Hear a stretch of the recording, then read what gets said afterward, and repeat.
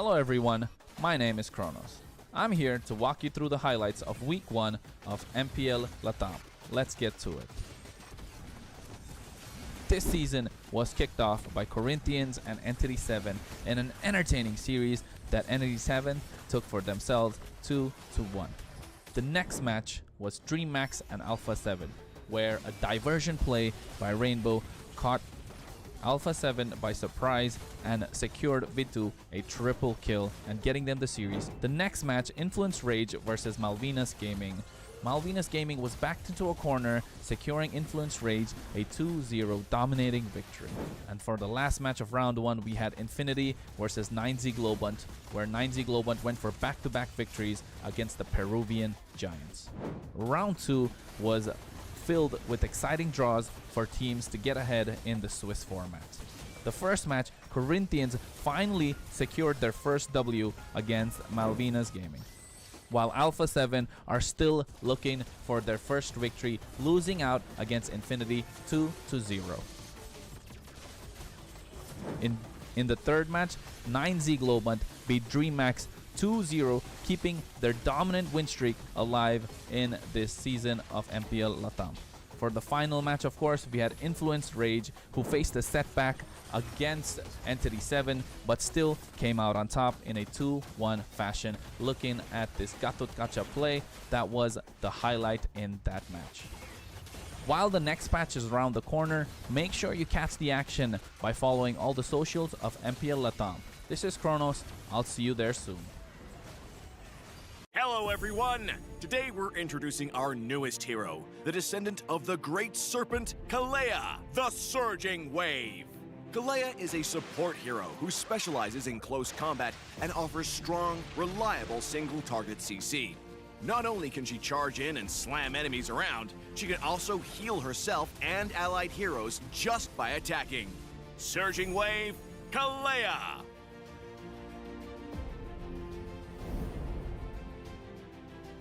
Passive, Surge of Life. After casting any skill, Kalea creates a water zone at her current position. If Kalea casts a skill within a water zone, she will absorb the water zone to enhance her next 3 basic attacks, with different effects such as healing herself and nearby allied heroes. First skill, Wave Breaker. Kalea slams her fist into the ground, dealing physical damage and slowing nearby enemies. Second skill, Tidal Strike, Rolling Wave. This skill has 2 parts. In the first part, Kalea dashes forward and grabs the first enemy hero she hits, going airborne and slamming them down for physical damage. If Kalea hits an obstacle or the edge of a water zone during the dash, the second part will trigger and Kalea will leap into the air. The skill can then be cast again to dive at the target location, dealing physical damage and knocking enemies airborne. Ultimate, Tsunami Slam. Kalea grabs an enemy hero with her tail and jumps into the air before slamming down in the chosen direction, dealing physical damage to the target and nearby enemies upon impact.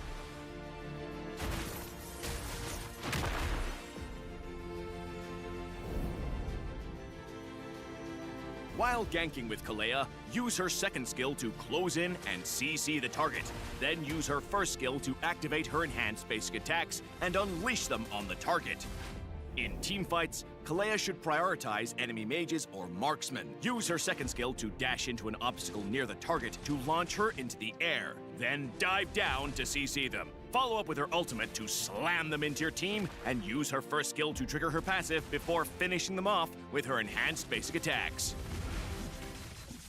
Kalea excels at single-target CC, making her a highly effective ganker when coordinating with teammates. However, Kalea's short attack range and lack of poke means she needs to end fights quickly, or she'll end up being kited by ranged enemies. At level 1, upgrade Kalea's first skill to help allies clear creeps and minion waves, but prioritize upgrading her second skill afterward to reduce its cooldown for more CC during teamfights so your teammates can focus on dealing damage. If a target is too far away, use Kalea's second skill to dash into an obstacle near the target to trigger the second part of the skill. Then dive into the target to inflict damage and CC. Kalea's first skill can be used right after another skill, or her third enhanced basic attacks to trigger her passive and boost her sustain in combat. We recommend the Tank emblem with Vitality, Pull Yourself Together, and Concussive Blast talents for Kalea. The Tank emblem and Vitality increases HP, which also boosts Kalea's healing and first skill's damage. Pull Yourself Together reduces battle spell cooldown, and Concussive Blast helps Kalea's early game by increasing her damage output. As a roamer, we recommend this build for Kalea, focused on survivability and more self-healing. Thunderbelt and Oracle are Kalea's core equipment, providing hybrid defense, cooldown reduction, and boosting healing received, all of which fit well with Kalea's playstyle. Dominance Ice and Radiant Armor grant physical and magic defense while reducing the enemy's healing. Lastly, pick up Guardian Helmet to further enhance Kalea's sustained combat since her first skill and healing scale with max HP. We recommend the Flicker battle spell for Kalea to use with her second skill and ultimate to CC enemies by surprise. We also recommend Vengeance to reduce incoming damage while Kalea is fighting on the front lines.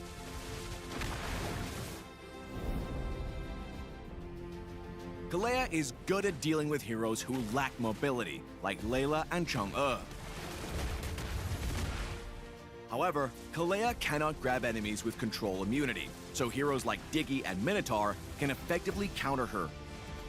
Kalea's strong single-target CC makes her work well with heroes who have high single-target burst, such as Eudora, Harley, and Clint.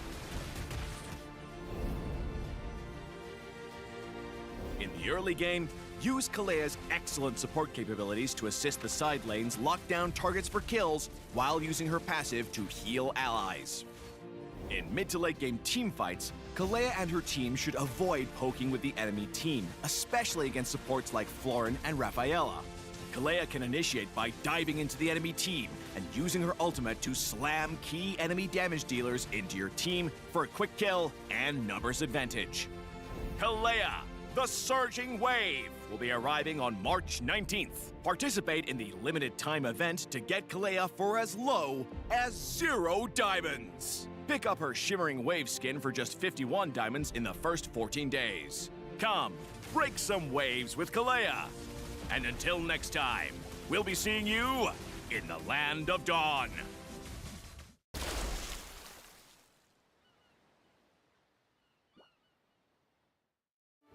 When energy, youth, strength, fighting spirit, a great serpent, and the cultures of Southeast Asia come together, what kind of splash will it make? A girl born with the power of the great serpent and an indomitable fighting spirit. How will we bring to life this vibrant, strong island girl who's still discovering the world? Kalea's personal story is very much based on Southeast Asian cultures and myths, where nature plays an important role. The ocean is an inseparable part of life and an important element in local beliefs. And among them, sea serpents or dragons stand as a symbol of the ocean's might. With Kalea's story, we aim to incorporate more local folklore. As an islander, Kalea loves everything about her island home, especially fresh coconuts. To emphasize Kalea's connection to the Great Serpent, we used S-shaped designs in her overall appearance. In terms of Kalea's color palette, after exploring various options, instead of deep ocean blues, we went with aquamarine to capture Southeast Asia's vibrant coastal waters. For the overall music arrangement, we used a percussion ensemble called a gamelan to capture the island atmosphere with bone-in gongs to simulate the sound of water. Other instruments like the angklung, bass drums, slit drums, and woodblocks set the rhythm, creating vibrant beats that bring out Kalea's lively and playful spirit. Kalea hails from the Vonatus Sea, where functionality meets nature. Weapons crafted from fish bones, clothing woven from cotton, and patterns of ocean waves and serpentine curves are prominent. For the village on Solari Isle, we aimed to recreate Southeast Asia's floating markets, while the sea creatures were made to reflect the vibrant colors of the Vonatus Sea. How do you give a 16-year-old girl a sense of strength in her splash art? That question stumped me for a long time. Then I realized Klea's power comes from her great serpent ancestry, not from external forces or weapons, so it should be reflected on her body. I settled on metal accents on her arms and water patterns to highlight her hand-to-hand combat style and water abilities. Her main scream pose also conveys her strength and readiness to fight. She may only be 159 centimeters tall, but she holds power far beyond her stature. Kalea excels in close combat and can heal just by attacking, but this mechanic proved challenging to implement. Her kit had to be designed to flow seamlessly. Her passive works by creating and absorbing water zones to enhance her attacks with the power of the Great Serpent, allowing her to heal herself or ally with the lowest HP for self-sustain and team support. Kalea is a straightforward girl, and that trait is evident in her fighting style. She uses her fists and tail head-on without tricks or deceit. Her animations and effects emphasize the power of the Great Serpent, such as her healing appearing as little serpents. Her first skill's Water Zone has elements of both rock and water, to highlight her bond with Badang and Kadita. Since Kalea's ultimate has her body-slamming enemies like a high-flying wrestler, we explored various ways to make the move more impactful and dramatic. In designing Kalea's in-match animations, we used big water splash effects to enhance the impact of her tail strikes and highlight the dynamic motion of her tail and the power of her punches.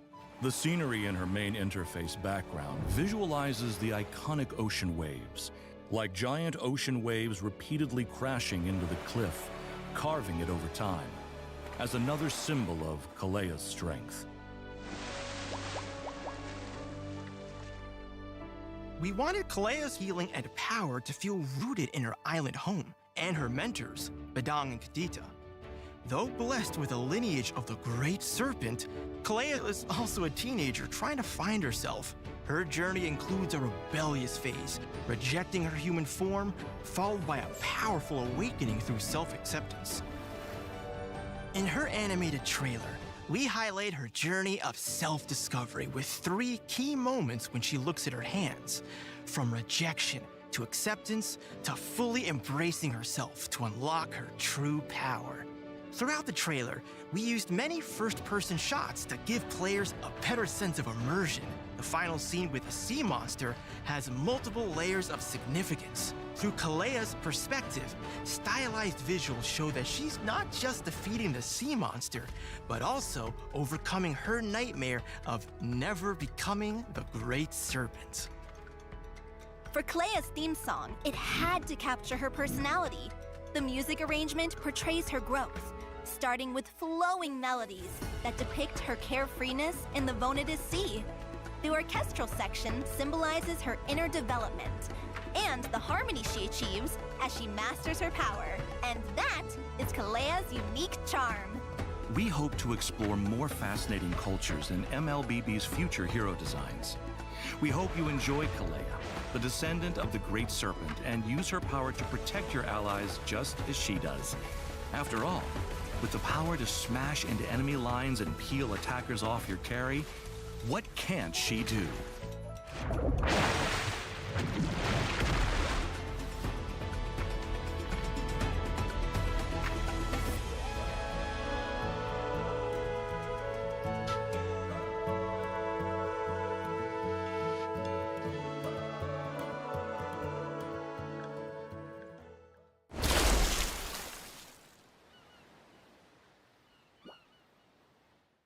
Hello everyone, and welcome to another patch preview. Today we're thrilled to showcase a ton of new content coming in the new update, so let's jump right in. New hero, Kalea! This descendant of the Great Serpent from the Vonatus Sea is here to make a splash.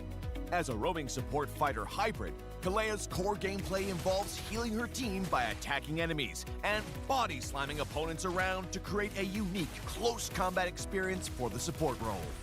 We can't wait to see the amazing plays you'll make with her. This patch also includes a number of balance changes, many of which came directly from your feedback. We are committed to listening to our community and will keep fine-tuning game balance in future updates. Also, starting from Season 35, the seasonal settlement will align with Patch Day. During the patch's new event, bases will have a chance to turn golden during matches, and destroying these golden bases will reward extra event currency. Keep an eye out for more hidden Easter eggs. And of course, we have lots of new skins and events lined up for everyone to experience and share. So grab your friends and join in for awesome rewards.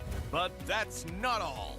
There are even more exciting events planned for next month, so stay tuned. And that wraps up our patch preview.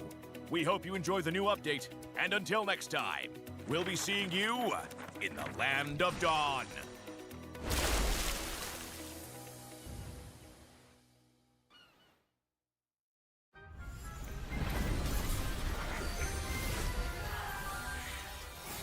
What shadows will I find lurking in your reflection?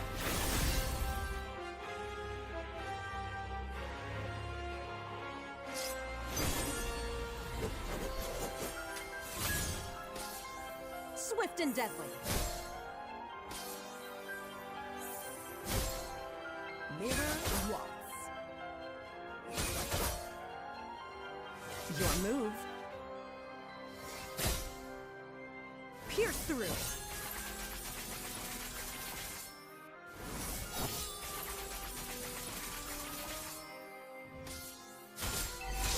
Guide my blades. Sharp as the truth. Care to dance?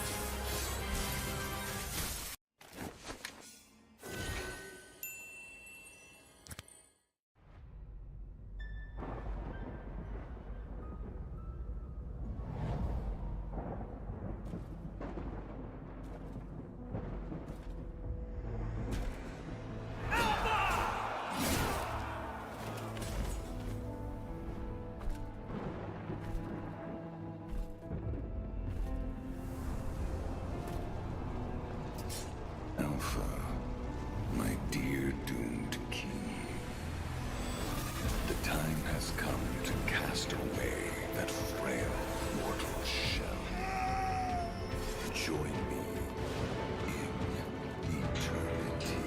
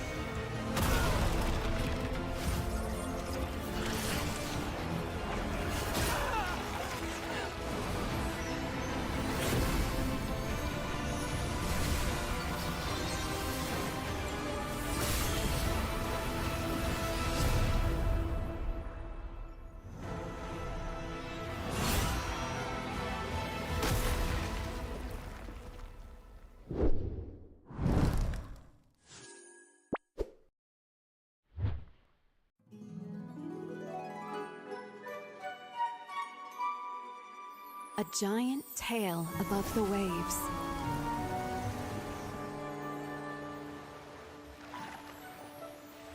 Is it a sea monster? Or is it... Kalea!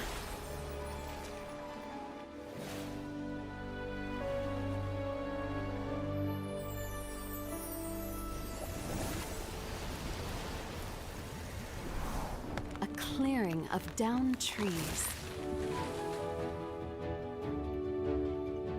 Was it a fierce warrior? Or was it... Kalea!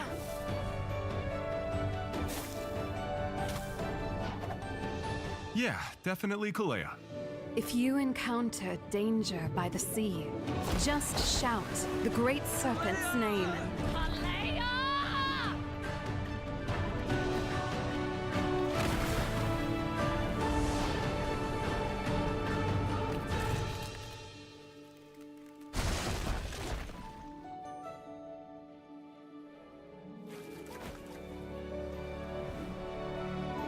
the outcome may not be what you expected.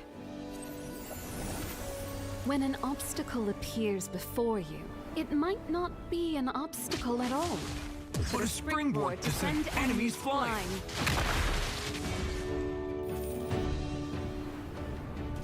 Fists aren't just for fighting. They can also heal allies.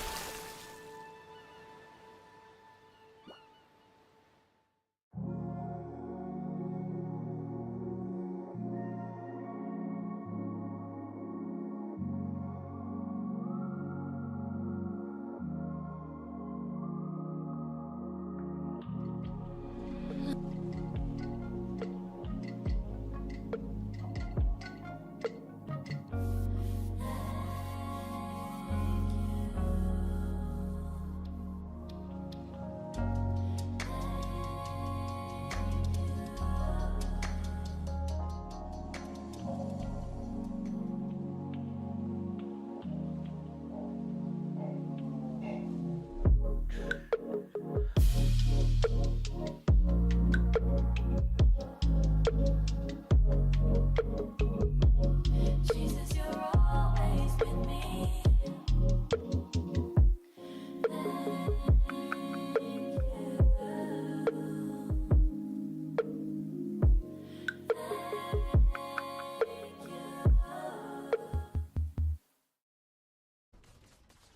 Hello everyone, my name is Kronos. I'm here to walk you through the highlights of week 1 of MPL LATAM. Let's get to it. This season was kicked off by Corinthians and Entity 7 in an entertaining series that Entity 7 took for themselves 2-1. The next match was DreamMax and Alpha 7, where a diversion play by Rainbow caught Alpha 7 by surprise and secured Vitu a triple kill and getting them the series. The next match, Influence Rage versus Malvinas Gaming. Malvinas Gaming was backed into a corner, securing Influence Rage a 2-0 dominating victory. And for the last match of round 1, we had Infinity versus 9Z Globant, where 9Z Globant went for back-to-back victories against the Peruvian Giants. Round 2 was filled with exciting draws for teams to get ahead in the Swiss format. The first match, Corinthians finally secured their first W against Malvinas Gaming, while Alpha 7 are still looking for their first victory, losing out against Infinity 2-0. In the third match, 9Z Globant beat DreamMax 2-0, keeping their dominant win streak alive in this season of MPL LATAM. For the final match, of course, we had Influence Rage, who faced a setback against Entity 7, but still came out on top in a 2-1 fashion. Looking at this Gatot Kacha play, that was the highlight in that match. While the next patch is around the corner, make sure you catch the action by following all the... It's go time. It's go time. Let's go, let's go. We stepping into the room. Y'all feel the energy boom. Enemies doom. We set them in like a tomb. Spectators safely assume we are the winning team. Got our eyes locked on that victory. Give it all and the rest is history. We the best and there ain't no mystery. No mystery. It's go time. The whole time. It's show time. Let them know time. It's go time. The whole time. Scoring goals time. Let them know time. Let's go, let's go.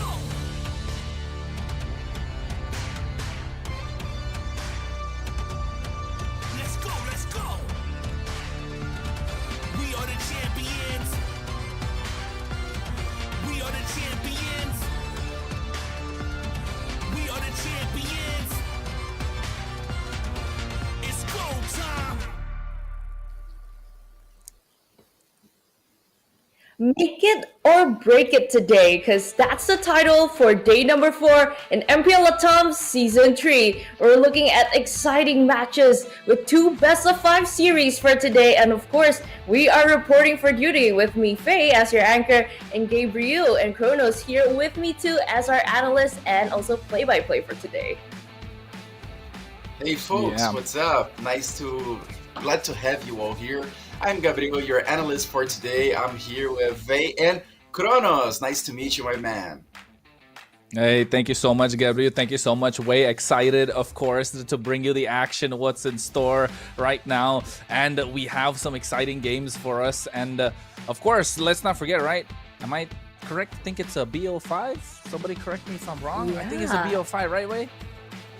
Yeah, it is a best of 5 series, and we are going to see the highlight of the day, the title that I just brought up to you guys, make it or break it, because these 4 teams that are competing today, it's either you're going to relegation for this, or you're going to break someone's win streak matches. So it's either those both things that we're going to see with a hot match today. And of course, as we see before today's schedule, our first match is Malvinas Gaming's against Alpha 7. On the other hand, we have match number 2. It's 9Z Globan versus Influence Rage. For first match of the day, Malvinas Gaming's and also Alpha 7, they kind of have it rough in the first week though. What do you think about it, Gabriel, between these 2 teams? Yeah, we have the Brazilian Alpha 7 with change on the lineup. We can talk better in the future, but I think it's a game that no one wants to lose. Kingzilla, the jungle of Alpha 7, will have a rush time against the Owls, the jungle of Malvinas Gaming. Both teams are really strong, both teams don't want to lose, and it has everything to be one of the best matches of the season so far. Mm-hmm. And on the other hand, 9Z Globan and also going up against Influence Rage. No win streak has been broken yet by our top dog here. So would really like to see how 9Z Globan perform today, because will they still continue that streak in the Swiss stage brackets, or will our friends from Influence Rage finally break it too? Yeah, I think one thing that's... Oh, sorry. No, you're all right. I was just going to say, I think Influence Rage definitely have something going on their side, but of course, 9Z Globan have been dominant, right, Gabriel? Yes, and one fun fact, it's the 9Z Globan didn't even lost a game. Influence Rage lost a game against the Entity 7. It was 2-1. And so far, all the games of the 9Z Globan was 2-0. They don't know what's to lose in this championship yet. Quite interesting to see. We've seen some cheese picks also, though, from week number 1, dragging along to day number 1 from week number 2 yesterday. And do you think that those cheese picks will probably pop up maybe different heroes other than the Alice that will be picked up even after the patch updates? It's for me, it's for Kronos. About to say, both for of us. Either one of you. Yeah, because we're thinking which. Okay, Kronos first. I think after the patch updates, we did see a little bit of changes last night, but I think at the moment they definitely got to keep that Zushin in the ban section. We're not really sure if the Alice would still be great. Nothing really great to her, but we can, I think, expect to see a lot more burst potential come out from both teams. How about Gabriel? What do you think about it?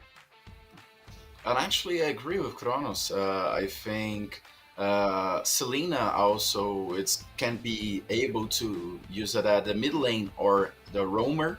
It fits on both lanes. And Forsha is the burst power. Zuxin, the most banned hero so far. It will continue get banned because the little buff it got became really stronger than it used to be. So probably Forza will be the preferred pick on the mid lane, going with Selena. And for any of the priorities heroes that we are going to discuss later on, but for all of you who are watching right now in MPL LATAM Season 3, you guys are waiting for a prize and we are also eyeing for it. So guys, don't forget to see the lucky draw for diamonds, because the more viewers who are coming in to the stream will add more diamonds for the giveaway. And this only appears on the MPL Brazil channel. So for any Brazilian or probably in the both channels from that can watch and also redeem on the diamonds. But if you guys are watching here in the English stream, you guys can wait for a skin code that will pop up in between probably matches or probably in games. So that's why you gotta keep your eyes out for it. So of course, don't forget to tune in on either one of your streams. You guys are not missing out because there will be a lot of prizes waiting for you. Wow. Okay, quite well to see, because all of this couldn't even happen if we weren't supported so well by Bonox.com. Of course, you guys, other than getting free skins, other than racking up diamonds later in the MPL Brazil channel, you guys can also recharge and redeem your diamonds with a 5% discount with the BNX MPL tree code just on Bonox.com. And this is a limited time code, guys, so all are able to open as long you are in the Latin American region. You can just reach in, open the website, and every time you want to buy those crazy skins that are just coming out, like the KOF skins, like the Selena Zenith skin, and I'm looking at the golden diamond events, so you guys can actually get those diamonds plus a little bit of something with the normal diamonds, and you guys can probably get an epic skin on a discount. When are you just getting that yet? Yes, and also we have other huge sponsor that it's the Community Gaming. Community Gaming is the ultimate platform offering esports competitions, professional and automated payment solutions for communities. You can host your tournaments of all types of game, especially Mobile Legends. So they provide the tools, full support to organize your esport event, whether you want to compete or host your own tournament. Just need to visit communitygaming.io right now and go, man. Do your championship, play the championship, have fun, because community gaming provides you all of that. Wowee! After discount, getting skins, you're ready to test out your skills on community gaming. But of course, let's not forget that we are going to see our professional players who are going to test out their skills also in day number 4 for today, going up against the first match. I'm actually curious to see who will be the main lineup for Alpha 7 and also Malvinus Gaming, because we're going to see the team head-to-head. Can you break it down for us, Gabriel? Sure, we have the both roamers of the teams, Malvinas Gaming roamer Keith, and also Vagin for the Alpha 7. Fun fact, Vagin used it to be, since MPL Brazil Season 1, a professional player who used it to play for DreamHack. He also played for the DreamHack Ice, the BTR, and now he is on Alpha 7. Keith so far have been in Malvinas Gaming since 2024 and is really a key player of the roamer of both teams. Kronos, what do you expect for this match? Hey, if you ask me, Gabriel, Bagin has the experience, right? He has the experience. He's been here since MPL Brazil Season 1. He's not just been playing for one team, he's been around the block. And a mid laner's job, as you know, coach, is to kind of get everything under control. in the game. You're the ones trying to shot call. You're the one trying to garner your team. You're the one trying to lead your team to victory and trying to set the pace of the game. So Vagin's experience definitely gonna be a game changer in this one. Not just the fact that he's played for so many teams or for such a long time. He has so many different teammates as well. So that's definitely something that I'm looking out for, to see how he can get the team on his back and lead them to victory. Knowing that one of the pillars are quite strong, usually it just roams around the roamer, the jungle, and also the mid laner. The trio mid is the priority of the team. As long as you have those strong pillars in your team, you are good to go. But let's not forget that during the meta shift, that you know that you're focusing on the jungle very much, you're focusing on fast rotations. Let's not forget you gotta have a semi roamer who will going to be your either moment maker or either your backup roamer. So let's see how it goes for Alpha 7, because I hear they have an imported player going up against them. Alpha 7 for today, there's Doms, Kingzilla, Syndra, Vaguin, and also Gusta Lagusta. New pillar for Alpha 7. A new moment maker from Blacklist International. MPL just got in for the new lineup for week 2 in the first match of day number 2. So fun to see for all of these people coming in to the LATAM region. You got Jesus yesterday, you got to see Doms also yesterday for today. How about the player stats? What do you think of the new player, Gabriel? Yeah, we know that Doms used to be a Blacklist MPL player. He also played on a lot of teams like the Esports on the MPL Singapore the first season.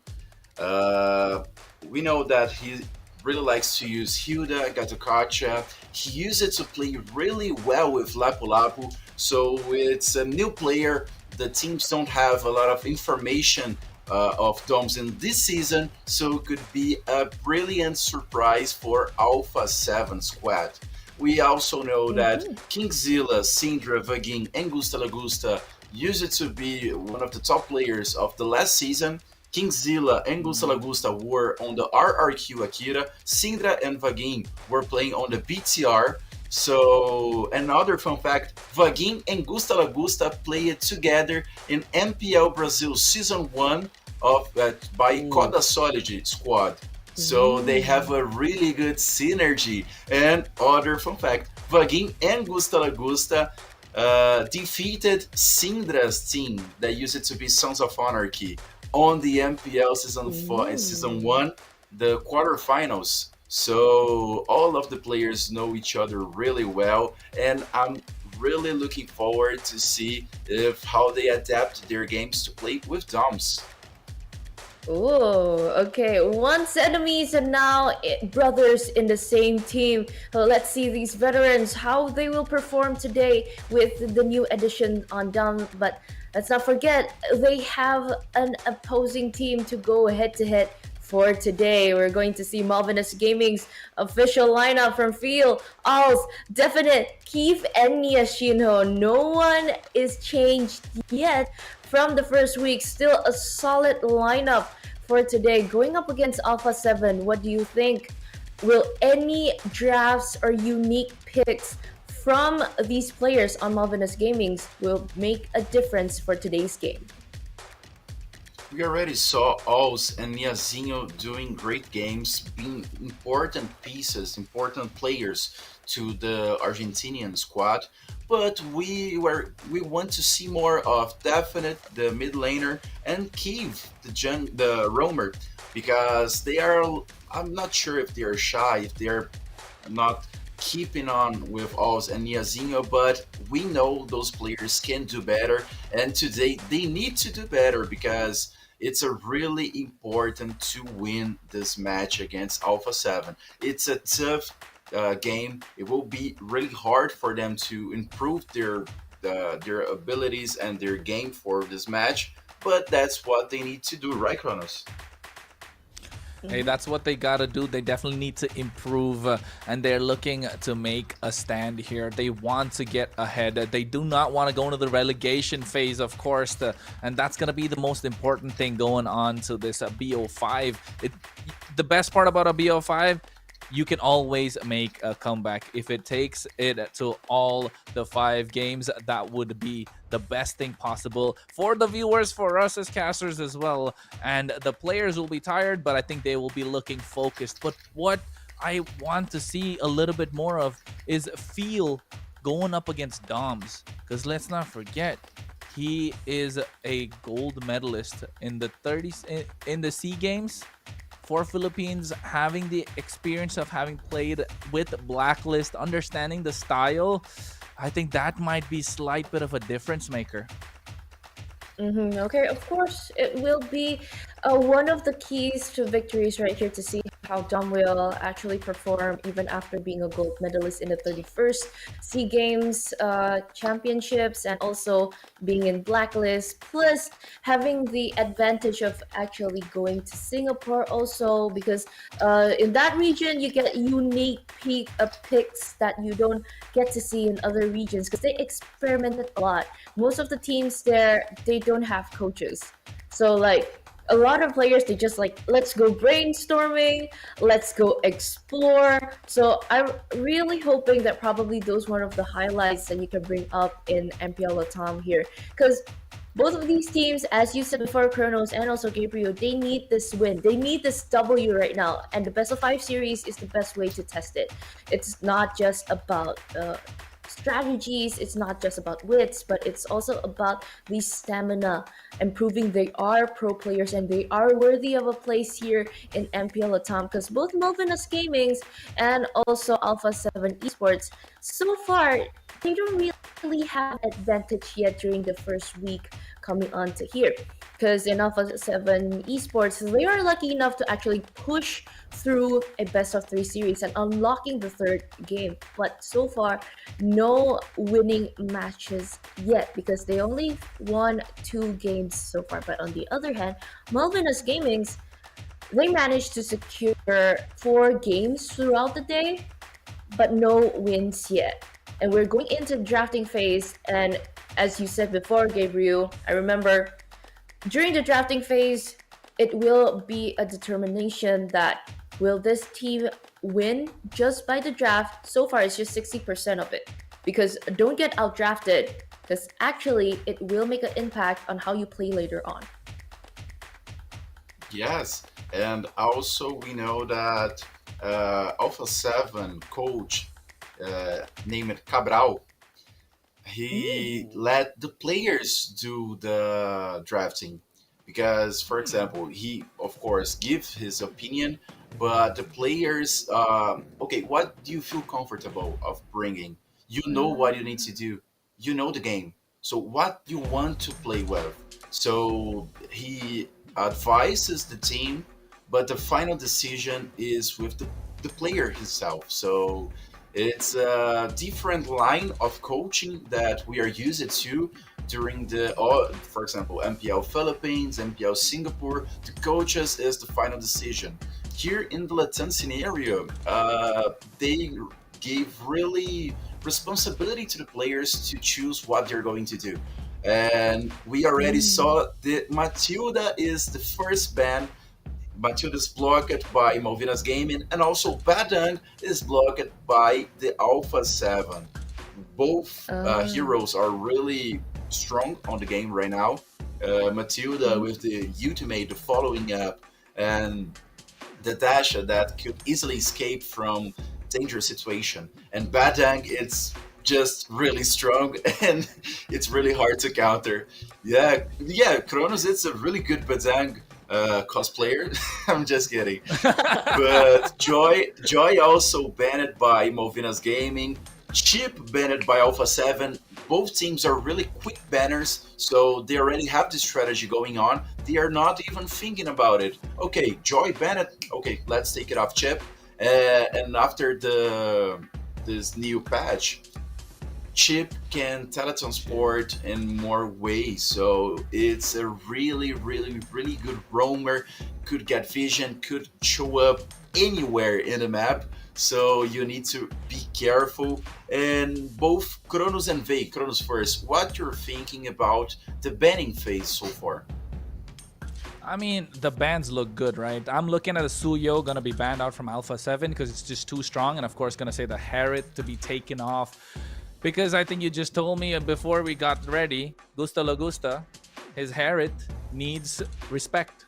You cannot leave that open. So definitely Malvinas Gaming understand the Brazilian gold laner. He's been there. He's seen it all. Talk about the world stage. Talk about the highest of the highs, the lowest of the lows. He has seen it all, and he's still stuck through. And now in MPL LATAM Season 3, his Harriet demands respect, and you can see that being banned out. But another thing that I wanted to touch upon, Gabriel and Vey, is just the fact that with Doms coming into the picture, having such a stacked resume, does that put pressure on him? And will he be able to perform? That's the main thing in my head. Okay, so probably as a newcomer coming into a region that we've seen, it will take some adjustment. Probably it's a time difference. Also, you're flying in from Southeast Asia, and you're coming into a new game. Language probably that you can try. Probably the food, like how Kronos' eyes light up when he hears Jesus talking about the food in Brazil. It was just so good and everything. Tasty. And I think after a 36-hour flight and some good rest, Dawn should perform quite well because we can see from Alpha 7, they just picked up the Jawhead and the Granger. And wow, what's next for Malvinas Gaming? Yeah, actually, I wasn't expecting this Jawhead right on the first pick of Alpha 7. It surprises me, but it's a really good surprise. Jawhead is a really good engager. It's a really good hero to initiate the team fight. And okay, we know Suyu had a lot of dashes, a really good scaper, but Jawhead can just keeping following with all the skills. So gives a really good early game with depression. Not the best clean waiver so far, but it's a really good pressure. And oh my god, they let Zexing open. Zexing is picked by Malvinas Gaming. Os gets Gatsukacha. What a perfect prep so far by Malvinas Gaming. I'm really surprised. Well, we are going to see something nasty, folks. Okay, something nasty for Malvinas Gaming. And we're also not forgetting Alpha 7. They want to top that up. They want to just go aggressive also. You get the Jawhead, fast early presence, fast rotation. I need someone to chase some heroes. And the greatest answer for Alpha 7 is the Phobius. And no counterplay. CC is just closed up just like that. For Malvinas Gaming, I think they can try to close up a lot of the mid laners against Alpha 7 because so far they haven't picked that up yet. But what good mid laners can they just close off? Now I'm just taking a look at that Zushin. It's still bothering me that they left the Zushin open. It's gonna be so nasty to take a look at, Gabriel, and I think it's just the fact that they wanna kite and keep diving on the other side. Folks, before everything, I want to say a huge hug from a friend of mine, Guilherme Teixeira, Guimap. He used to be a professional player of MPL. He just texted me, he's watching me. I love you, my friend. A hug for him and all the Teixeira's family. Dan, Gabriel, Daniel is their father. So I love you guys very much. Thanks for watching. And I swear to you, I was going to say Ivy would be a huge pick from Alpha 7. I wouldn't ban Forza because Suyu can get on Forza really quickly. Gatsukacha can get to Forza real quickly. Forza is strong, but it's really easy to counter it. with the heroes so far presented by Malvinas Gaming. So I will take off Farsa, and I wasn't going to say Fanny. We saw Kingzilla performing with Fanny. It didn't work really well. It's a really good jungle. It's a really good assassin, but it didn't perform it really well so far. We saw on the first match of Alpha 7, the 3 matches Kingzilla tries and insisted with the Fanny, and it didn't work really well. I'm not sure it's the best band for Malvinas Gaming to go. And now Sicilian is picked by Syndra, a really good pick. Oh, really good pick indeed for Alpha 7. But since we're bringing up the Granger and also the Sicilian together, I think it would be quite hard in the early game for them because they really need to drag it to late. They need a strong jungle who can carry on the early and also outbeat the CEO. On the other hand, Malvinas Gaming, they're talking about a marksman who is open. What is strong against a Granger? If you want to go range, you can go for Bruno, or probably if you want to go like true damage because you're going up against the Phobias, you can take up the carry. And last pick here from Malvinas Gaming, you need vision against a Jawhead. You go for a hill down, which is good. And last pick for Alpha 7, what do you think about this, Kronos? I was thinking they're looking to go towards the Hayabusa, right? Because the Hayabusa is really good against the Zushin, and the Bruno was there. But with this Hilda coming into play, are they really going to go for the Hayabusa right now? You need someone to catch on towards the Zushin. Because yes, you have, like Gabriel mentioned earlier, this Jawhead's going to use the Unstoppable Force to go and catch on towards Suyo because he's the one with the double dash. But once you do that, the Zushin's going to be left wide open. But they go for the Nolan. Fast clear. I see Gabriel smiling, and I know he can smell what they're cooking. Well, Ooh. Kingzilla is really good at this jungler, and you can easily, with Nolan, you can easily go to Zuxin.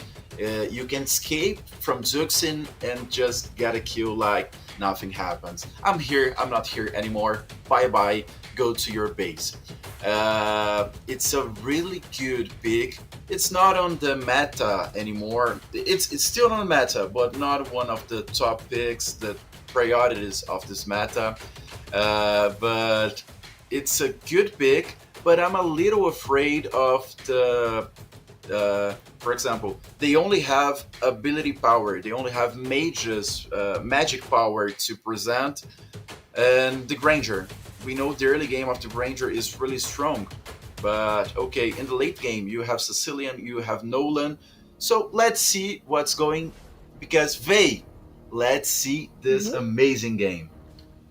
Okay, let's go into the first match of the day, week number 2, day number 2 of Malvinas Gaming against Alpha 7. Who will go to the relegation round? As a great opening also for both sides of the team. Starting good so far with a good early wave clear from Alpha 7, Syndra versus Definite.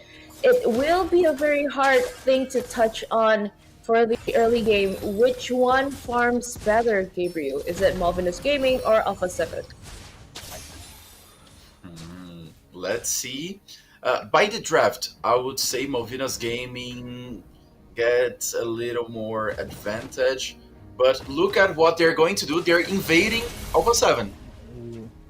Almost getting there, right? Alpha 7 got a little lucky with that. Trying to get that creep, and Malvinas Gaming as well. A little bit of an early skirmish could have been possible, but then avoided completely. A good avoidance play, because you don't want both junglers to just like hurl Dawn and snowball from the early game. It's just like going on in and out gameplay. You're going to see from Malvinas Gaming and also Alpha 7. Both pillars are ready again. Moment makers for both sides of the team. It will be a problem here. Oh, ejector going on. You can see Keeve right now getting caught. The taunt is coming through, but it's first the blood by Vagin. Picking it up for Alpha 7. And now they have something on the board to show just before the turtle starts up. Good trade, but no death timer is so long yet because Alpha 7, they're eyeing out on that objective too. Infernal Pursuit from Dom's going through, and you can see in the back line, Feel going on Definite. towards King, but he's able to get out of there, and instantly they get another kill on towards Feel as well. And right now, there was definitely the turtle up for grabs, but it went for a reset completely. King was able to make his way out of there. They got 2 assists on the board, 2 kills early on, and both in the hands of Vagin. And I think that's the early game presence that you were talking about, Gabriel. Yes, Vagin show why Jawhead is an early gamer, and Vagin just reset the turtle. A really good start by Alpha 7. That's definitely contesting this turtle. Ooh. Yeah, they're trying to Sanguine Claws, catches 2 of them. Definite right now can kite out of there, gets picked up by Vagin. Dom. And at the same time, you can see Turtle being secured. AOG going down towards them, but at the same time, Vagin picks up another killing spree after the unstoppable force, and Syndra picks one for himself as well. Meanwhile, in the gold lane, you can see the 1v1 between Gusta Lagusta and Niancinho. But still to no avail as they are able to disperse Alpha 7 1k ahead in Goldway and definitely have the advantage right now. Okay, 4 kills ahead of Malvinus Gaming. Good, I might say. But during that trade, you get the turtle, you get 2 kills. You think that you can put up the same goal, but Alpha 7 said, no. I'm gonna win the trade even though I don't get the first objective. It's still okay. And we're talking the vicinity here for just what happened. Does this will bring a good moment here? Bombs. Infernal Pursuit is there going on top of Keeve, but you can see the target is definite with the Unstoppable Force, but the Purify helping him survive. The Ejector, really well played from Malvinas Gaming to prevent any sort of casualties. And if you ask me, that could have gone either way, right, Gabriel? That was so close. Vagin even used the Flicker. Yeah, the Ejector played really well, and it's actually really dangerous for do that because it can goes really well and it can goes really bad. And let's see what they're bringing on this mid lane. From the mid laner, Ejector coming in.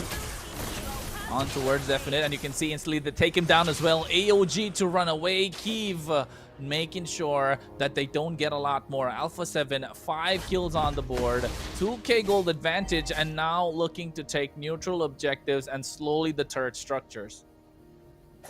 So far, I think there will be a sandwich gameplay here setting up for my Alpha 7. Niancinho should just keep an eye out because not so far yet, there is a turtle that Alpha 7 is eyeing for, and Malvinus Gaming won't just give that up.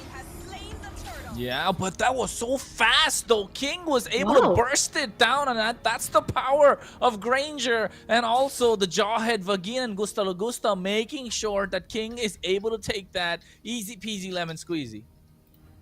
And even though we think that Kingzilla can just be the finisher for Alpha 7, and turns out Syndra gets 2 kills, racking up those stacks will be quite good, but jumping in. Feel got thrown up like a ball, and as Vagin is the one leading the charge. You can see right now Syndra is a Bat's Feast, making sure that they're zoned away. Gusta Lagusta doing the same right now. They go on towards the top side tier 1. They're able to defend, so well played. Meanwhile, on the bot side, King versus Alds. A never-ending story. Suyo versus the Nolan. Who's gonna outplay the other? Not just yet, but King able to farm much faster, and I think that comes down to the mechanics of the Nolan. What can one do if they are in this position, Gabriel? Oh no. Flicker. Ooh, coming through. Vagin was caught in low man's land, but meanwhile the bot lane, the 1v1 trade being taken. Alts falls down. And in that situation, Gabriel, just going back to what Vay said, what can they really do? They need to start to responding on the other lanes. Oh my god, look at that. A lot of damage dealt by the mid laner Syndra with the Sicilian, but nothing happens. We saw Malvinas Gaming losing the top lane turret, the bottom lane turret, and they didn't do anything. They started a team fight on the middle of the second tower of the top lane, but for which reason? For nothing. They need to play with the team together to try to survive, but 7 minutes game, 4K goal difference, it's really hard for you to respond because this game is already snowballed. And the late game, the Alpha 7 have the Sicilian, have the Phobius that it's almost impossible to kill, and now Kingzilla is going and it's with you, Kronos. Yeah, I think he was almost about to get there, right? He used everything that he had to them. But right now, the damage is there. They're just buying enough time. 5K goal lead way, and I think that's the most important part. They're slowly choking them out. Slowly pushing also from the bottom lane. At least they get one turret. But with that big of a gold lead, I think it would be hard for Malvinus Gaming because you really gotta wait for Nianshino to just pick up his item power spikes. He can actually go into the gameplay, but I see Bakuin. Conceal. Yeah, conceal play already been made as well. So that's good, but you can see Syndra on the aggressive with the Bat's Feast, the Bat's Impact, doing so much damage, and Definite is just not able to sustain. But meanwhile, Keeve here might be targeted. Vagin goes for the Flicker as well. He throws the backfield, but Kingzilla with the Fracture, able to dish out the damage, picks up one for himself, finally making sure that Alpha 7 have the advantage that they were looking for. 7,000, 6,000 in goal lead right now, taking down the tier 2. The bot side is the next target, and they will slowly choke them out as they will get towards that neutral objective, which is the Lord.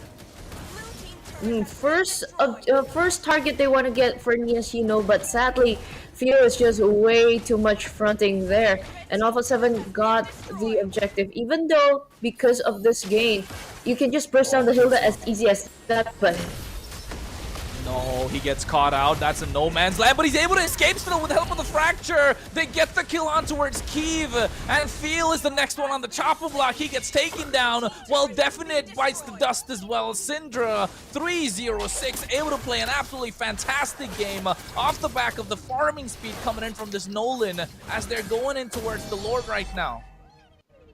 wow, a lot of resources has been dished out, but Malvinus Gaming, they are hanging on a thread, really. And for even Alpha 7 got the Lord.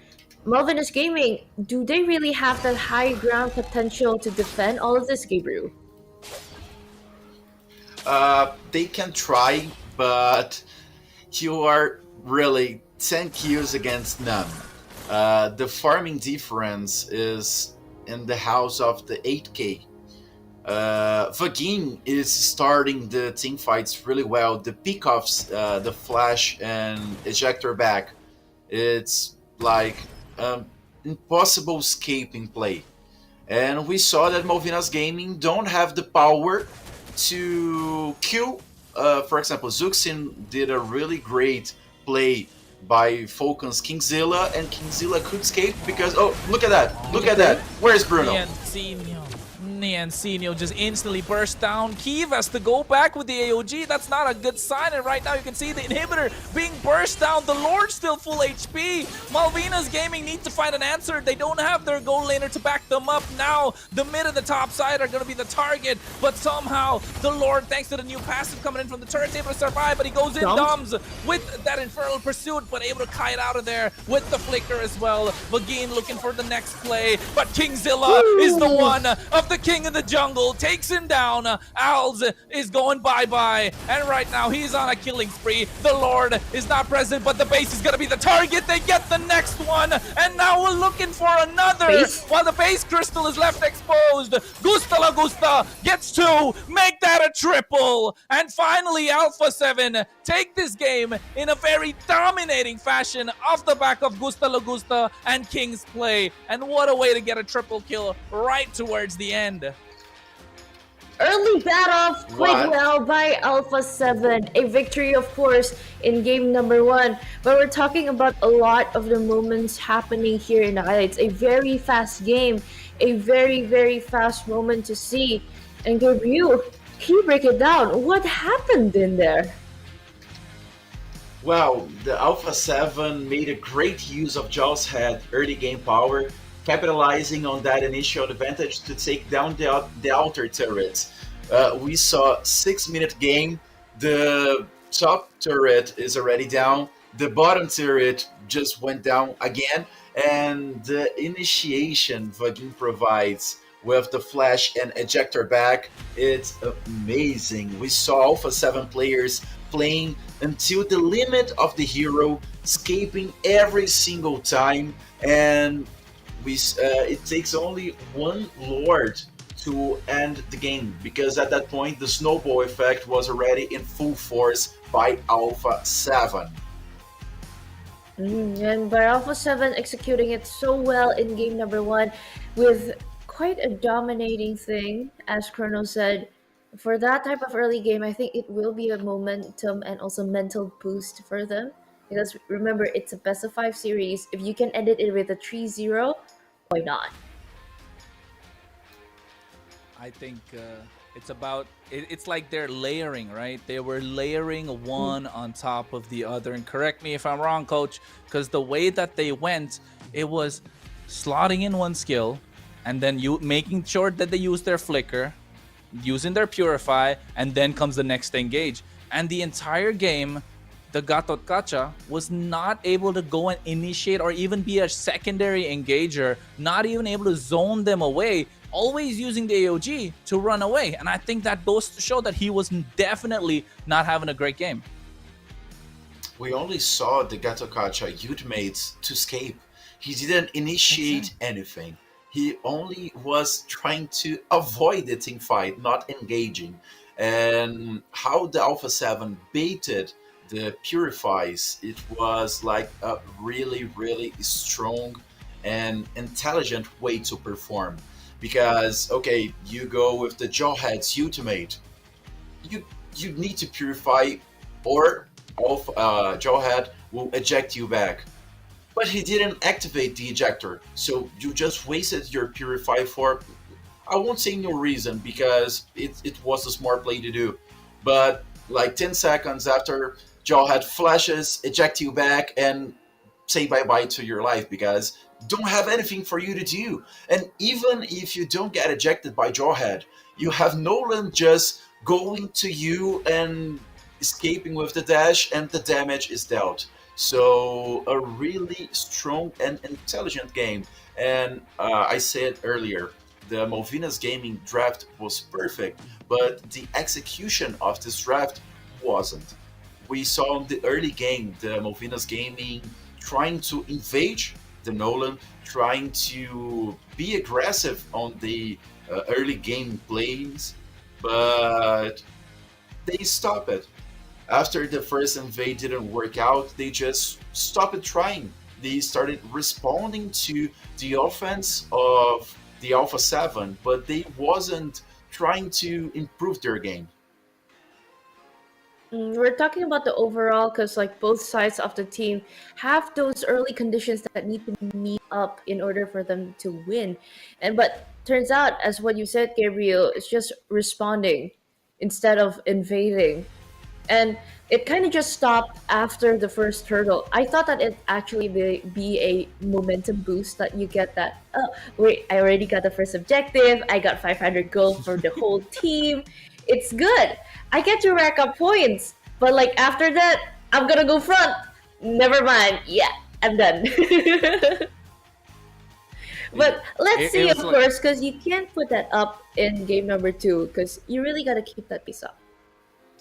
Yeah, it was like they went ahead trying to attack, got caught offside, and was like, hey, you know what? We're not attacking. We're only defending. We're not going to go ahead. And I think that's the mental pressure for Malvinas Gaming. They had a good draft, like Gabriel said.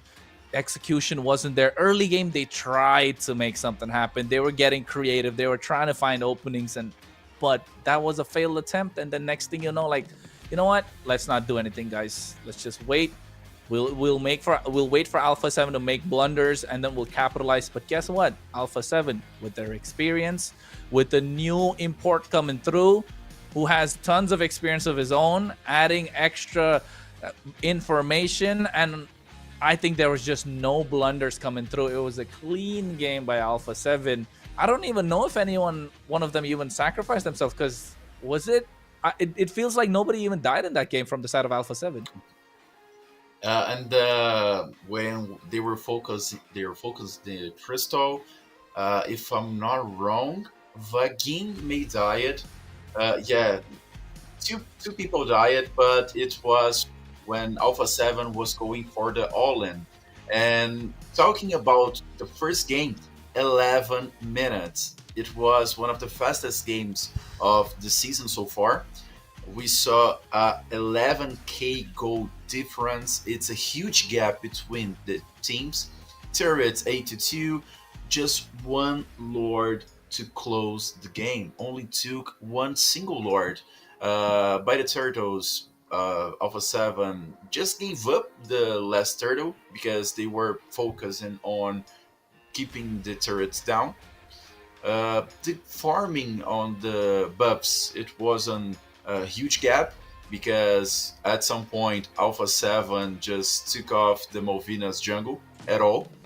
And it's a really good, it was a really perfect match for the Alpha 7. Talking about the players, Alpha 7 team, it's a team made by former RRQ Akira players, the Kingzilla and the Gusta Lagusta, former BTR players, Vagin and Syndra, and Dooms, that former Black Glass Philippine player. But in the past 2 years, RRQ Akira won everything on the LATAM scenario. Kingzilla and Gusta Lagusta were the best players of RRQ Akira on the. It was they were the best players of LATAM scenario in the past 2 years, and they are now facing Malvinas Gaming in a huge, difficult situation. The situation that they don't have any W, they don't have any win on this match, and that's what they are chasing for. I think the big part of it that how they would try to help out during in a game, because you see that Alpha 7, I'm actually quite happy to finally see a focusing mark emblem on Vaguin, that it is active and activated too in the game. With Vaguin's jaw head, again, you can just really help a lot during in and out during the game. And from Alpha 7, from you can see, like, I agree with what Chrono said. I don't think that they sacrificed a lot during this game because you see Doms is just very active. You can see they are opening visions a lot, and you can actually also track back in game number one where Vaguin is just eyeing on a lot of people. You're looking at scouting at Al's jungle. You're even not finding the Hilda because playing the Hilda, it feels different. It doesn't feel like compared to week two, day number one, Hilda that you can actually go aggressive. And Vaguin, for me, he's just looking for moments that he can play instead of just purely opening visions because he knows he can delegate that work to Doms. And it was just executed so well to see even both sides of a team fight participation. So far, Alpha 7, all of them are active here. And wow, Gabriel, what do you think about this? Damage still, turret damage, and even total heal, mostly taken by Alpha 7. Yeah, Alpha 7 just made a perfect match. I would say almost perfect, but you only die twice by doing the all-in. It doesn't really count because you are just getting damage off the crystal. So it was a perfect match for Alpha 7. The the damage dealt by Alpha 7 it was actually, we saw on the draft. We saw on the stats. It was mostly onto Hilda. Hilda tanked really a lot of damage, and Alpha 7 just surprised all of us, showing that not always the draft is the solution. I do really agree because in this scenario, the drafts they don't get out draft. It's actually quite equal footing, if you might want to say, and even to see how they perform so well. Our MVP of the game, Kingzilla, with a 3-0-10 KDA. Wow, we. Yes, we saw Kingzilla playing with Nolan. his emblem was the Impure Rage. That's when you deal damage with skills, deals 4% of target max HP as an extra adaptive damage, and restore 2% mana on the hit, or in Nolan's case, the energy. So another beautiful MVP, but I need to say, Vagin, you were the MVP of my heart, because Nolan wouldn't deal this kind of damage, wouldn't get this KDA if Vagin wasn't starting the engages. So, in my opinion, in my honest and humble opinion, the truth MVP of this first match was the Jawhead and Vagin's initiation, because the early game of Jawhead, the 301, a killing spree for a roamer on 2 minutes game, it kind of helped the snowball. So, Vagin, you were the MVP from my heart, but Kingzilla, when he gets the advantage, he don't let it go, because he was the past 4 seasons, including MPL Brazil season 4 and 5, Liga LATAM, MPL LATAM 1 and 2, the best jungler of the competitions. And that's why, because he's good of getting the objectives. It's really hard for him to miss the smite. And when Kingzilla gets the advantage, it's really hard to take it off. Okay, slowly they are picking their things up for what happened in week one. As I've actually talked about with Gabriel before, we are shocked all over the world actually. For some reason, the teams that you think that are the powerhouse, somehow it's just turned off the power in the first week. You're talking about MPL ID, somehow Team Liquid ID, they didn't perform well in week number 1, but after week 2, they just shut up. Same as MPL You're talking about Onyx BH. Didn't really perform well in week 1, but after that, week 2, they shut up. And I was actually joking about with Gabriel, what happens if that curse is brought to MPL LATAM? And I think so far, in game number 1, it's a good start for Alpha 7. But don't jinx. No jinx. No jinx. I am not jinxing today. I have good connection finally. Not jinxing. I am having a good day here. I think I froze a bit. Too fast to say. But it's about the game. Frey brings no jinx. Or except that's a jinx. I should stop talking about jinx now. Yeah, about to say. that momentum, right? That's the key word over there. Those teams did have momentum and then found the momentum, and I think that's what Alpha 7 are looking for.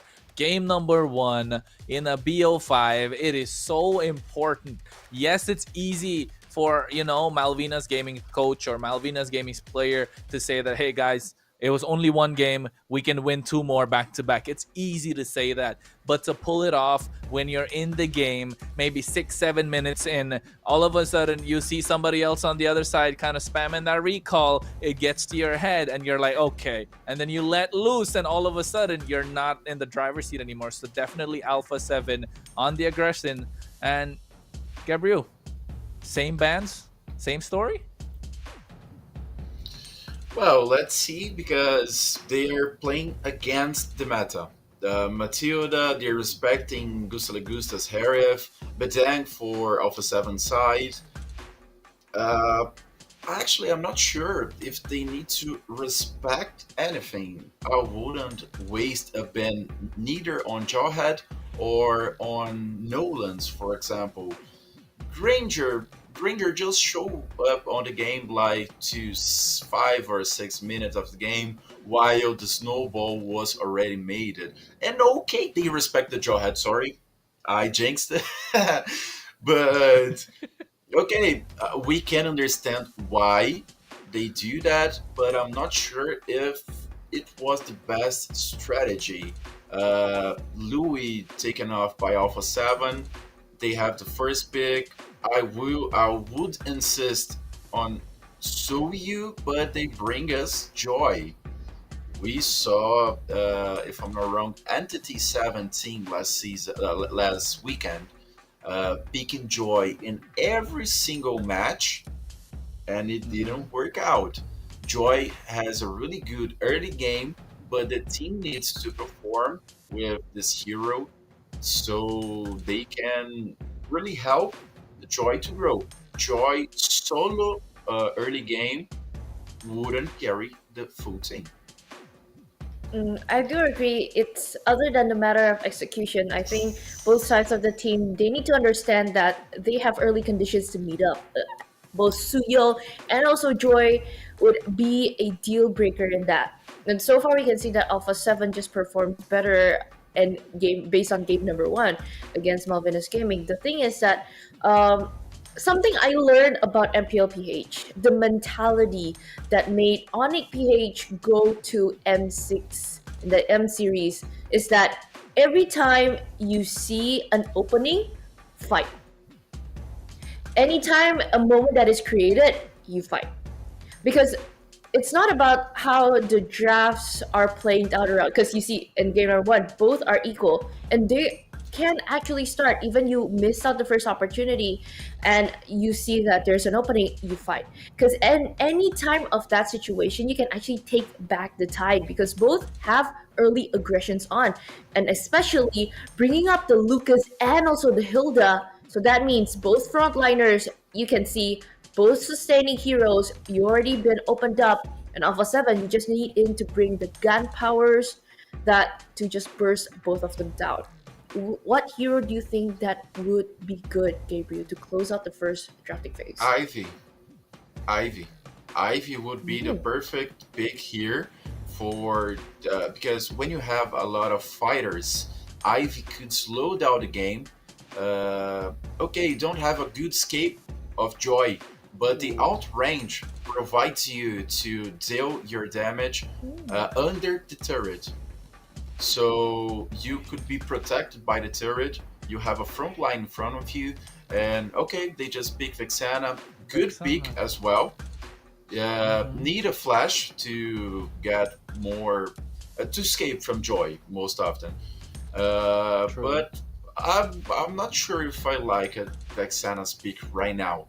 It need to get a mid lane pick now to you start banning the picks from Malvinas Gaming, preferably the mages and the mid laners. But with that front line, Lucas, Hilda, and Joy with good escaping, I would go for or a more aggressive mage or a more supportive mage. That's how I read the game so far. And we're talking about head-to-head between two junglers. Both the most used heroes for both sides, kind of the same. You see the Alpha, you see the Suyo, you see the Fanny, you see the Joy. Again, all are early gained heroes. The question is, which side is better? Because so far I'm seeing like average GPM Kingzilla has a better record than alls. Because you see how he farms, you see how he rotates, you see how he just goes in and out, and with those win rates so far again from Malvinas Gaming, no answer yet. It's a 0%, but I think it will be a good chance for them to actually finally break that zero. Finally gain some good numbers for them because we're talking about the bans and picks here for today. What hero should be good going up against the Joy? What do you think, Gabriel? Going against the Joy, I think the Kingzilla has the ability to get a pick off jungler, but I'm not sure it's the best strategy thinking only about the Joy because, for example, you get a pick off jungler. You need to take care of Lucas and Hilda as well because you cannot forget the front line.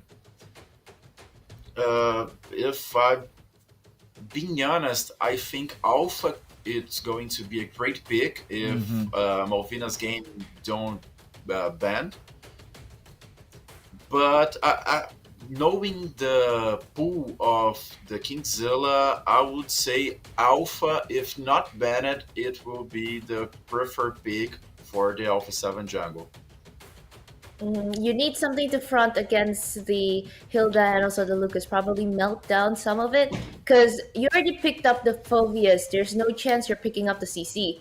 And what do you think that the one of the tanky heroes that you can pick up against the Lucas and the Hilda? What do you think, Kronos? I think for a tank at this point, you're not supposed to be looking at the Hilda.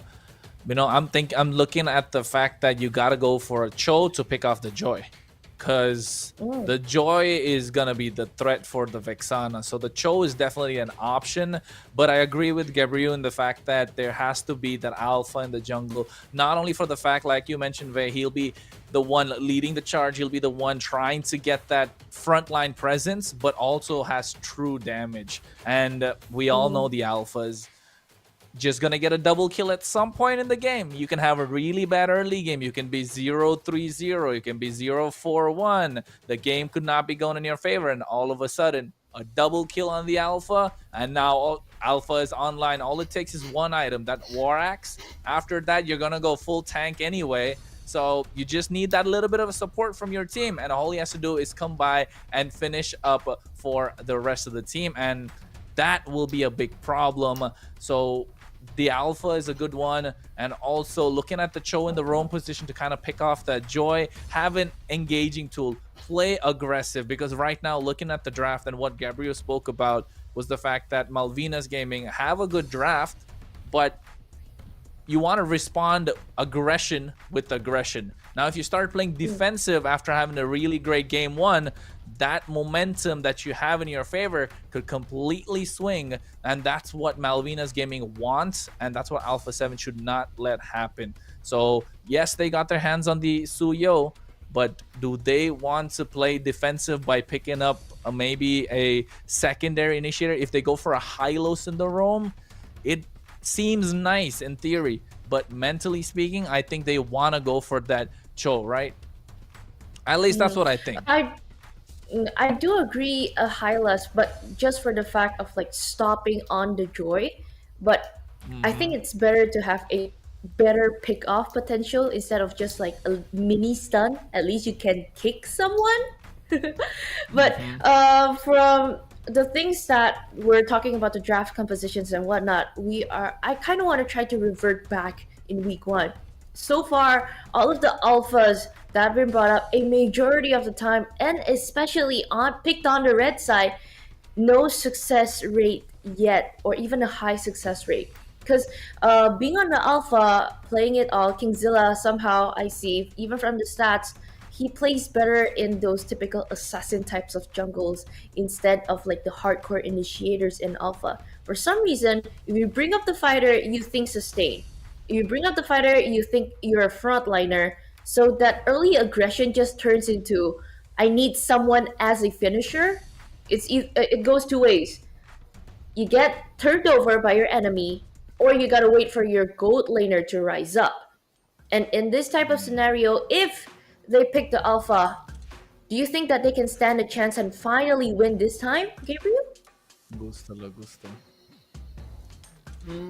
Maybe, because the true damage will help a lot, especially against Hilda and Lucas. After this new patch, Lucas is more even playable. And Kingzilla plays really well with Alpha. The problem on those past matches that he picked Alpha, he was strong, but his teammates weren't.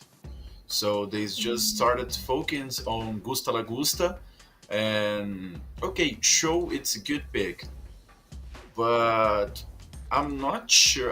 And Vagin plays really well with Gusta La Gusta, so I'm not sure if they are going to get the show to only engage in the pick-offs and to protect the Vexana. They're doing okay.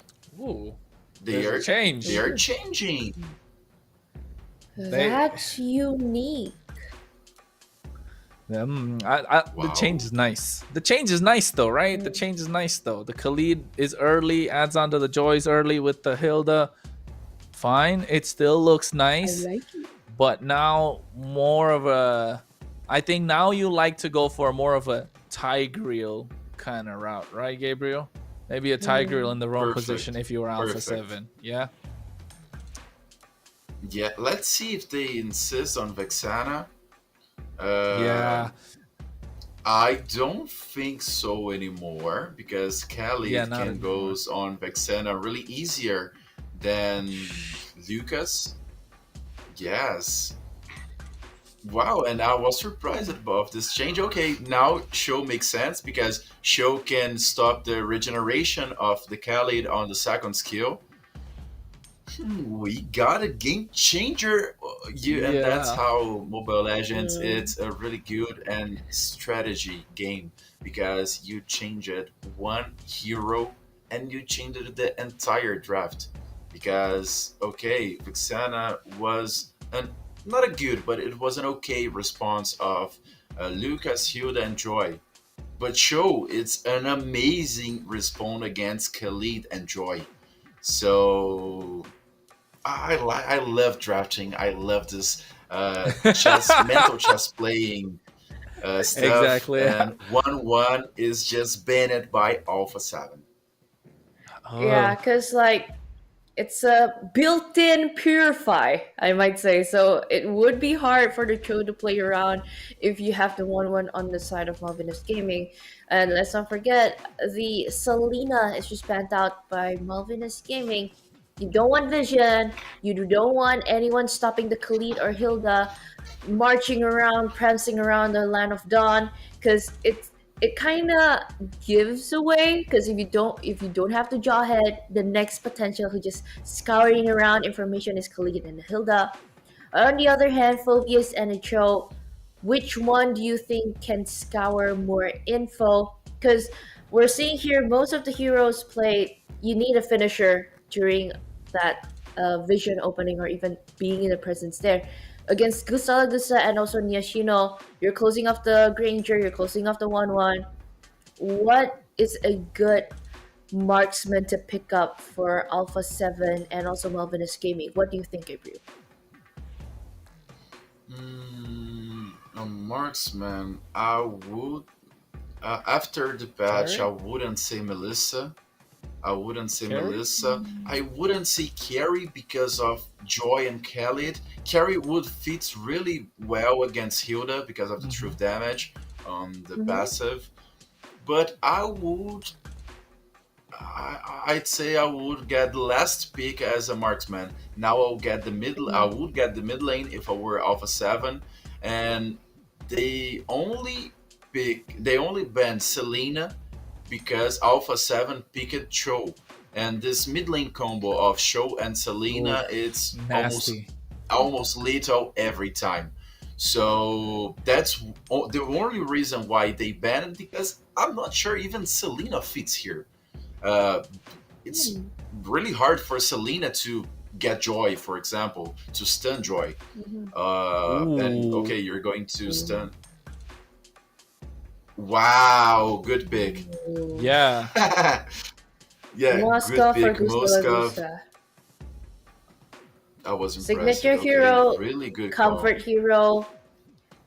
You gotta perform well if you already know that. This means Alpha 7, they are setting up something in case of the Suyo is outplayed by the Joy in the early game. It's okay. You gotta be the king on dragging into the late game. For some reason, you just gotta find some reason. I'm just gonna drag it. Wait till Gusta has like the Holy Trinity items. You can just split push and come in at any time because you're going up against an Irithel. And to seal it off, what good mage that can they get? Wow, Valentina. Is this a cover setup in case Alpha 7 gets a Farsha? What do you think, Kratos? Hey, they're cooking. I'm about to say the Farsa is still quite exposed, I think, against the Joy and the Khalid. Not the best, but the Valentina, I was gonna say the Aurora looks nice for Alpha 7. Ooh, right? The Aurora does look nice just because you have the Khalid that goes in. But at that point, they realize they want late game damage. They need someone to get that range, and that's a Sicilian. And Gabriel, I know you are satisfied after the change, but are you satisfied at the end with the draft that's there on the board? Yeah, I'm satisfied. I think Sicilian it was a good pick, but Novaria probably would fit even better because of the Ooh, yeah, scape yeah. of the. You have not only late game, but you also have a really good power of cleaning wave, getting vision, and escaping. So I would go with Novaria, not Sicilian, but I always love Sicilian and I will continue loving. After all, I used it to be top one global Sicilian for like 3 weeks Oh wow, in a row. flexing. Yes, I miss it. And I want to say something for you guys. Yesterday, I was playing my ranked games with my friend. I just unfortunately go up against Alpha 7, and I almost cried because I played against Gusta Lagusta Harif. And on the second match, I played against Gusta Lagusta Muskov. And damn, he's really good. I of course lost both matches. I don't even That need to goes say without saying. that, but okay. Respectfully, respectfully said, of course, respectfully said. And during that, all of that mayhem, everybody is in a rhino mode right now. Everybody is in epic. It's a reset season. How are you guys playing so far? Because I can't play my favorite hero. They nerfed the Melissa. What? How is it for you guys? How about Kronos? Have you started playing your ranked games? I've played a couple of games off stream, trying to make sure I get to that point where I'm just 1 star away from legend. So I all it takes is one game, but you know how these games go. You're 1 star away from there. Hey, one more game, you start losing. No worries, I can win 2. One more game, you lose another. And next thing you know, one more game, you probably meet Gusta Lagusta again. And then you meet the entirety of Alpha 7. And then now all of a sudden you're looking at from Epic 1 to Epic 2. And that's how the snowball starts, right? Not just in the games, in our ranked games as well. But speaking about that Melissa slight bit of nerf, I'm not sure if that is very significant. Is it though? Like, it's slight, but is it the big nerf? I'm not really sure though.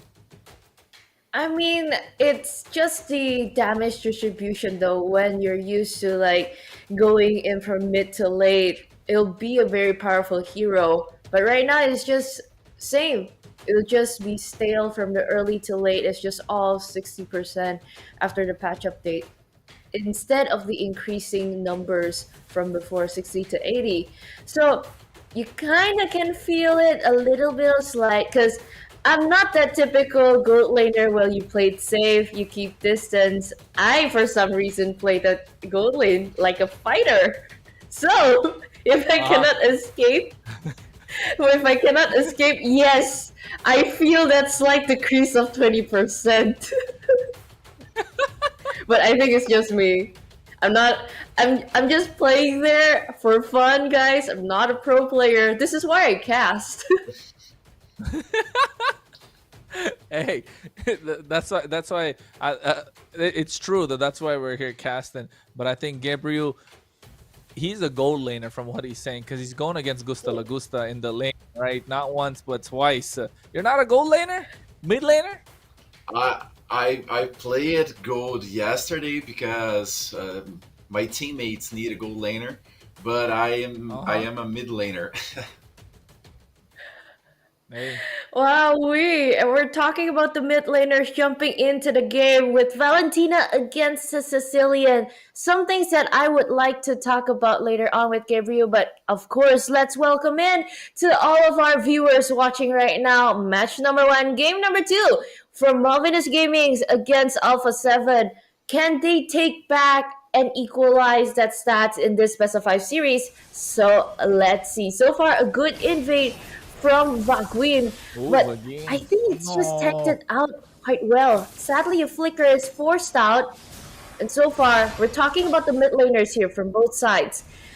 You're going up against a Valentina, you get two choices in the drafts. Either you give the Valentina overload of options for so good ultimates that you can steal, or you give none.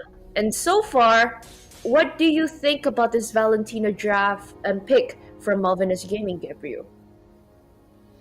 Valentina pick, it's a really good pick because you have a lot of ability to start the engage, to start the fight. Valentina could steal one of the other other players' ultimate of Alpha 7.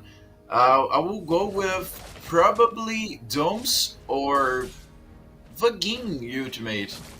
I'm not sure how Sicilian's ultimate would help the Malvinas Gaming, but it's a good pick. It's a strong and powerful mage. And by the options that Malvinas Gaming had, it was one of the best. And Kronos, let's see this team fight. Yeah, they're going in. Retribution covered by Kingzilla at the same time. You can see the Way of the Dragon coming from Definite, though. SOD misses. Doms in the face of Feel and Kiev. So well played for Alpha 7. Vagin level 4, Way of the Dragon. And you can see Definite is the first blood in the hands of Vagin. Once again, he had the first blood in game number 1 on a Jawhead, but you give him the Cho, he still gets first blood in game number 2 as well. Actually, we're talking about how the momentum plays in game number 1 and also game number 2. Whatever happens, the important thing is that how you set up for your damage dealers to just be finishers and not be frontliners later on. And so far for Alpha 7, it is a very good vision opener for Vaguin and also Dom governing around. But I think it's better for Malvinus Gaming because you're on the Khalid and also the Hilda. We kind of see how it goes in day number 1, right, Kronos? Because it will be a bit broken, but I kind of want to see how they execute this in game number 2. Yeah, the execution is what it's all about because they had game numbers draft as well right now. You can see Al's able to steal that creep away. Kingzilla, though, still a level ahead. He's kind of been bullying Kiev and as well as Al's the whole time, but you can see the Way of the Dragon catching Niancinio by surprise with that Flicker Jeet Kundo combo as well. And now in the blink of an eye, this Irithel is vanished from the Land of Dawn. That just means Gusta Little Gusta is going to have a much more fun time in the gold lane. And now slowly on the bot side as well, looking to get some advantage, Alpha 7. Wow, 4 minutes in, 8 levels for Kingzilla. And so far, a setup is going to happen here because Alpha 7 is definitely not giving that up. But on bottom lane, you can see they get the Way of the Dragon this time with the IMU. Kingzilla is trying to get them, but guess what? Vagin has his own. Field should be falling down, and yes, he does, but not before taking out Doms a little bit earlier. And you can see right now the fight for the turtle is on. No initiation tool from both sides. Vagin will have to back off, and understanding that Kingzilla doesn't have the retribution, they give away the turtle. Malvinas Gaming pick one up for themselves, make it 1-1 for the turtle score. okay, that is a good start actually for Malvinus Gaming. You can finally see that early aggression that you can go on with the Joy. You can actually just play around with the Khalid. I would really like to see that Phil be more active or like probably proactive, like seeking out, because you're going against Doms who's just very active and rotating up and down, and it's just very far. Probably for the pacing, it would be hard to keep up, but again, you're on the Hilda. It should be good to see on how they try to initiate with the team fight so far. Because Alpha 7, that I kind of like to see how they move around. If they get the early momentum, they can just move around in groups. And from that, you can see a lot of pickup potential that they can happen in right now. Kingzilla trying to survive. He actually gets it. He's not able to get the outplay. He had the blade Choke? surf, but Vagine comes in. Way of the dragon onto Owls. Able to kill, and now Feel has to run away. Dom's trying to get the sandwich play going for them as well. Definite takes away the Bat's Feast using the IMU. And right now, that is a really good ultimate to try and sustain in the early game at least. But that means there is no single pick-off initiation tool for the side of Malvinas Gaming so far. Very great backup actually for how Alpha 7 just goes in, back up the studio. Sure, both traded out for this, but I might say it is still a W for Malvinas Gaming because the Joy got the kill instead of Valguin. It's just a revenge story down in the bottom lane if that ever happens again. And so far, you know, but since Kingzilla, you're on 2 levels ahead of Owls, I think he should be okay. He still has steady footing after getting the buff. Of course, you want to go set up for the turtle, and it is brought to you by Bonox. And I think a bit of fight here. Way of the Dragon. Vagine is there. Raging Sandstorm came through as well, but you can see Definite. the Bat's Feast trying to do some damage. Owls goes into the back line. You can see Kiev is the first one to fall down. They trade Definite as well. 2 down for the side of Malvinas Gaming. So efficient with using their skills. Alpha 7 are on the hunt. Advantage to their side. 3k goal lead now, but Niancinho on the top side looking to take down a turret structure. Turtle being reset by Feel, but still Alpha 7 are able to pick it up for themselves. And now Gabriel looking at the efficiency of Kingzilla. I think Owls needs to find an answer quick. Yes, he does, because we saw the first turtle on the game. Kingzilla just steal it, and I think it's going to have some play. I will comment later, or can I? No, I'm just going now. And if started a team fight, I will just stop. But Kingzilla just stole the first turtle. Kingzilla did a great job by getting this third turtle. And amazing kills, amazing strategy and changes by the Alpha 7 team. Malvinas Gaming got a really good respawn on the second turtle, but now I think they are trying not to push up this team fight because the advantage is from Alpha 7. Alpha 7 indeed, they will try to initiate more, but a lot of skirmishes coming up from Alpha 7 is just going to be a trading. It won't be a big fight unless it is a pickup or even an objective pickup from Alpha 7. And so far, they're just looking around again. If you see a moment, you fight. If you see an opening, you start. Like this right now. They can really go in. Pushed back, Raging Sandstorm has to run away. Vagine finds his target, trying to go into the back line. Just got his flicker as well. Don't want to go through because the Terrify coming in from Definite was on point, and you can see even Definite, when he has the flicker, picks up the Way of the Dragon, so that's good. That means both these teams can go for a single pickoff, but right now Niancinho taking down half HP, looking to defend the middle turret, but you can see Vagine gets the Way of the Dragon on towards Definite, who has the double dash to get out of harm's way, but the Sanguine Claws catching Feel, gets sniped from afar with the Evil Queller, and now they go in ham again. Kingzilla, the king of the jungle, taking down 2, makes it a double kill, but Owl's here, trying to catch him off guard. He's trying to bite off more than he could chew. I'm not sure what he was thinking. Gets shut down finally. Owl's is on the board, and now they have the rest of the cavalry to respond. Alpha 7 able to get that back. Syndra is the one to secure that kill. Kiev trying to prevent them from recalling Niancinho's there, but Vagine has the Way of the Dragon, goes through. Raging Sandstorm is there. They get the trade. Vagine for Niancinho, and Doms falls down as well. So Alpha 7 had the advantage, but a mistake, a blunder made, and they threw it away to Malvinas Gaming. 2 for 3 trades so far for Malvinas Gaming and also against Alpha 7. The question is now, why would you overextend during that fight? I don't think that it is wise to do so. What do you think about this, Gabriel? It wasn't wise. And meanwhile, the team fight was occurring on the top lane. Moskov was farming on the bottom lane, and we see Kingzilla's build. He got the Blade of Despair, he got the Hunter Strike, and also the War Aches. So he's really strong. And look at that. I think we might have a team fight here, Kronos. Yeah, I think it's brewing, right? You can see the Lord dance is already on. They want to tango this ballet dance that they're trying to go through with Definite. Understands that he could get something out of there, but not able to. And Gusta Logusta still free farming on the bot side. He has the SOD to try and make that travel back into the Lord pit and making sure Niancinio has to respond. And now this could turn into a 5v4 in the Lord pit. Oh, I don't think Conceal that it is a great comes chance through. you can still play.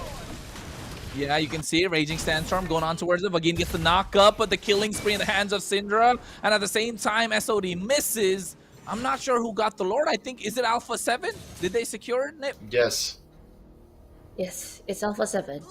And looking at the objective they are bringing on and even the pressuring from Alpha 7, even after that tilt, they still are tanking the tempo. They are still leading with this. And Malvinus Gaming, again, back to the position where I think they need to, let's just go defensive until they have one moment. The question is, when is the moment? Oh, that's the moment. The way of the dragon. Kiev got picked off. Mega kill in the hands of Syndra, of course. And now with the Lord marching down the bot side, no one to start the fight. Kiev is the only one who was doing that so far. And now without that being present, Alpha 7, definitely the aggressors. Gusta Lagusta behind the Lord. A field taken down low. And you can see Doms here looking to go in with that Infernal Top lane. Pursuit. But will have to retreat. But meanwhile, on the top side, 1v1. Kingzilla still able to boy.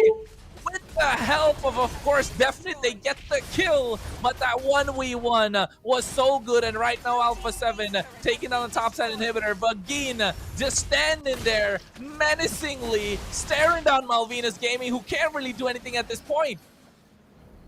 Alpha 7 is definitely on the rage, and Malvinus Gaming, they see a little bit of moment that they can try to slip in.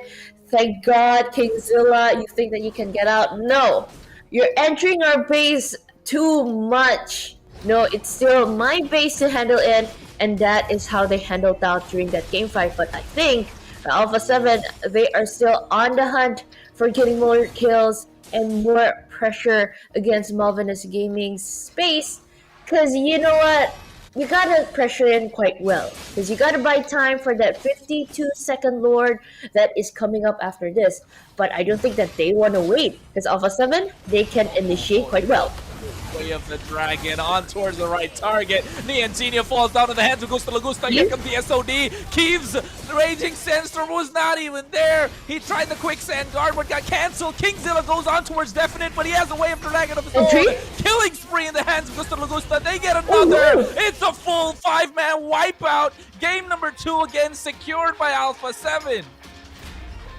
Wow, a clean slate again, a clean run until game number 2. Alpha 7 is on their top game right now in week 2, or game number 2 brings out great highlights. Again, another fast game that they brought up, another clean execution, another clean setup between Vaguin and also Doms.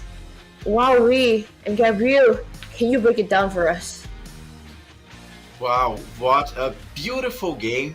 Alpha 7 kicked off the game with a solid strategy, prioritizing Gusta Lagusta early game with his Moskov. However, at the 4-minute mark, Malvinas Gaming found a great response by securing a kill on Doms and taking the turtle. During the fight for the second turtle at, 7-minute mark, the game was evenly balanced until Brazilian squad can pull it up ahead with 2 kills and securing the objective. 9-minute Kingzilla double kill gave Alpha 7 confidence to extend the play on the top lane, but they overstayed, handing over 3 kills to Malvinas Gaming. But meanwhile, Gusta Lagusta was on the bottom lane free farming. And when the Lord fight came, Moskov drew attention of Hilda and Iritel in the bot lane, creating the perfect opportunity for Alpha 7 to secure the Lord in a 5v3 without much trouble. And that's perfectly what I just said. So killing spree for Syndra, And at this point, Alpha 7 was pretty confident, was pretty strong. Look at a flash, look at a flash. And it was an amazing play for Alpha 7, a good calls, and by this point they were unstoppable, and another GG, another W game for Alpha 7. And we're talking about game number one, they secured it quite well. Game number two, they secured it quite well. Good mentality boost for now in a best of five series. But I'm afraid that they can get it into their heads because a few moments, not a lot, two or three moments, it's kind of an overextending team fight from Alpha 7. So they should be quite cautious about that. Sure, they have the early game. Sure, they get control of it the whole game. But again, one moment can just turn everything around for Malvinas Gaming and also Alpha 7. And so far, we're talking about the emblems that are brought up today. A few are quite still standard builds. You're talking about the MP Rages, you're talking about the Concussive Blasts, who are actually just taking a lot of damage. And for the new update for Temporal Rain on the Joy, should be helping quite much, but sadly, it didn't really perform very well here in Malvinas Gaming. For 13-minute and also 54 seconds for game number two. Again, a very, very quick game from during these pickup and also drafts. Second game, do you think that it is an equal footing on the drafts, or is it outdraft by either one side of the teams? What do you think about this, Gabriel? Actually, the first game of Venus had the perfect draft and the worst execution of the draft. By the second game, both teams were really strong. It was a really good chess play by both Malvinas and Alpha 7. And just remembering, Alpha 7 does, Malvinas Gaming does not have a coach. Alpha 7 has the Cabral, Godman Cabral, and Malvinas Gaming don't have a coach. The only two teams that don't have a coach on this MPL LATAM is Malvinas Gaming from Argentina and Infinity by Peru. So the players did the draft, and it was a really good draft. I was surprised. Joy, a good pick. Joy actually played well. Owls did a really good game, but Alpha 7 was dominant. And we were saying about the overextended by the Brazilian team. Well, in the first match, they did the same thing. They play aggressively, the same as they did on this match. But on this match, the Malvinas Gaming responded a little better. So they need to be careful about this aggression. They need to be careful about what they do on this aggressive play style we know Alpha 7 likes to play. Because, for example, you did overextended and 5 minutes. Okay, it's manageable. Do it on the 18th minute of the game, bro. You will lose. The respawn more than a minute. You will lose, and we have the Syndra Sicilian MVP, the most valuable player by Bonox, was 608 Sicilian, while dealing the 28% of his team's damage. And we can see we just saw a play that Sicilian saves the gaming play, slaying his first enemy. And we know it's a late game mage and can deal a lot of damage. And since overall we're looking at how they play, how they set up, other than Dom, I think Vagwin is just more active now in the second day. So it will be helping a lot actually. So we're talking about new players. We can feel that presence there during in the map, and we're talking about overall how to set it up. Again, it's not the typical player when you go in for like flashy plays like we saw in first day with Hesu. But Dom just brings out on how you try to set up. And I feel that with the XP and the roamer always roaming around quite fast, because they out rotate the Hilda and the Khalid. Can you imagine that? On a Phobius and a Cho. And how they just try to set up, finding places where you can hide, and probably it's a peekaboo moment or a happy birthday moment. It's either surprise where you want to call it. You just executed it so well. So for Valvinus Gaming, they really need to step up if they really want that point, because last chance for Alpha 7 to just like go ahead, advance it on. And Malvinus Gaming, they really gotta go down to relegation. You don't want to go home with an egg today, though. At least there's 1 point that you can get. What can they do, Gabriel? Wow, they need to focus on the strategy, preferentially on the early game, because we saw an Alpha 7 dominant early game on both matches. They know, okay, they are helping Gusta Lagusta to improve the farm, or we help Nyazinho to not get killed, or we mirror the gank and go to the bottom lane. Try. Okay, it's really hard for you to gank a Phobius, but you need to do something. You need to, okay, try to focus on the mid lane. Try to do something. But while the Alpha 7 was on Nyazinho Iritel helping Moskov, what were Malvinas Gaming doing? They were farming.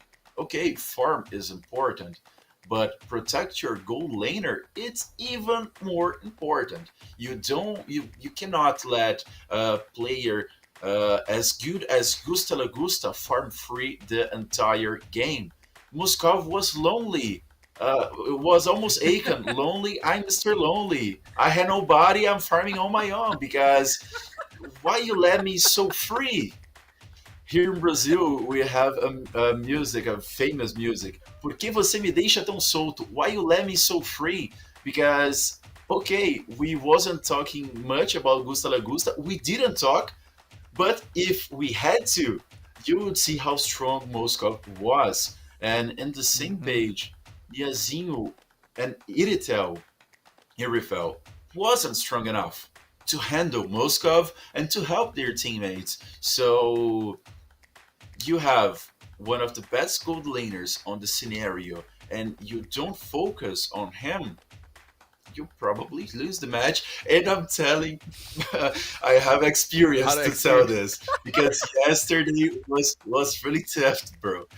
And okay, now we have Alpha 7 on the blue side. Alpha 7 has the first pick of the match. They took off Badan. They took off, I just forgot. Oh my god. What is the name of the roamer? Chip, sorry. They just took off Chip. While Joy and Matilda was taking off of Malvinas Gaming. You know, I smell a Fanny. If it's not bad.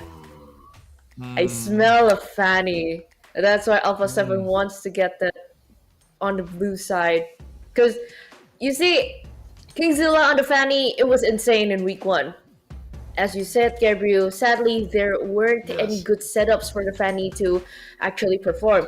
It just ended up, okay, I'm going to go in front early. I don't get it. It's okay. I'm just going to split push, far lane, going in here and there. And it is kind of a clear goal when you take off the Chip, you take off the Badang, you take off the Loi. Again, I smell a Fanny that I would really like to see. And how about you, Kronos? Any good heroes or any powerful heroes that you would like to see in game number 3? I think definitely that Zushin right now, and also the Hereth, the Suyo still being left open. A lot of options for Alpha 7 to play around with, and now they're the first pick. They're the blue side. They get to dictate the pace of the entire draft with what they want to pick. They can call their own composition and see how Malvinas Gaming will respond, because right now it's a big question, right? Do Malvinas give him again another Suyo? Do they want to give the Gusta Lagusta the Harriet? And guess what? They leave everything open because they think Doms is the problem with his Phoveus. And that means Kingzilla, once again, comfortable on the Suyo. And now they have to take away the Harriet, right? They have to take away the Harriet. I know you're thinking, Gabriel, they have to take it away. It has to be denied, right? It's an obligation. It's an obligation because, Jesus, you won't let the best Harif of the entire scenario just freely takes the okay, perfect coach. Please, perfect. What a perfect coach. What you're really are able to take my job. I don't have anything further to do here. You are amazing. I am sad to see there's no Fanny because it was just set up so well for it. But you know what, Kingzilla, you're on a run with the Suyo. Probably you want to break free of that non-winning Fanny yet, even though you were very, very on fire with it. It's still okay. Next on Alpha 7, you want to go aggressive. You take up the Granger, even though it is you're going up against the Harith, which is your natural counter, but they say, I'm okay. I'm Gusta La Gusta. I'm gonna go flashy with this Granger because I know that Vagwin is ready with the Jawhead.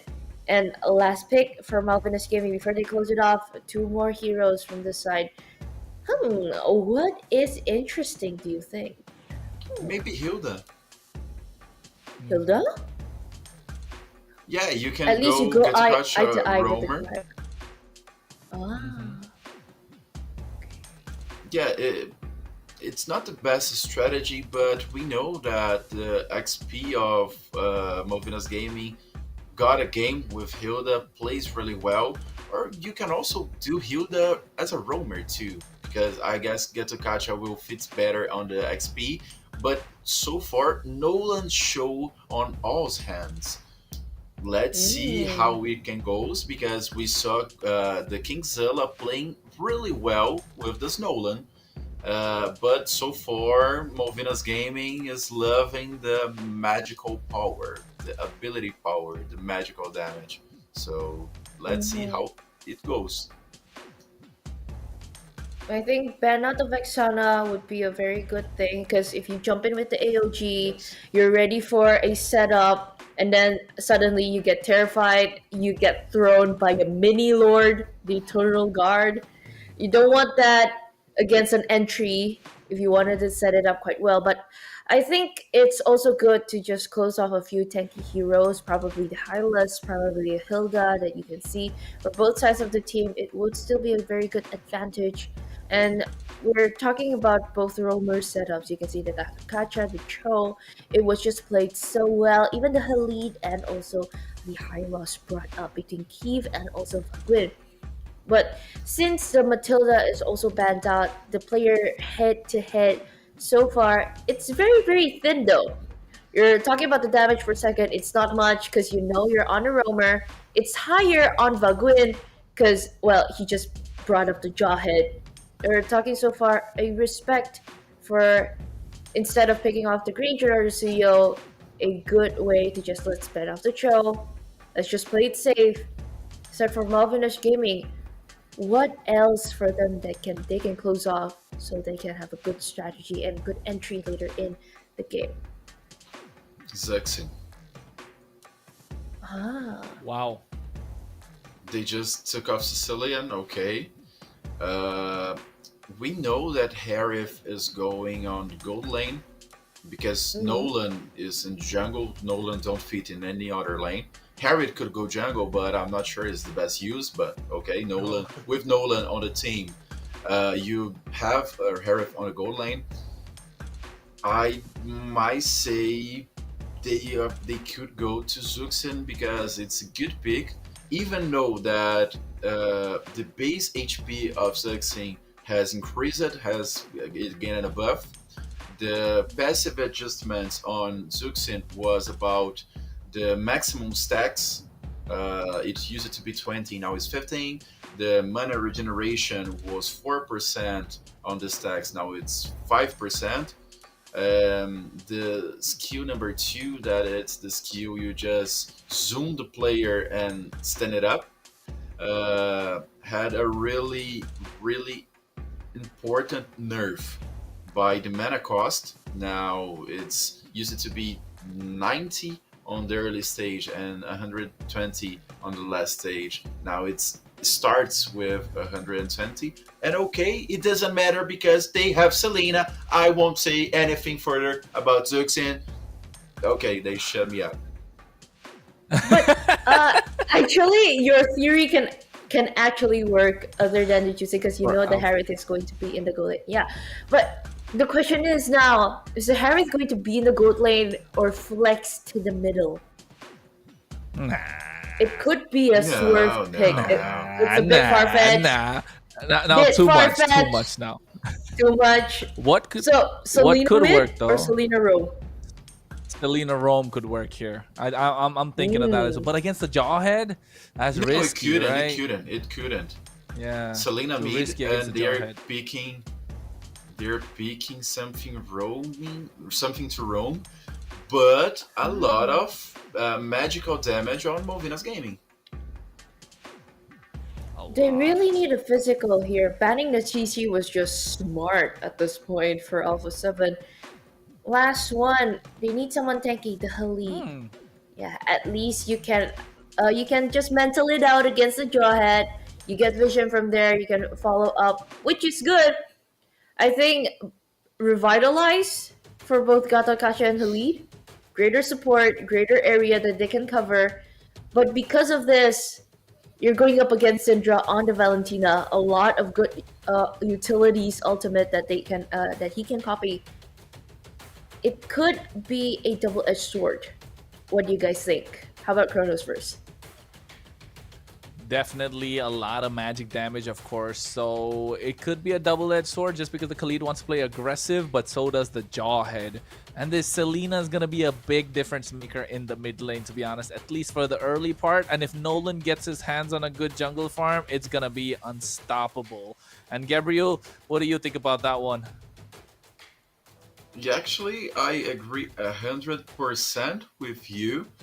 And also, what I need to say to the Alpha 7 squad is two things. Radiant Armor and Athena's Shield. Because, okay, you have Nolan, but Nolan himself, I'm not sure if takes a lot of trouble to Alpha 7. And let's see, because Malvina's Gaming, it's invading a really good start for the Argentinian team. They are more aggressive. Okay, first entry out in gold, I think. So what you said before, prioritize your gold laner is the way to go. Because you know you're going up against Gusta Lagusta, which is kind of hard. Still okay, Pagwin. First blood in the hands of Kiev. He got sniped from afar from that abyssal arrow. Really well played, of course, from Malvina's Gaming.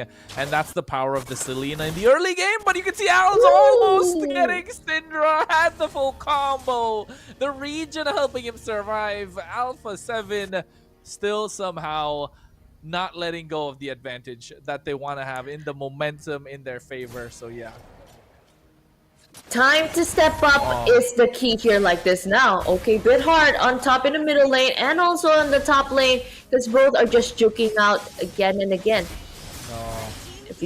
Feel has to take the... He has to find a...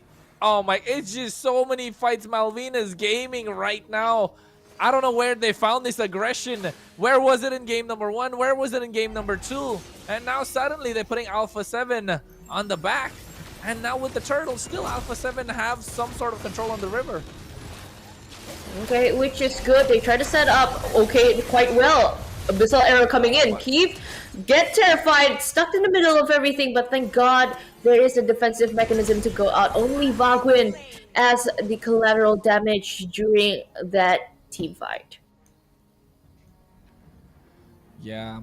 And we're picking it up quite well, actually. Yeah, it's so weird to have these team fights being split up, and that's the problem with the Selena in the mid lane. All right, Gabriel?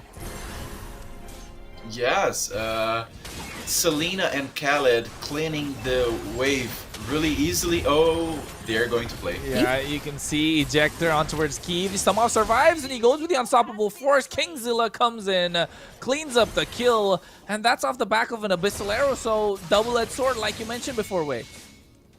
Alpha 7, they are on the hunt, but turns out Valvinus Gaming is finally showing their teeth out for this game. Game number 3 is the last strand for them. Like, can they still win it? Or it goes what goes in game number 1, game number 2. They got the early, but somehow they just gotta play defensive against Alpha 7, but I don't think so because they bring out the big guns. Definite is on the Selena. The game is totally on. Because if Malvinus Gaming loses this game, match play goes to Alpha 7. A 3-0 cleanup, and they gotta go down to relegation. So it'll be a very big problem if they don't step up right now. Yeah, they definitely don't want to go home with an egg, right? Not on a BO5 day. And now looking at the position, Dom's actually playing the map really well. Oh. It's not Easter Day. You're not going home with an egg. There's no Easter bunny here. But you know what it's here? The Zenith skin of Selena. Oh, I really, really want that skin. I think there is a way for our viewers to see of getting a good skin. You just gotta wait for a skin code, but right now, that skin is just blurted out. You can see AOG trying to connect as well. Selena's the first casualty, and now Doms falls down. Keeves is there, and you can see everything thrown at them. At the same time, Zaman Force was dropped down, trying to dish out the damage, but Niancinho not present anymore. Feel getting zoned out quite a bit. Vagin's early game with this Jawhead, not as aggressive, not as impactful as we saw in game number 1, and now they go on towards the turtle. Will this be delayed? The Selena, of course, trying to zone them out. Niancinho's going there. The turtle, not in the hands of Als, but definitely still in the hands of Malvinas Gaming. Okay, played quite well. And it is a good start for Malvinas Gaming. This is the step up we like to see. And finally, it's unlocked in game number 3. And Alpha 7, for the setup, I might say Vaguin eyes is still wide open because you know what? I can't get any plays in the mid lane or in the bottom lane. Whatever happens, I need to protect Gusalagusa. Because if ever happens, I know he will carry on the game. Because Sky Piercer on a Granger, again, it is very broken. But the question is, mid lane, can they survive? Yeah. That's the one that they're looking for. Syndra has been the target the entire time. And you can see the Abyssal Arrow connected on towards Doms as well. Able to make it out of harm's way, but Kingzilla finds something on the map. Some free real estate. Able to get that, but Doms here, will he survive? Yes, he does. Definite has been on point with these arrows. That's the third one in a row. Please let him free because he gets taken down. And now they're tilted. They went for Definite and Feel using the AOG to get out of harm's way as well. And oh my god, that was 3 in a row, Wade. That was 3 in a row. And of course, 3 in a row is the way to go. Because you know what? See a moment, make a team fight. Catch them off guard. Keep on fighting. That is mostly of the Filipino way. And Malvinas Gaming, again, finally good step up. And to see a lot of the team fights are executed quite well. But I think the deal breaker here is really Definite. On the way that the Abyssal Arrow hits, on the way that how you just zoned out, open vision. It's wider than Vaguin. But if you walk it out like this, it will be a problem. Forcing out the flicker from Vagin as well. The Raging Sandstorm. The Zaman Force drop down. Niancinho gets the kill, and right now they'll have to go back. You can see Abyssal Arrow trying to make sure he can go through, but Kingzilla versus Als right now. Fracture. Kingzilla still survives. Thanks to the extra bit of tankiness that you get in that form. But at the same time, they get the neutral objective control, but Malvinas Gaming do not want to give it away. Doms get caught out by the Abyssal Arrow. Split coming through. Kiev is the target. He gets taken down. Mega kill in the hands of Kingzilla. AOG to shut him down. Coming in from Feel. And right now, Dom's trying to survive, but the rest of Malvinas Gaming backing them into a corner will be able to pick up this turtle quite easily as he gets on top of Feel. You can see the ejector coming through as well. Wagin, he might go down, but no, he doesn't. Feel is still standing tall after taking so much damage. And what an extended team fight, but Malvinas Gaming found the advantage in that way. Too strong, I might say. At a great advantage, you see. It's not just about your Roamer and EXP rotating. It's not just about the Selena hitting in a lot of goals.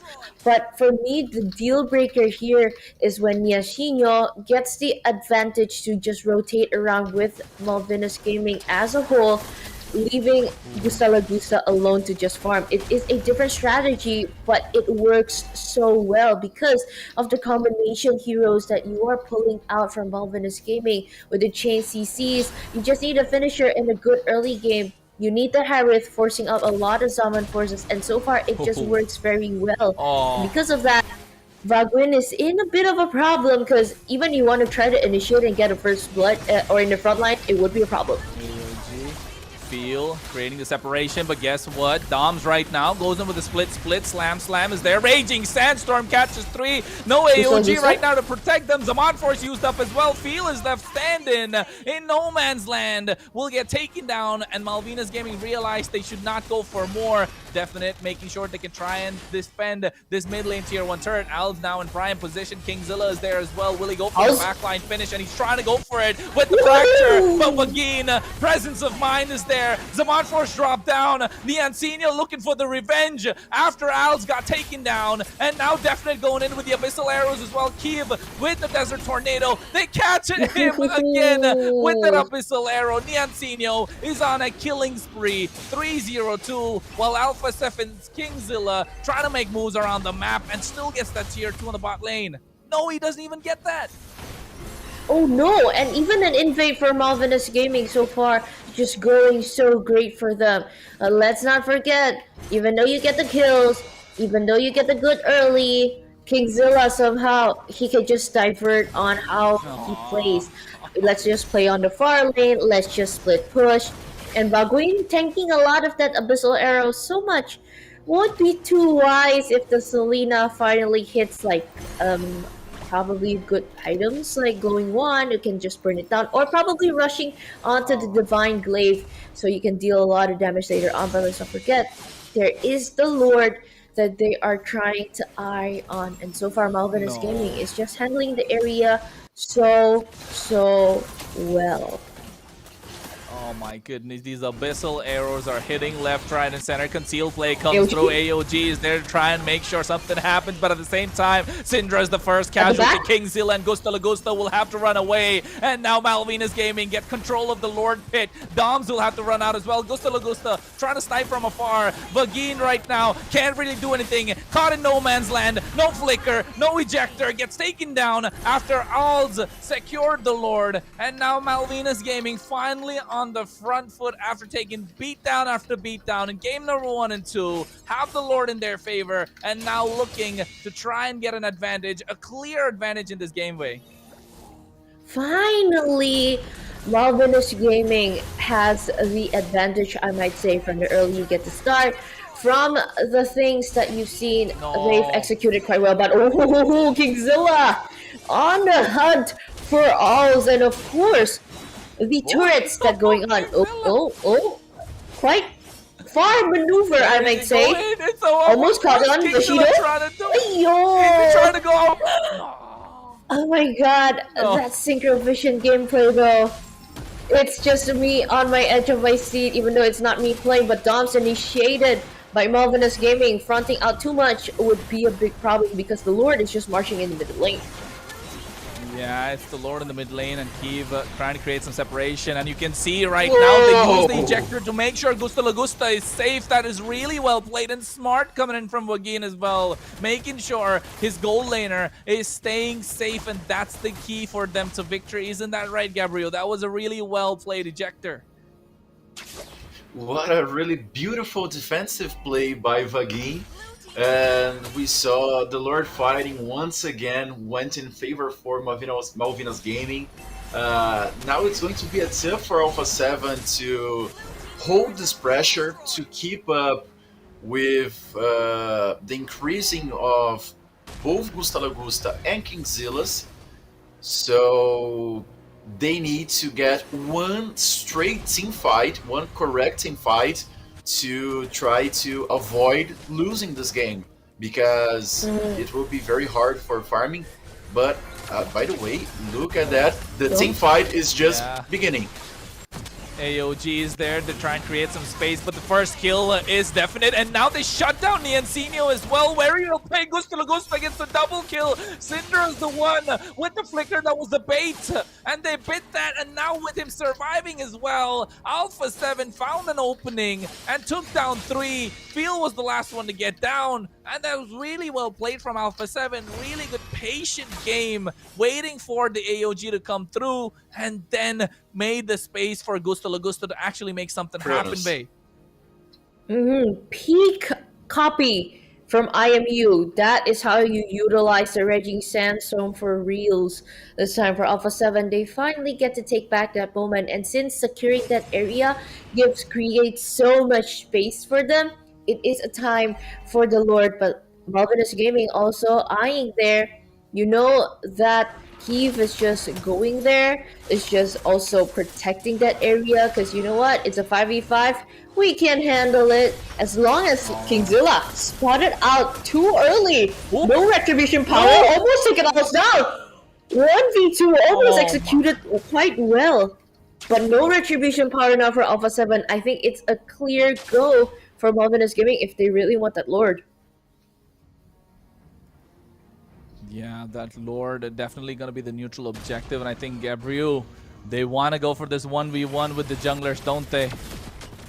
Oh my goodness. Yes, they want. The team fight's still and Vagine. The team.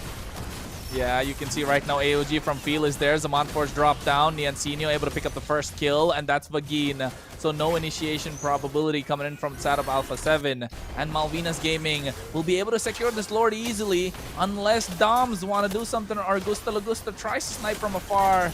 And I think they secure it. And now with that Lord, 15 minutes in the game, Gabriel. 15 minutes in, Malvinas Gaming look like a different team for this one. Yes, and actually a surprisingly aggressive game from Malvinas, who, unlike the last 2 matches, took the control of the initial movements. I believe the natural aggression that Selena brings to the early game was a key factor in the shift, especially since she landed some crucial obviously arrows. But once we are talking about Alpha 7's match, Kingzilla is constantly threatening a backdoor, just like in last game. So Malvinas Gaming needs to be careful. This Lord is marching from the top lane, and let's see if Alpha 7 can clear this Lord without losing more turrets, or even worse, without losing the crystal. Because they have Gusto Lagusta and also Syndra bursting out in areas, but as long as they're not caught by Malvinas Gaming, I think it should be okay. But a teamfight initiation right now is just so good. Oh my goodness, so much space created, but that gives more space for Vagine to throw them back. You can see the first one to fall was Doms and Vagine together, but at the same time, Gusto Lagusta and Syndra push back to a wall. Kingzilla's the only one left standing, trying to clear the wave over there as well, but the snipes from the Abyssal arrows are proving to be a problem. And they take down Niancinio. Gusto Lagusta does it again. It is a double kill just like he did in game number 2. When they were behind, they relied on their goal later, and he gives them the opening, says to the team, hey, I got your back, and now makes it happen once again. Okay, Alpha 7 is clearly pushing back, slowly by surely, but the thing is, can they keep this up? Because they're on the verge of it. Only one inhibitor turret left for Alpha 7, and it is just in the middle lane, which is good so far. Because we're looking at the equipment. Malvinas Gaming, full build already. Probably just leaving Feel and also Keeve on the last item they need to complete. But Alpha 7, they really need to create a space for Gusto Lagusta to play on. And Kingzilla, you gotta be very, very careful on how they play out in the far lane, which is good. They're more aware of it. And they kind of babysit around the area in case anything happens, because again, main damage dealers are very, very needed, because Alpha 7, they don't play that typical tanky heroes like the Jawhead or like the like Doms on the glue, so they can't really tank too much against Malvinas Gaming, because they have the Gatot Kacha, they have the Khalid, you can just maneuver around it. But I think since Malvinas Gaming is quite sure that Kingzilla will be moving on in the far lane, they are eyeing it out from the bottom, which gives an advantage for Alpha 7 getting into that Lord quite easily. Easy Lord indeed, but guess Gustavo. what? I think Malvinas Gaming. Oh, the back door was almost there. Mm-hmm. We're playing on a top lane. Yeah, the team fight goes through, forcing out a flicker from Kiev as well at the same time. And I think the Lord being delayed thanks to the push coming through. The Abyssal Arrows are there, and I think it's going to be a really slow push, isn't it, Gabriel? Yes, Kronos, and I really only have one thing to say. Gustavo Gusta Lima, you are absolutely ridiculous. Just when everything seemed lost, you came out of nowhere and secured 2 absolutely crucial kills. And just like that, Alpha 7 has a Lord marching on the bottom side and a Vaguinho! Wow, my god! Yeah. They're trying to penetrate through the mid lane. These Abyssal Arrows have been on point the entire time, Wei, but I think now this Lord is being so delayed. It gives them another set of super minion waves. So well executed so far by Alpha 7. Again, slowly but surely. No one down yet, but I spoke too soon. Dom! You are not as tanky as you think. And then Al's just looked at a very, very great moment. Good thing, good timing. They can just burst the Lord down, but it is time for a cleanup for Alpha 7. Spring cleaning is very needed in that top lane. Gusta La Gusta. I'm still thinking about the play that he made near that orange buff, carrying the team on his back, getting that double kill and finding an opening, buying time, and now evened out the goal lead against Malvinas Gaming. Although Malvinas Gaming have the control of the map, right now, Alpha 7 have something to fight for sure, and you can see that being started by AOG. Leoncino taken low, Ejector trying to go through, Field taken low as well, but they get the target, and that is Syndra. Kingzilla going into the back line, monster kill for Gusta La Gusta. Alz runs away, Keeves buys enough time, Ejector, and Kingzilla gets his second, and right now, somehow, some way, Alpha 7 still stay alive in this competition. Two people standing for Malvinas Gaming again. Are they trying to push it through? Are they trying to brute force out of this way? Because I think somebody want to play a sneaky beaky from the back, and it's a shutdown! Apparently a godlike coming in from God. Gusta La Gusta, a well-deserved one, of course. And Alpha 7, last chance to push. Yeah, they're trying to end the game. They finally get a wipeout on the back of Gusta La Gusta. And I'm not sure how they did it, but Alpha 7 take game number 3. Call it a 3-0 in this best of 5. And now put Malvinas Gaming in the relegation zone. Oh my goodness. You were right, Gabriel, when you said he's one of the top goal laners of MPL LATAM. And we can see exactly why. I mean, I told you so. But again, a surprisingly aggressive early game from Malvinas Gaming. I know Selena helped it a lot with the Abyssal Arrows. Unlike we saw in the previous games, there was a strong balance between both teams until the 7-minute turtle fight, where Malvinas secured it down a shutdown on Soyu, Kingzilla Soyu, and an important turtle. And by the way, Malvinas Gaming secured all 3 turtles in this match, showcasing a completely shift in their approach, even invading Kingzilla jungle to keep up the pressure. But the team fights were really good for the Malvinas Gaming. The Lord came for Malvinas Gaming, but suddenly the name of the game decided to play. Gusta la Gusta. We are seeing now the Malvinas Gaming had a really good control of the game so far. Even though that Niazinho was increasing a lot and further and going further and going further. Another kill by Harif, by the way. This Lord, amazing play by Malvinas Gaming trying to avoid Kingzilla to even get near the turtle. This team fight was the beginning of the overtake by Alpha 7 because they are they started to setting up proper team fights, and this is the moment right now.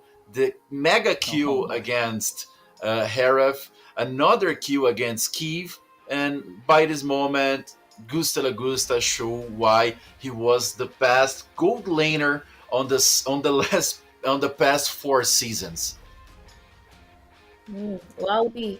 Really a well-deserved gameplay by Alpha 7, executed so well in game number 1, 2, and even 3, securing a 3-0 clean game in the first best of 5 series. And with that concluded, you know what that means. The meta is not about the hero, but the meta is the powerhouse team downing for some reason in the first week, and then rising up in the second one. Happened in Indo, happened in the Philippines, happened in LATAM. I'm just waiting for Malaysia and Singapore. But you know what? I'm also waiting the things and also analysis for game number 3. Can you break it down for us, Gabriel? Sure. We saw Vagin emblems on focusing mark. What does this emblem means? After damaging an enemy hero, allied heroes deal 6% more damage to them and gain 10% movement speed. Why is that important, Gabriel? Why is that important? Because Vagin was playing with Gusta Lagusta. So Gusta was already really strong during the match. He deals 6% more damage just by being attacking the same hero that Vagin was attacking. So it's a really important emblem. Talking about the builds, I actually don't have anything further to say, only that the Sky Piercer of Gusta Lagusta was probably maximum stacked with the 80 stacks. Which one is the maximum? 10, 1, 4. Almost perfect KDA. If we saw that Vagin died 7 times, Syndra died 2 times, Kingzilla died 4 times, Dooms died 5 times, we can see only by seeing those stats that Gusta Lagusta have a really good positioning. He knows where to be, when to be, and how to play. A 21 minutes match with less if with a perfect 1k coin 1k gold difference show how balanced it was. 9 turrets for Malvinas Gaming, 2 lords by Malvinas Gaming, 3 turtles by Malvinas Gaming, all the stats going on Malvinas Gaming side, but it only took 1 lord to Alpha 7 change the game. Of course, changing the course of this whole game was just the highlight of a moment in game number 3. We were at the edge of our seats to see that will this turn into a game 4? Will this unlock into a game 5? But turns out Alpha 7, they just waited for a great moment for them to just come in and just stomp around Malvinas Gaming. The patience though, the level of patience that was brought out by Alpha 7 was just executed so well in game number 3. You can finally see just one moment. It's just all it takes to win. And wow, we just finished our first best of 5 series, closing with a clean 3-0, and I am quite sure. And this is at the end of the Swiss bracket. Both teams are just fighting for their lives for not going to relegation round. Next match though, I don't think that it'll be a clean 3-0. It'll be a hotter game against the top two teams, and even one with still on a win streak. Hmm. Yeah, I think the Yes, next series, of we course. have. Oh, sorry. No, it's gonna be an exciting one indeed, though, Gabriel. Yes, the 90 Globant with a 4-0, as I spoke before. They don't know what is to lost so far in the season. Okay, MVP surprises anyone? No? Oh, yeah, that's No, what I thought. So 10 we 1 moved on. 4, man. Yeah, 10 1 4, 35% damage, 70% Q participation. You can see the items. Gusta Legusta was savage on this game. He was ridiculous, beautiful plays, a lot of damage, and I guess everything we had to say about him, we already said. That this, oh, look at this. Look, oh my god, the last God. one. It was the last one who killed Harif. Spicy, nasty indeed. And since that it's down already, it's just a given for the time. It's great timing, I would say. And wow, for the predictions for today, match one. It was so fun talking about it at behind the scenes. Also, for the three of us, I'm just happy I got my prediction right. It's a 3-0 for Alpha 7. How about you, Gabriel? What do you think? Me too, 3-0 off Okay. a 7. Finally, Okay. I have a perfect score on my guesses. And it was the Okay. first of the future many, I hope. Okay. How about you, Kronos? Did you get it right? Yeah, I said 3-1 to Alpha 7, but I guess they were just too strong to let Malvinas Gaming even come back, because that third game looked like Malvinas Gaming until the end. And I think that one play that Gusta Lagusta made is not something that you can teach. It's not something that you can coach. That comes with experience. That comes with the amount of games that you play. And that's why he's one of the top goal laners. So that window, that's the brilliance, that's the spark you see in a player. And oh my goodness, Gusta Lagusta's pose in that MVP, that's the pose he was hitting for Malvinas Gaming, saying that, hey, goodbye, good night, your night is over, we already won, we took the 3, you're taking the egg. Talent and also hard work finally pays off, I might say. And it is a great performance given by Gustavo Gusta. But of course, we also have our next match. It's a 9Z Globan versus Influence Rage. What is your take on that, Kronos? What do you think about the scores? Who will win? What's your prediction? 2-0, 9Z Globant. Let's go. Best of 5 series. Oh, Another I was gonna say who do you think will 3-0. do it? 3-0. 3-0. I was like, oh wait, isn't Get it in? a best of 5? Like 2-0? Wait, 3-0. 3-0 Globant. 3-0. I think they're definitely gonna Okay. dominate. Yeah. Okay, lock it in.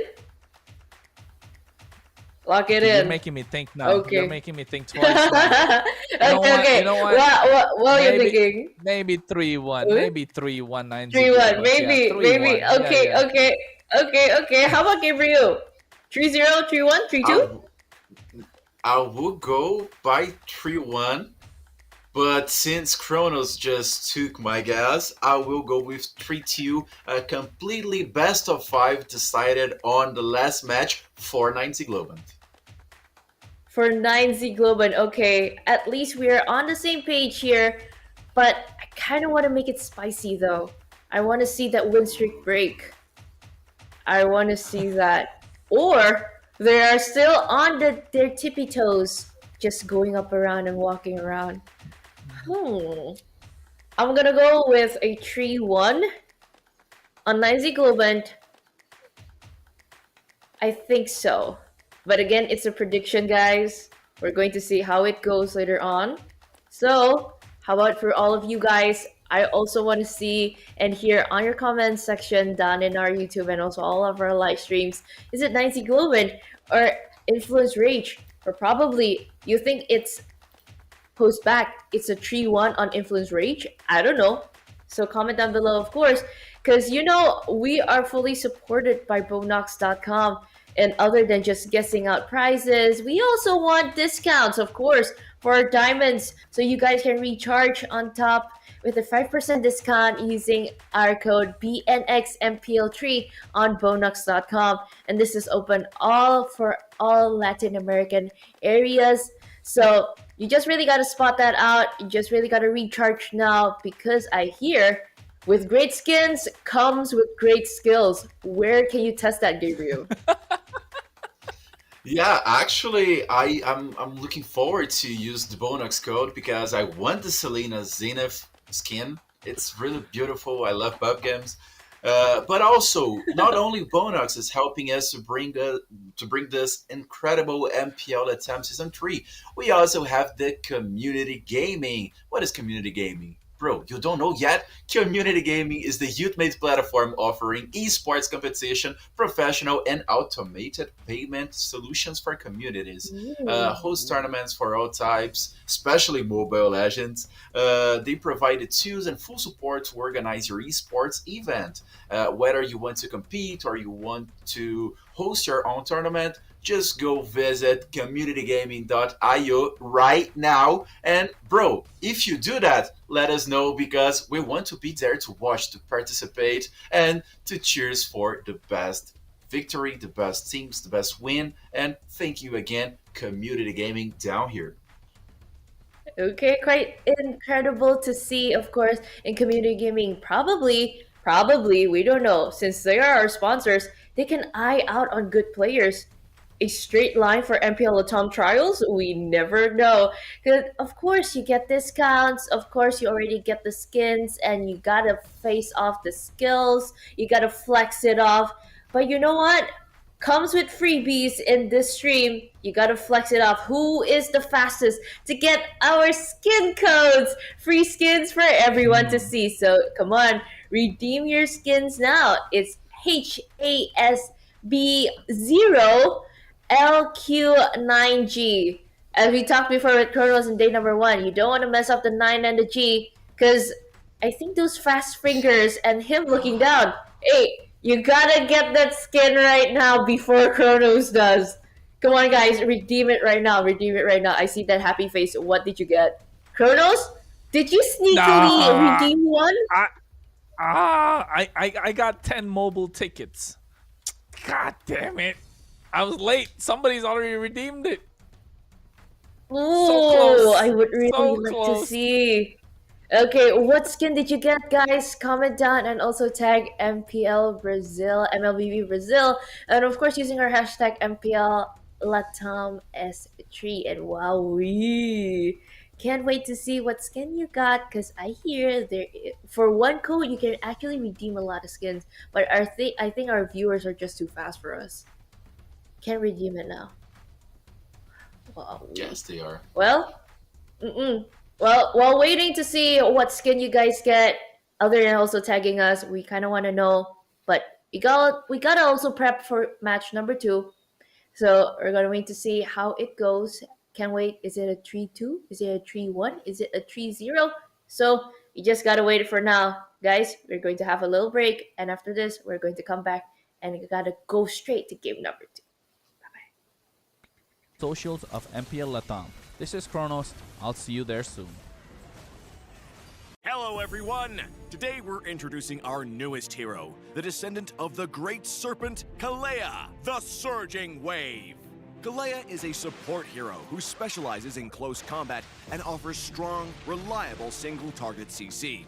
Not only can she charge in and slam enemies around, she can also heal herself and allied heroes just by attacking. Surging Wave, Kalea!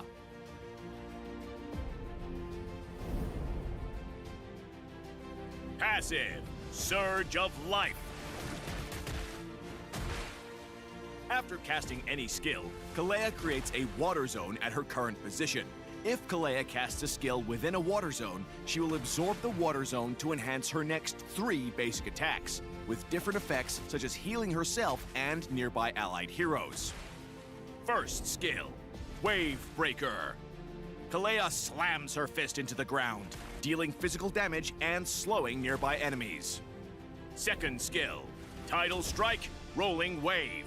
This skill has two parts. In the first part, Kalea dashes forward and grabs the first enemy hero she hits, going airborne and slamming them down for physical damage. If Kalea hits an obstacle or the edge of a water zone during the dash, the second part will trigger and Kalea will leap into the air. The skill can then be cast again to dive at the target location, dealing physical damage and knocking enemies airborne.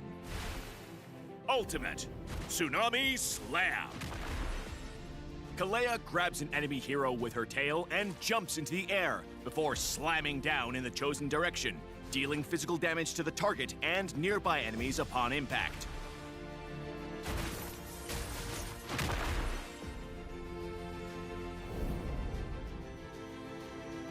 While ganking with Kalea, use her second skill to close in and CC the target.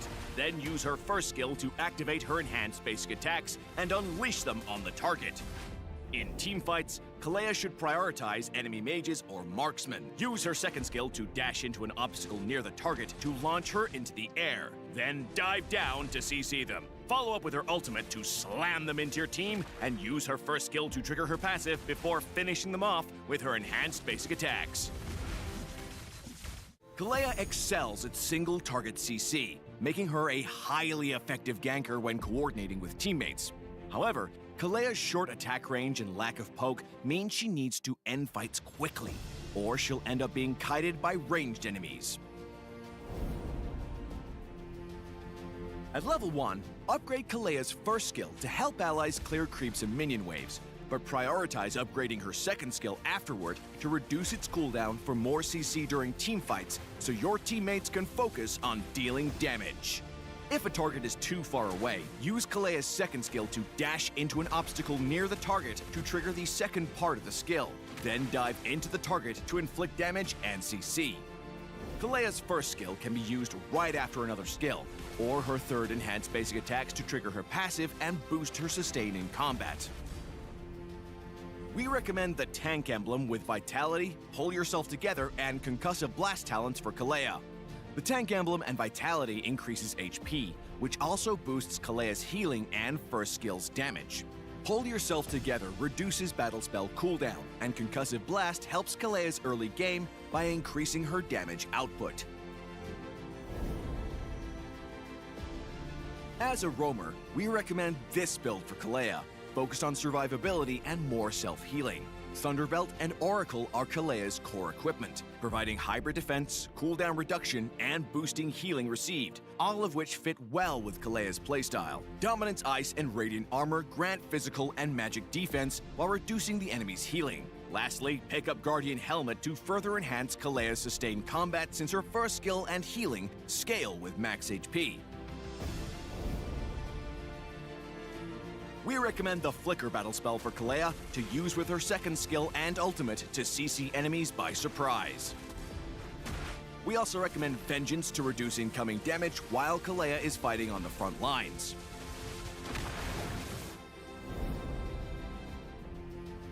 Kalea is good at dealing with heroes who lack mobility, like Layla and Chang'e. However, Kalea cannot grab enemies with control immunity, so heroes like Diggy and Minotaur can effectively counter her. Kalea's strong single-target CC makes her work well with heroes who have high single-target burst, such as Eudora, Welcome back to MPL LATAM Season 3, and we're still in Week 2, Day 2, to see our second match of the day, Best of 5 series, and still online and on stream. It's me, Faye, with Gabriel and also Kronos. Will be with you guys until the end of the day for looking at 90 Global and Influence Rage, how they duke it out for match number 2.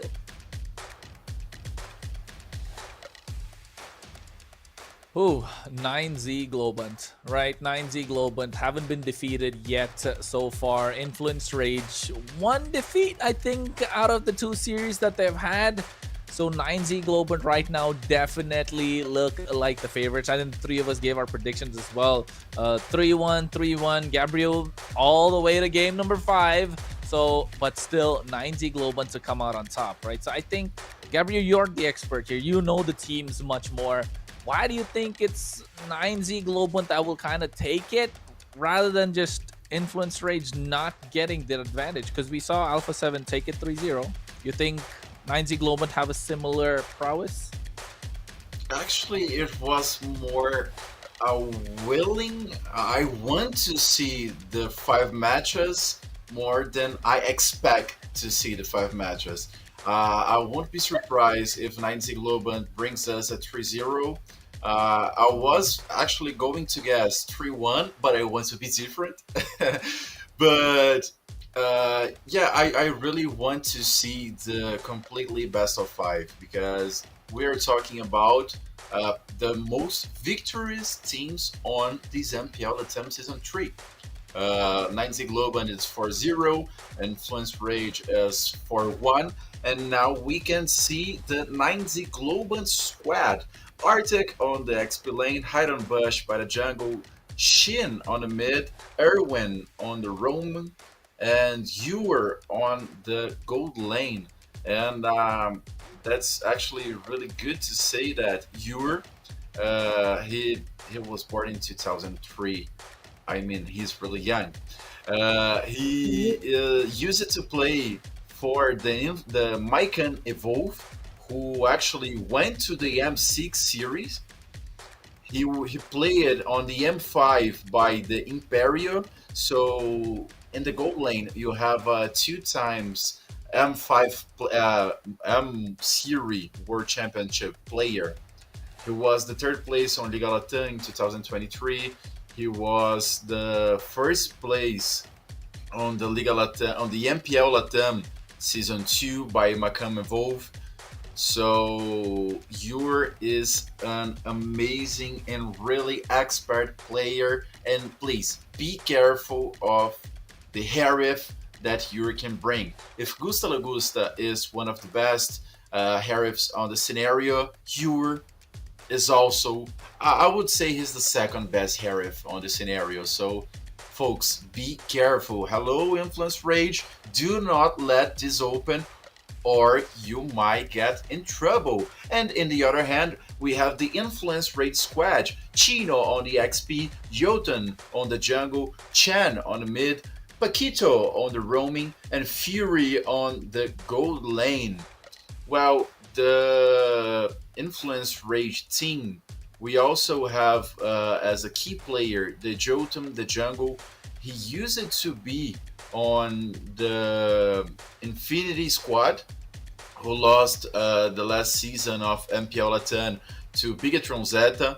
He played on Malvinas Gaming. We just saw losing on the MPL Season 1. He went to the M4 World Championship on the S11 Gaming. And by the S11 Gaming, he used it to play on Liga LATAM Season 2 that happened in 2022. Another experienced player on the scenario. And now I talk too much. I will let my folks do the rest because team head-to-head, we saw the mid laners Shin, and Cham. Okay, Shin and Chan, quite interesting to see because like both of them can actually go head to head just as the stats you've been given. You can play range with it, you can play poke with it, you can even go DPS with it. Nothing goes wrong with these 2 players. And it was an interesting fact to see where Gabriel said that you're born in 2003? 20 years Jotun old. 2. Jotun 2, okay. 20 years old, top player, went to M Series, worked as a player in esports in international stages. Also, what were you guys doing at your 20 years of age? Because I am shocked. They are 1 year younger than me and they've been on the world stage. I'm amazed to see that achievement, guys. Wow. Wow, Wow. What do you think about this, Kronos? I feel old. I just feel old You after old? hearing those numbers. I feel old. But nonetheless, it just goes to show how much of a talented player he is, right? How much of talent he has in store. And yes, you have Maycam Wall that went all the way through and he was there, but I think that goes to show that you're not just picked up by nobody, you're there for making a difference, and that's what he was at the M Series and now again for his team. So a lot of talent in this match, but talent only takes you so far. Hard work is where it comes next. And I think that's what we want to see in MPL LATAM Season 3. Will there be the hard work from Jotun that came out before? Are we going to see it again in this series? Because they are undefeated in series, not in games. Not in games. Like in matches, they're undefeated. So yes, only a matter of time until we find out. Right, Gabriel? I see you Folks, smiling already. You were amazed by how young Yor and Yotum is. If I say to you, the ex-laner of 90 Globan, Arctic, Leonardo Arctic Ibarra, was born in 2006. Okay, bro. He's a baby. You're making me feel old. You're making me feel old. He's a baby, and in 2022, he was playing by S11 Gaming. He played the first MPL LATAM Season 1 by Malvinas Gaming. He's a baby, but a really amazing player, and you both were amazed that he was born in 2006, and we are amazed by this draft that is in your screen.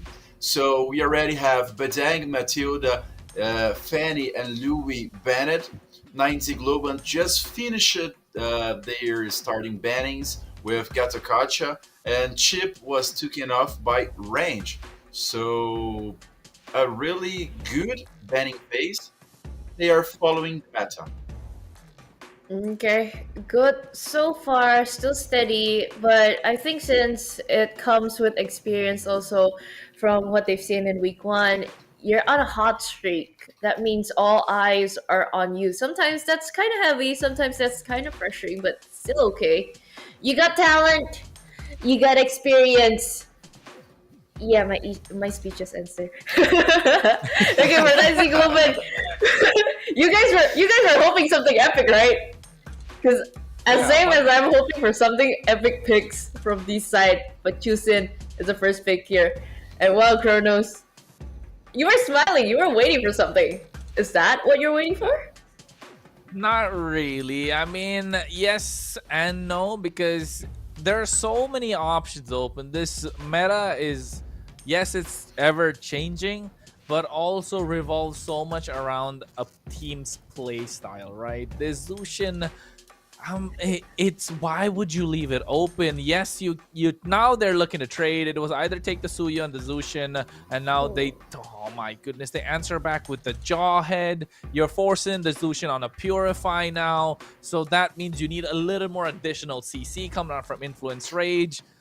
But there's no Gatot Kacha to catch them in the back line. You're not gonna go for the Hylos and the EXP. Are they locking in the Phoveus? Gabriel, I'm all over the place. What's going on? Wow, Zexing was a great pick. Ranger, it's a good response since Influence Rage don't have any gold laner yet. Jawhead, we saw that what Vaguinho did on the first match. I'm pretty sure 90 Globan saw it too. So they need to be careful of what can Influence Rage do with this roamer. But I really liked the first pick from Influence Rage with Jawhead and Suyu, because Jawhead guarantees you a strong early game, a good rotation, and a perfect pick-off, a good engage. Meanwhile, Suyu is really consistent during the three phases of the game: the early, the mid game, and the late game. So you have a completely assassin in your jungle while you get protected, or you are aggressive with the Jawhead. Joy is picked by 90 Globan a good pick because you have Granger strong early game, you got Joy strong early game, and you got Zuxing. I don't know how to say it's a strong early game, it's a strong mid game, it's a Maybe a really strong strong lady. late game, it's a completely amazing mage.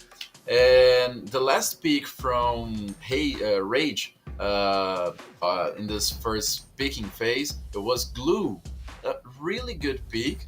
They took off Chichi that need be taken off, and okay, Harif was banned, and it's a little surprising they did that because you were okay. The first pick is from Rage, but you were already. Oh no, sorry, it wasn't surprising. They took Ranger. Okay, Harif is the natural counter. Forget what I was saying. But I think that through this first picking phase, it gives liability vibes, even from both sides of it. It's not just from one. Because for Nizy Globan, you're technically exposed. Three main damage dealers is just all out there. No bodies and Influence Rage. They secure one good jungle and two main bodies. Two frontliners are all out in the open. So they can just freely ban whatever they think. CC is out, Tigreal is out. For 90 Goban, sure they can try to minimize those damage dealers that go head to head to them in lane. But I think the most biggest problem here is how they try to counter in because Rage got two amazing frontliners like the Jawhead and Glue. You see in their first match, sure different players, but you can see the power from that. What do you think that good frontliners for 90 Globe and Chronos? Yeah, for 90 Globant, I think the Fovi is, of course, a really good pick against the Glue. The Hilda is also really good to try and check these bushes. But right now, they choke out the gold lane. And they need some sort of an engage tool, right? Yes, they have the finish from the Joy. They have the poke from the Granger. They have the control with the Zushin. They need an initiation tool. And at this point, I think the Hylos might actually work out as well. The Hylos Zushin combo still does well, clears out the waves, create enough space as well. But you're lacking the CC, like a hard CC, but you definitely have those soft CCs placed. Okay, soft CCs are in locked.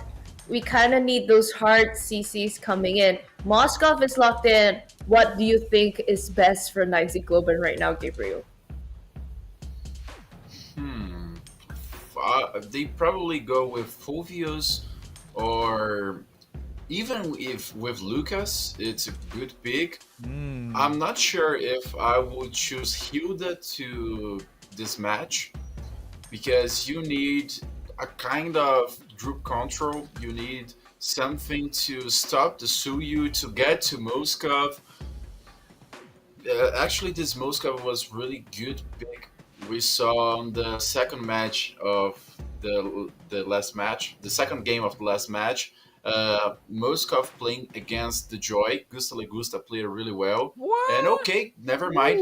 Baksha and Khalid, good pick. Can get to Moskov. Baksha has a really good sustain to hold the team fight until Zuxin, Granger, and Joy could deal the damage. And it's a good match against Glue. I really like it. Okay. Influence Rage, last pick. Oh, you're going up against high mobility. Sure, you can balance it out with a Jawhead and a Glue. Damage dealers wise is great. Range, you need range, even though you know Khalid and Baksha can just dive in. Zillion? For some reason, my head, it's either Yves or Farsha. I know there's a dive-in potential from both sides, but for Farsha, at least there's a wings by wings that you can escape, but turns out you opted in a Vexana, so in case if they entry, you can just throw in with that Eternal Guard. Wowee. Both sides of the draft, which one do you think that is best, Gabriel?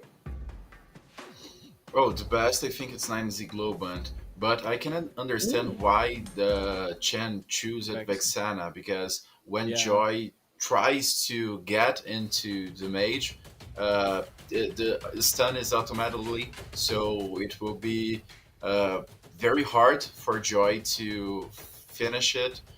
And but comparing the squads, not the squad, sorry, the draft, 90 Globant, it's a little more better because they have the controlling the early, the mid, and the late game on these picks. So if they get aggressive on the early game, I'm not sure if the Rage could handle it, but we can see it now.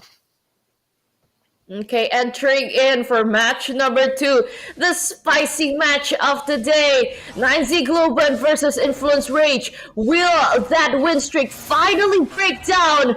Or will it still continue? And we're seeing emblems by Bonox right now for an early game, which is starting quite good. No weird takes yet so far, but a great early on start for Influence Rage.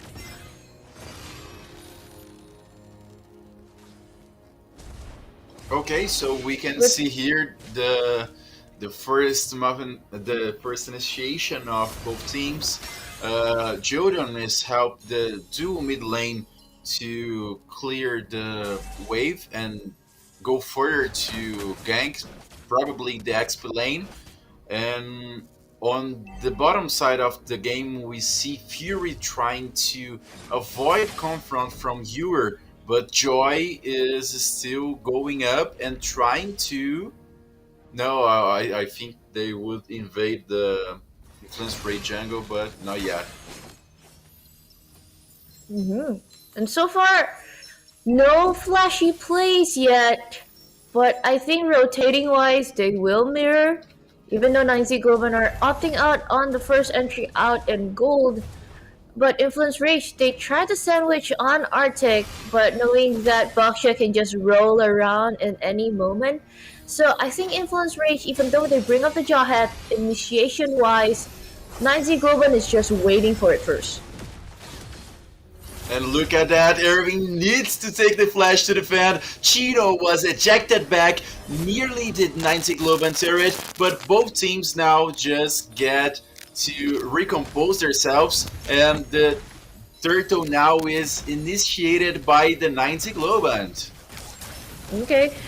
And so far the turtle coming in. SOD tried missing, but Chan on the back almost bursts it down. Jordan getting that turtle, and it is a secure first objective. No collateral yet so far. But 9Z Globan, they missed out on that gold. Said money making quite fast. You just gotta go straight back to jungling. You gotta go straight back to your lane because of that moment there. You got a little bit of gold down in the bottom lane, and so far Influence Rage is just waiting on another fight here. Coming in again, Jordan pulled in! First blood taken down by Shin, and Chino being front line, trying to find more things, and even hide on bush with a sliver of health, still able to just move back so well. For those trade-offs, which one is better, 9Z Global or Influence Rage, Gabriel? Influence Rage. Oh my god, let's see, because Yuri got focused. Oh, no. And no, he will get the kill, right? No, he won't. Oh my god! You're almost died. Not even go to the base and grab the gold buff. Okay. The trade was better for the Influence Rage because they got a turtle, they got a lot of experience and gold gap between 90 Globant, but we saw the first kill going on Shin's hand. So, and actually a beautiful protecting play that Zuxin just brought to us. Let's see. Gino will engage, I'm not sure. Okay, no, he didn't. Okay.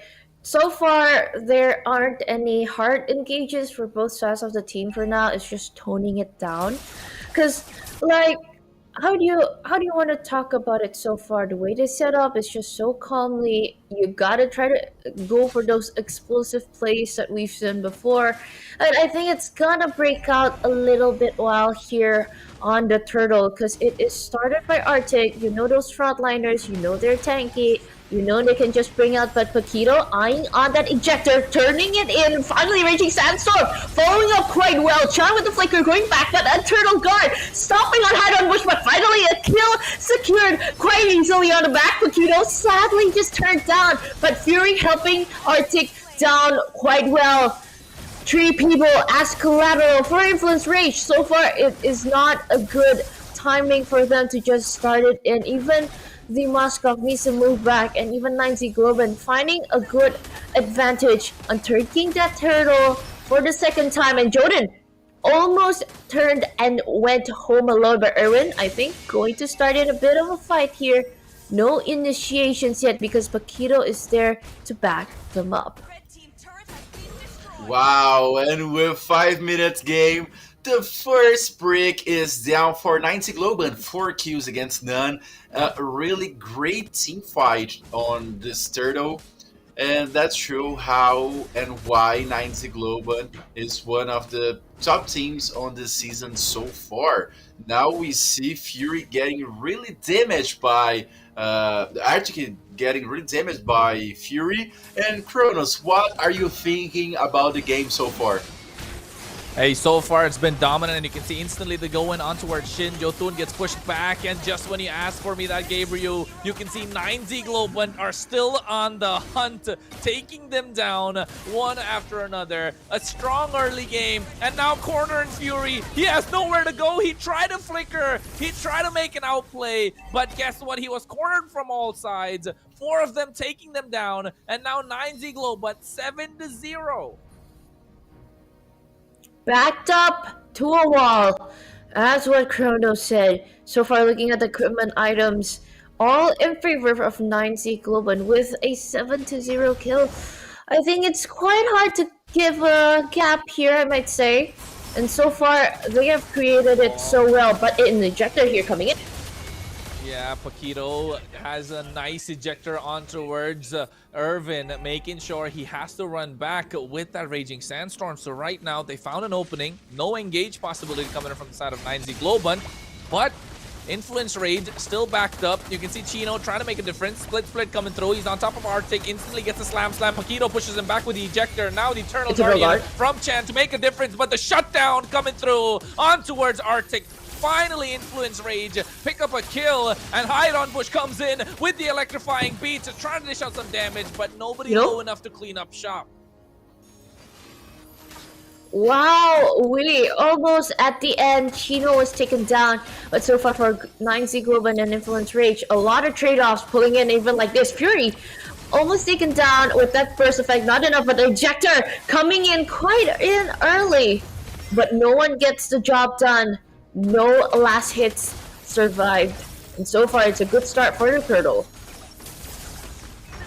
Good start for the turtle indeed. They get the turtle. Once again, 9Z Globans have the advantage. Mid lane tier 1 should be their target. Chan, though, does have a fast wave clear, and that's a bonus point for the side of Influence Rage, right? Even though they're behind Gabriel. That's a really good addition that they have, that wave clear that the Vexana gives. Yes, with Vexana Clear Wave, you can hold the game and get protected, because Vexana don't need to get really close to the wave to clear it. But 7-1, 2 turrets against 1, 2 turtles against 1. 9Z Global is giant on this game so far. And it's really easy to get on Vexana. So they really need to be careful. I don't think they're going to start engaging on Paquito, but let's see, because ultimate from Joy. Onward Chino, and they get the kill as well. Really well played. The Crimson Beacon along with the electrifying beats. Nice stacking of skills to make sure they get the kill, and he was such a tanky boy as well. They got the kill on that easy for them as they wanted to pick it up away. Okay, Paquito coming in. Ooh, thank God there's an ejector, but it is not enough because too many people are just bursting Paquito down. So far from 9Z Global, it's quite good to pick up the Zuxian in the early, as you said, the Crimson Beacon, or I like to call it the shower. The shower from Kyusum helps pretty well to zone quite things out because like this initiation is just so good. No. On towards Chan. You could see that he Ow. delayed the electrifying beats. Oof. Hide on Bush was caught back, but I think he could have been taken down. Not really sure why Chan didn't fall there. I think just not having the electrifying beast unlocked, making sure that Chan actually survived, lived to see another day. So now the Lord in their favor as well. Seems like 9Z Globan definitely have the advantage here, Gabriel. Yes, the first Lord will probably get all of the second line of Influence Rage towers, but I'm not sure if they can get the T3 towers lane, because it's really hard for them to do right now. Vixana has a good clearing of the waves. Fury with the Moscow has a good clearing of the waves. Jotun can help a lot too. So yeah, I guess this Lord is for getting control of the map. And let's see, because Jotun and Chino are getting really damaged.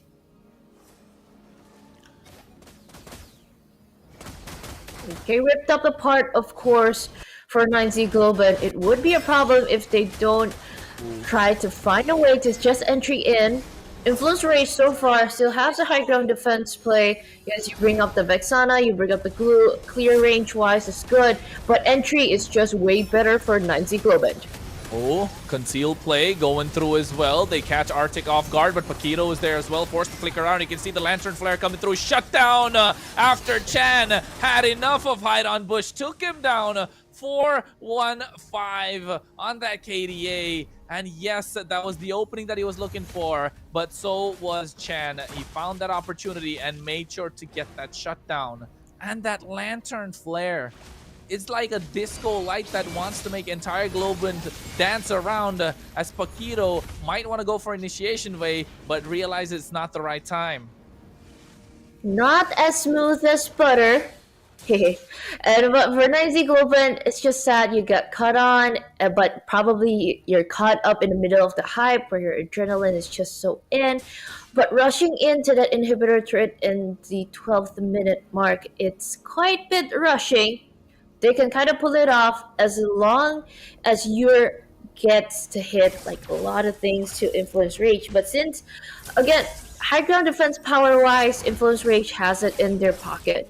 You get Chan, you also get Fury, you even got Chino. And we're talking about the equipment things that we see with Joy on the Holy Crystal. That is just a very good time to burst everything down. On the other hand, we're talking about the Suyo. You just got the penetration, you got the 100 strike, you got a War X. It is enough for you to get a good initiation, and as long Fury is not picked off, he can pull off a good damage here. Influence Rage, I think they're ready to fight. As long as an opening is given to them, they can actually seal the deal this time. They're looking to seal the deal. The Lord is almost up, Gabriel. Just the question, who do you think is going to take it? 9Z Globan or Influence Rage? Now 9Z Globan know that they don't have, the Influence Rage don't have Fury, and just started the turtle. Now Influence Rage needs to contest, but in this scenario, I think 9Z Globan has the best, condition to get this done. Yeah, you can see instantly they try to get the fight. It broke loose a while ago. At the same time, they got themselves the Lord. But at the same time, a double kill in the hands of Yor. But Fury making the most out of the opportunity, making sure he was clearing the top side, but 3 not present. I think 9Z Globan want to end the game. The wave clear is not there. Yor bursts him down. Fury's the only one left standing. Revitalize used as well. Fury gets taken down. It is a 5-man wipeout. 9Z Globan lost the Lord, but won the game and take game number 1 in this best of 5 series. Coming strong indeed for this game number 1, and we're talking about the highlights on how 9Z Globan can just march in. They can just come in for Influence Rage. They got a bit of a fight there in the Lord Pit, as I said before, but sadly the opening wasn't in favor of them. We're talking about 9Z Globan. What made them victorious, Gabriel? Wow, actually, the 9Z Globan came out absolutely dominant at the start of the game. And we saw that even after losing the Lord, they managed to wipe out the entire raid squad and provide the win.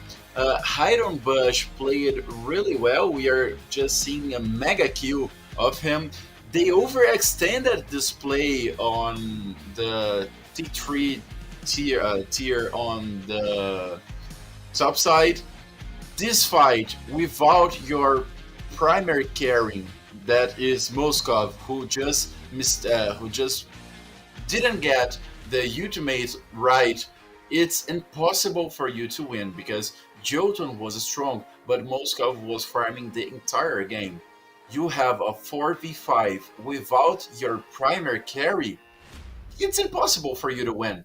So even Jotun have a really good solo play, a really good micro play, stealing the Lord, everyone dies. So what happened? You cannot stop the marching of the 9Z Globant, and that's why they get the win. They were strong, they were bold actually during the start of the early game. I was actually taken aback where the SOD missed and didn't really hit. So sadly, Fury didn't get the chance to just enter in a very Moscow fashionably late time of moment. But we're talking about the overall things and the emblems that are used quite well. Anything caught your eye, Gabriel? To be honest, no, we already actually spoken about the Joy's emblem, but if I want to say something, let me see. Let's talk about, I don't know, maybe Granger, because Granger brings us the Impure Rage emblem. Give extra skill damage, restore mana on hit, and after you dealing the damage with skills, it deals 4% of target max HP as an extra adaptive damage. Also restores 2% of your mana on the hit, and that's why Yor was so strong. I'm not sure he's going to be the MVP because Joy was unstoppable 419, while Granger yours was 406. But really, really good stats for 9Z Globant. 14 kills against 3. The gap of the gold was almost 5k. No, it was more than 5k actually. One Lord for each team, but the last Lord, we saw what happened.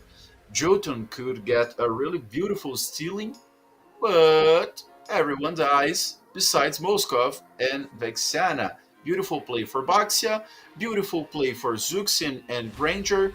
The entire team was wiped out. GG for the 9Z Globant. Executed in a well fashionably great draft, I might say. It's not even coming in late. It's not going overboard in the early, but those consistent things, little by little, finally add up till the end, and that is how they secure in game number one. Sure, there are some mispositions from Influence Rage, but they still give up a good fight. I wouldn't say that it's totally one-sided because they actually did get one good moment. So probably those things that they can try to maintain later on in game number two and probably so on. Game number three, again, we were hoping for a 3-1. We were hoping for a 3-2. I'm hoping for a 3-1 when I said it at first. But if we want to be different, we can go for 3-0. I don't know. Everybody is different then.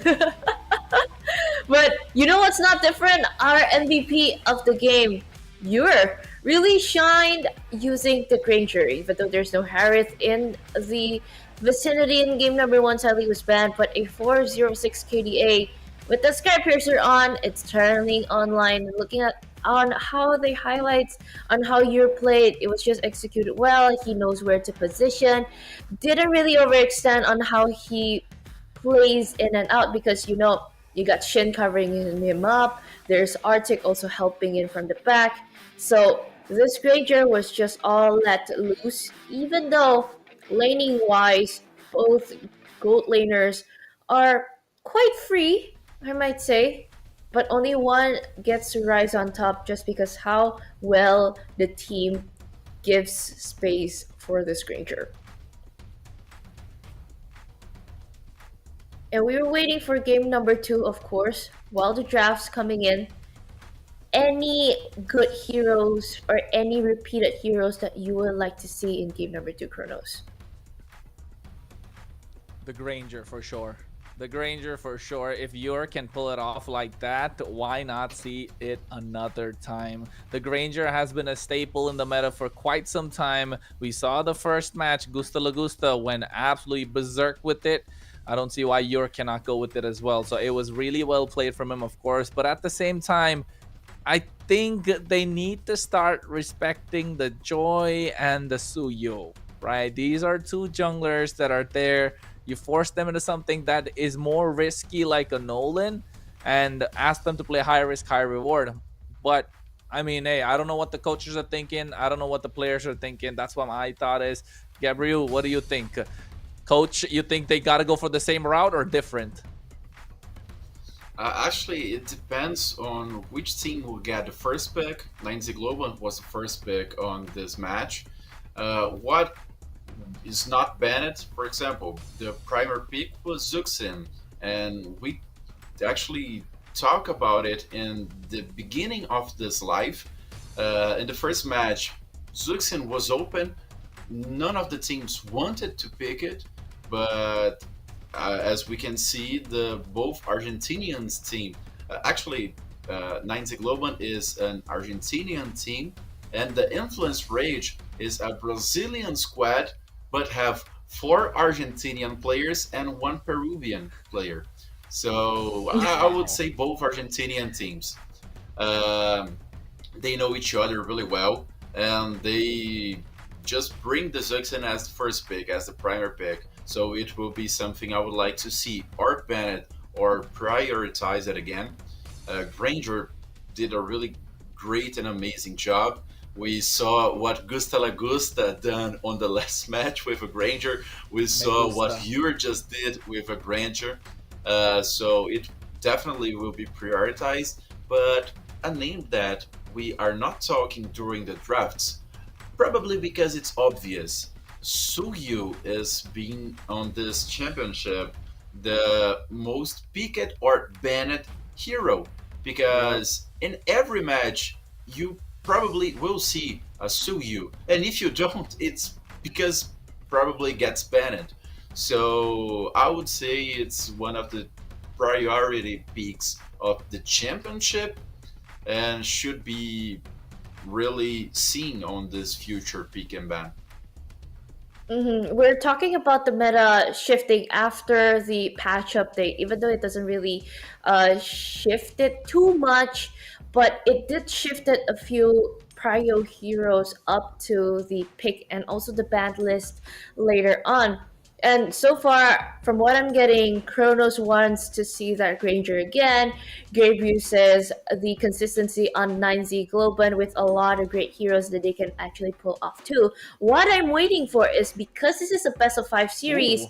will they bring up that cheese pick again that we've seen in week number 1, where you can go berserk on the Granger, great vision on the Novaria and the Selena combo that can actually pick up with the Fredrin frontline. It's very, very cheese pick. It worked first time.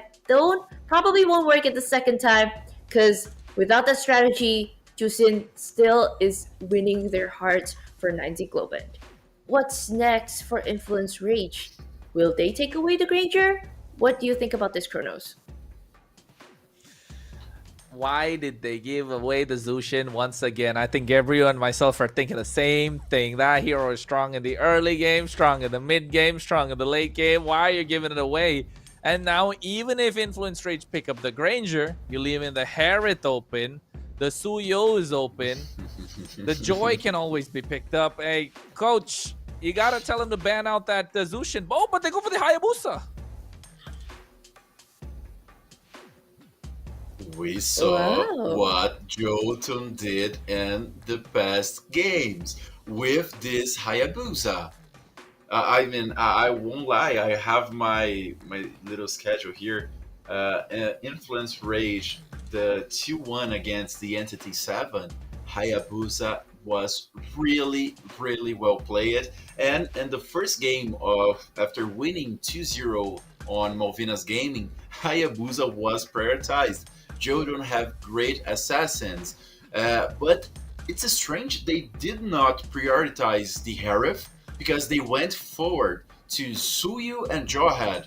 Really great picks. I understand why they did that, but I'm not sure if, for example, just this Jawhead right now it was the best option. I know it's to chase Hayabusa. It's okay. It's a really pick up for Hayabusa because in the worst scenario, you waste Hayabusa Shadow, so you won't get engaged by Hayabusa. A really great pick. But come on, man, you have Harif. You have Yor on your team. On your team. Just kidding. I will stop. Sorry. Sorry. No. Don't need to be sorry. It's a pun. It's a pun that we need, of course, in this type of hour. Well, in my hour, really need that pun because it's very sweet. Yours, Steve. Wow. We're again from what you've said before, Gabriel. Your and Fury is the highlight of this game today. Player head to head right now. Both heroes very up to date, very high burst DPS, but so far we can see somehow the average GPM is way higher on Ur. And with the Phobias picked up, killed up and out, I think it's wise to ban out the CC unless 9Z Global wants to take it. But a far shot is just closed down because they see the potential where Phobias can just come in with the Infinite Pursuit, the Granger with good range, the Hayabusa can just jump into the back. But knowing that these powerful heroes are closed off, what's next though? Moscow, say goodbye to it. Again, they are letting the Harith open? Ooh, well, I'm not sure if they actually are baiting the Harif. Yeah. For example, no, here go, pick the Harif, and we get something for that won't let you play, for example, or force a baptism on Harif. But it's really dangerous for you to let your play with his comfort pick because we were seeing the head to head. The Fury had Granger, Carry, and Harif. You only have Granger and Harif. He only picked Granger and Harif this entire season. Okay, 2 matches, 4 games, but he only played with Granger or Harif. Is he going to bring us something that we don't know? I'm not sure, but let's see. But again, you give him his comfort pick, and actually it's a good counter pick for Granger. It's the best strategy. Yeah. I'm not sure. So far it's probably baiting out because they go for a Cho for pickoff, and then turns out 3 of us were swerved with a carry. No Harith played, and a box shell locked in for Arctic. Last one is on a Eve, which you take up the range, and wow, again, amazing picks. New hero brought up for your. Which one do you think it's better, Kronos? Yeah, I think the Harith was looking really good, but also kind of gets countered by the Hayabusa and the Phobius, right? So it was there, but again, like Gabriel mentioned, it is a comfort pick. But the carry in this case looks strong. It looks really strong. You have those speedy light wheels to chunk them down, and then the box shell to top it off. So you have a frontline presence. You have someone to be in the face of a mage that was going to be picked up, which was predicted to be Eve. I feel like 9Z Globant predicted that Eve and then picked up that Boxia and now are giving problems to the side of Influence Rage. Because, ladies and gentlemen, we are in, of course, the Land of Dawn. A game number 2 in this best of 5. Influence Rage didn't win a single game just yet, but it is only the second one. 9Z Globant looking to keep their dominant run alive. MPL LATAM Season 3. And Gabriel, do you like the draft of either side? Whoa, I will say after because look at that. I almost get killed. Paquito needs to use his flash to escape, but aggressive start of the game. If I'm being honest, I prefer Influence Rage draft so far. I think it will depend on how can Jotun and the Hayabusa play on the early game. But if Hayabusa's early game is good, I think Influence Rage got the advantage of the draft. Advantage-wise, is very good. It's a quite unique pick. You want to go with yours, carry, but hey, Ejector coming in. Fury! Being the first blood taken down so easily, just like that. Wow, we had Jordan following up again.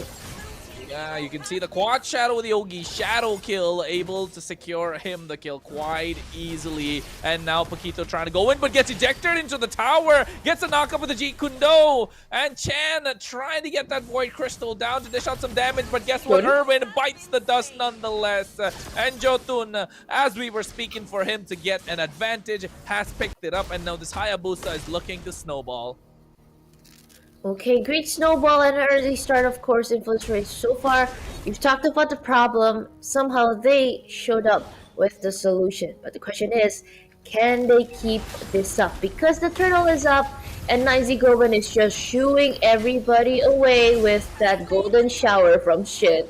And so far, a great objective secured by them. Bush gets it quite well, even without Irwin on the 4th level. 9Z Goban is still standing strong for now. What can Influence Rage keep on doing if they really want to win this game, Gabriel? Well, they need to did what they did on their first game, the first match. Stop Hayabusa, because if Hayabusa just gets the shadow right on, for example, Zuxin, goodbye Zuxin, don't have anything to do, or be a really fast, have a really fast finger to get the baptism and took the shadow off his body, or just pray for someone to arrive. Oh, look at a team fight. Yeah, you can see they drop in that RWM and waste it out as well, but Chan now copying a Rocket Hard Place will go down to Arctic. I'm not sure why he canceled it out so early. It got him enough time to survive, but got taken down. And now 9Z Globe went back in the driver's seat. They look at Fury. That's the target with the Blade Surge going through. He understands, gets the Evil Killer, bets the dash out, and gets the kill. Paquito's too little too late to the party, but that Lantern Flare trying to get it started themselves. Chino and Chan coming through, but the Revitalize from Arctic helping them survive. Okay, a little bit late on the follow-up. Okay, coming in. Oh, nice! Juden gets a lot of gold funneling right now. Okay, Chino coming in with the fight. Should be the target. You can see right now they go in. Paquito with the Way of the Dragon. Nice combo. And they, at the same time, Yor should be the target. Now we'll go with the Infernal Pursuit. Chino takes him down, has the Vengeance. And you can see that Lantern Flare slowing him down. Arctic trying to dish out the damage as well. But in the meantime, Jotun on the bot side gets that tower for free. And now even possibly the turtle. Yeah, that was smart. Flicking the Vengeance out just right on time because of the second skill for carry just to escape quite well. And even Jotun getting that turtle. It's still a great trade for now, but a fight is breaking out on top. Yeah, Fury's there, Irvin at the same time, but they're trying to use something to make him survive. Ejector, but he gets caught out, mispositioned himself, trying to run out. And then the wall was his doom.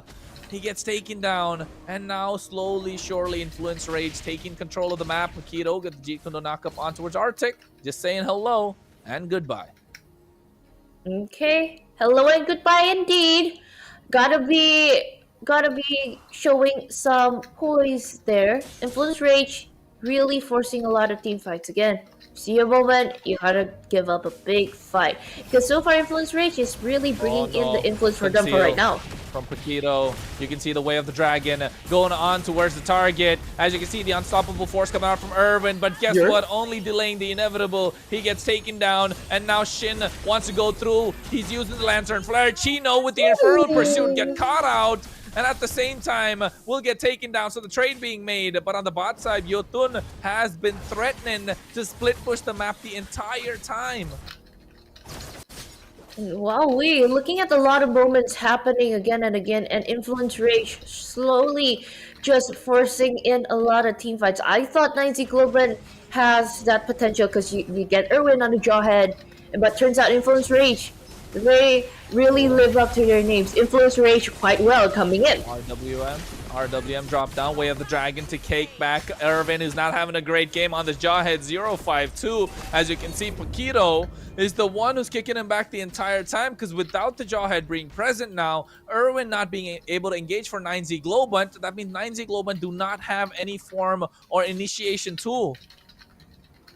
Out initiated by 9Z Globen. So far, Erwin really needs to find an opening, but so far it's just always Paquito in the way. Influence Rage quite well executed so far, and even rotating faster and clearing up the area for them to just create space quite well. And slowly for Fury, even though it's not the greatest KDA to see if you're investing in a Sky Piercer, but it's definitely good looking for Influence Rage. Oh no.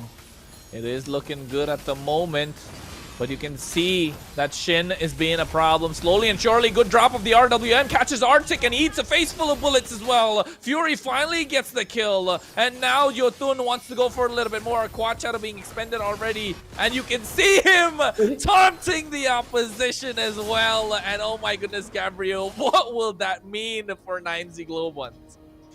What a bold play. I guess we will have some fight on the mid lane. Oh no, he wanted to have the bold play, but guess what? Gets to eat that return fire. He gets shut down finally, and now the Crimson Beacon is there. They take down the mid tier 1, Arctic coming through with the shield, and at the same time you can see they're trying to initiate the fight. Chino with the Vengeance helping him survive, but Fury is free hitting from the back line. They take them down, 1-for-1 trade. And now somehow Influence Rage still stay alive and try to push back the advantage that 9Z Globant were looking for.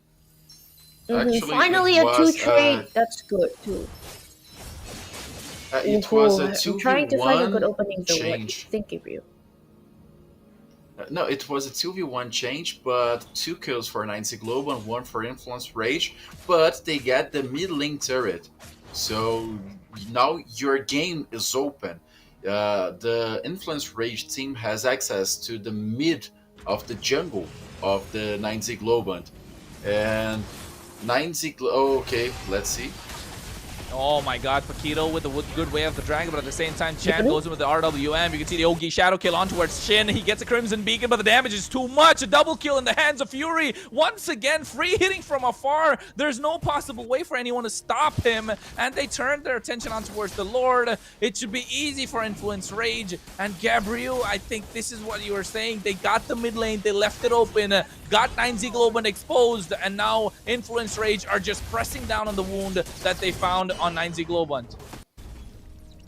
Yes, I'm starting to thinking that 9Z Globant put a lot of focus on Fury in the early game. Okay, again.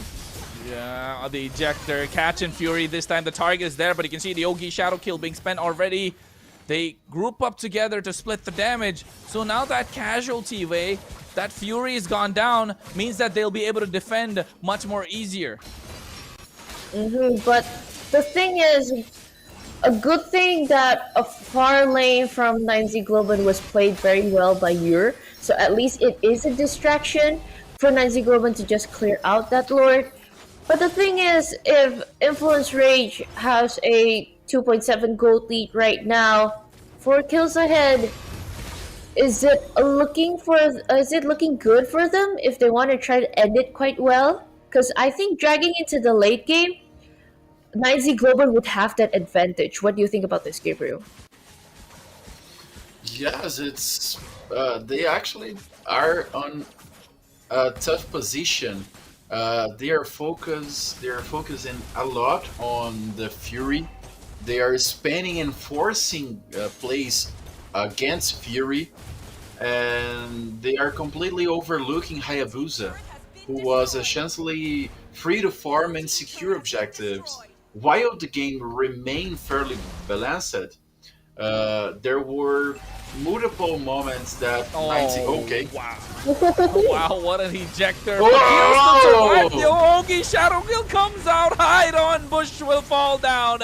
And now the rest of 9Z Globant will have to run away as their jungler has been taken away by Yotun, looking to flank from the side. The rest of Influence Rage trying to follow.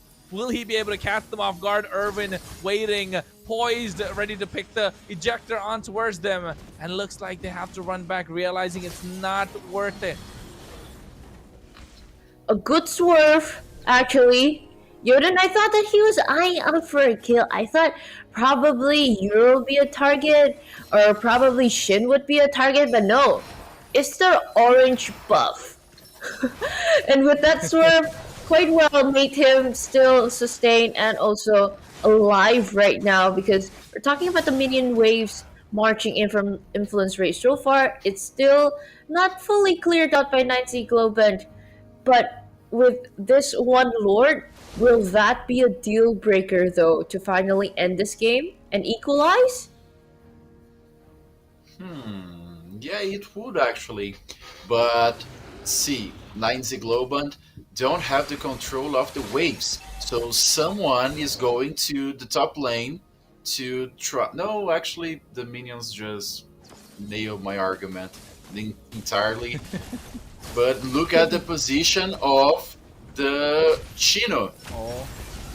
Yeah, they're going through with the concealed play and they get the target on towards Chan. You can see the ejector pulling them back, but at the same time, Chino is taken down. RWM is dropped. They trade 2 for 2, and now the double kill in the hands of Ur, whose damage is finally online. They reset the Lord and understand this is not the time to pick a fight, but well played. And now the threat of Ur is dawning upon Influence Rage.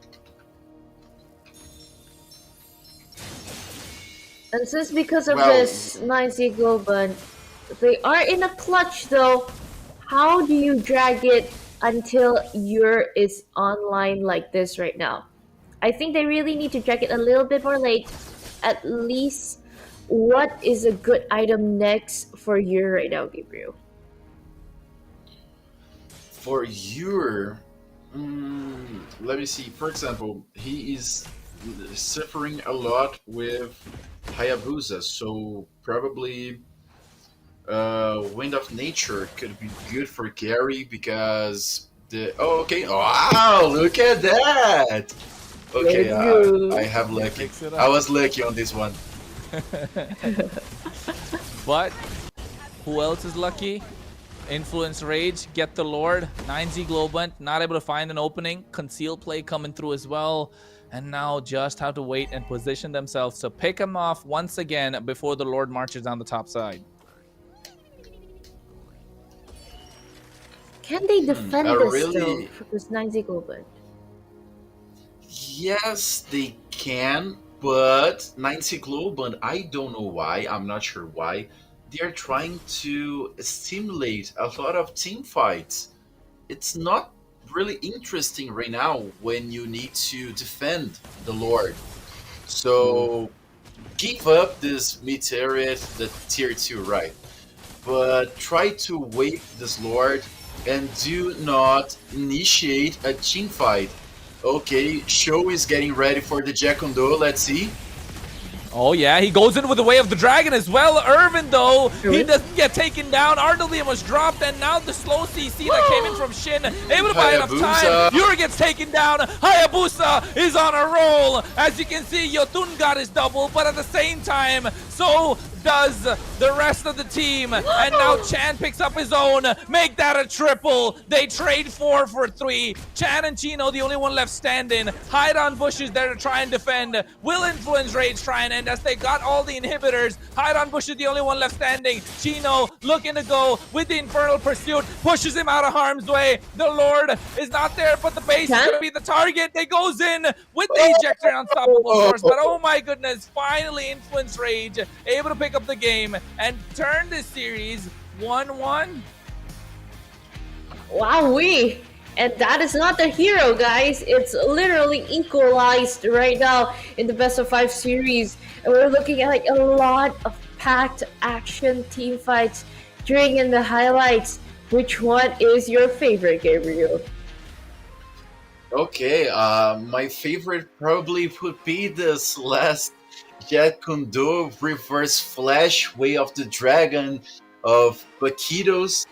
And this match was a really good match because, again, as I was saying, and as we can see, 3 minutes, Fury already died 2 times. 9Z put a lot of focus on Fury in the early game, but in doing so, they completely overlook Hayabusa, who was essentially free farming and securing objectives, while the game was still not in control of Influence Rage. There were multiple moments that 9Z Globant overcommitted in team fights, overextended them more than necessarily, especially in this forced attempt to shut down Fury's Granger at all cost. Fury wasn't even big in that moment, and by doing so, they ended up forcing way too many team fights, which one they lost. So I'm not sure if it was the best strategy. By this time, Fury was already on the match. Again, you see the Jawhead flashing, ejecting Fury's bag, but in which cost? Look, now he's alone, just died. Fury is free to do whatever he wants. It's a good play. Like, yeah, I'm not sure, but look at this Jack and Dubai show, a beautiful way of the dragon, and what an emotionally GG, because I was thinking they wouldn't be able to finish the game.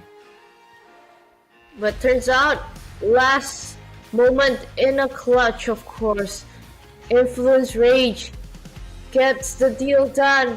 And wow, what an amazing game number 2 that we've seen here, with the drafts, with the unique picks, with a shocking new carry, a debut hero for your, wow, it pays off quite well. And I'm just waiting for game number 3. Can't wait to see what are they bringing to us in the table, because like in game number 1, it's again both games, it's not dominating, but the fights though, those little things made up such an immense gameplay that we've seen, and it's quite exciting to see. In wow, game 1, game 2, they gotta break it down. Game 3, will it still be on fire just like that? But to which side though? What do you guys think, Kronos?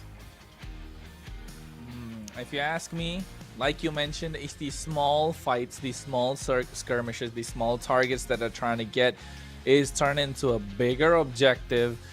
And I think Yotun's confidence is definitely on a high after that recall that we saw. We didn't see one all day. We saw one. He paid the price, but he won the game. And I think, Gabriel, the confidence from Influence Rage must be really high at the moment. Yes, I'm starting to get really good at the predicting outcomes just by analyzing the draft. I told you, the Influence Rage draft was, I like it more comparing to the 9Z Globant, but it would depend on how Hayabusa could provide and play. We saw Hayabusa with the Assassin's emblem, which one brings, it's the killing spree, to be honest. The regen and the speed up after dealing damage is increased, because when damaging heroes below 30% HP, instantly recover 50% of lost HP and gain 20% movement speed, man.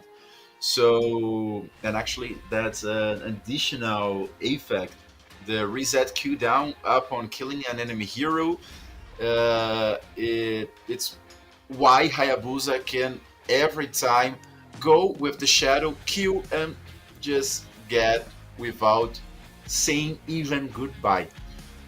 Comparing the both teams' stats, 5k on a 15-minute match, it's not a huge gap of gold, but 2 lords against none, it is. 2 turtles against none, against 1, it's a really good too.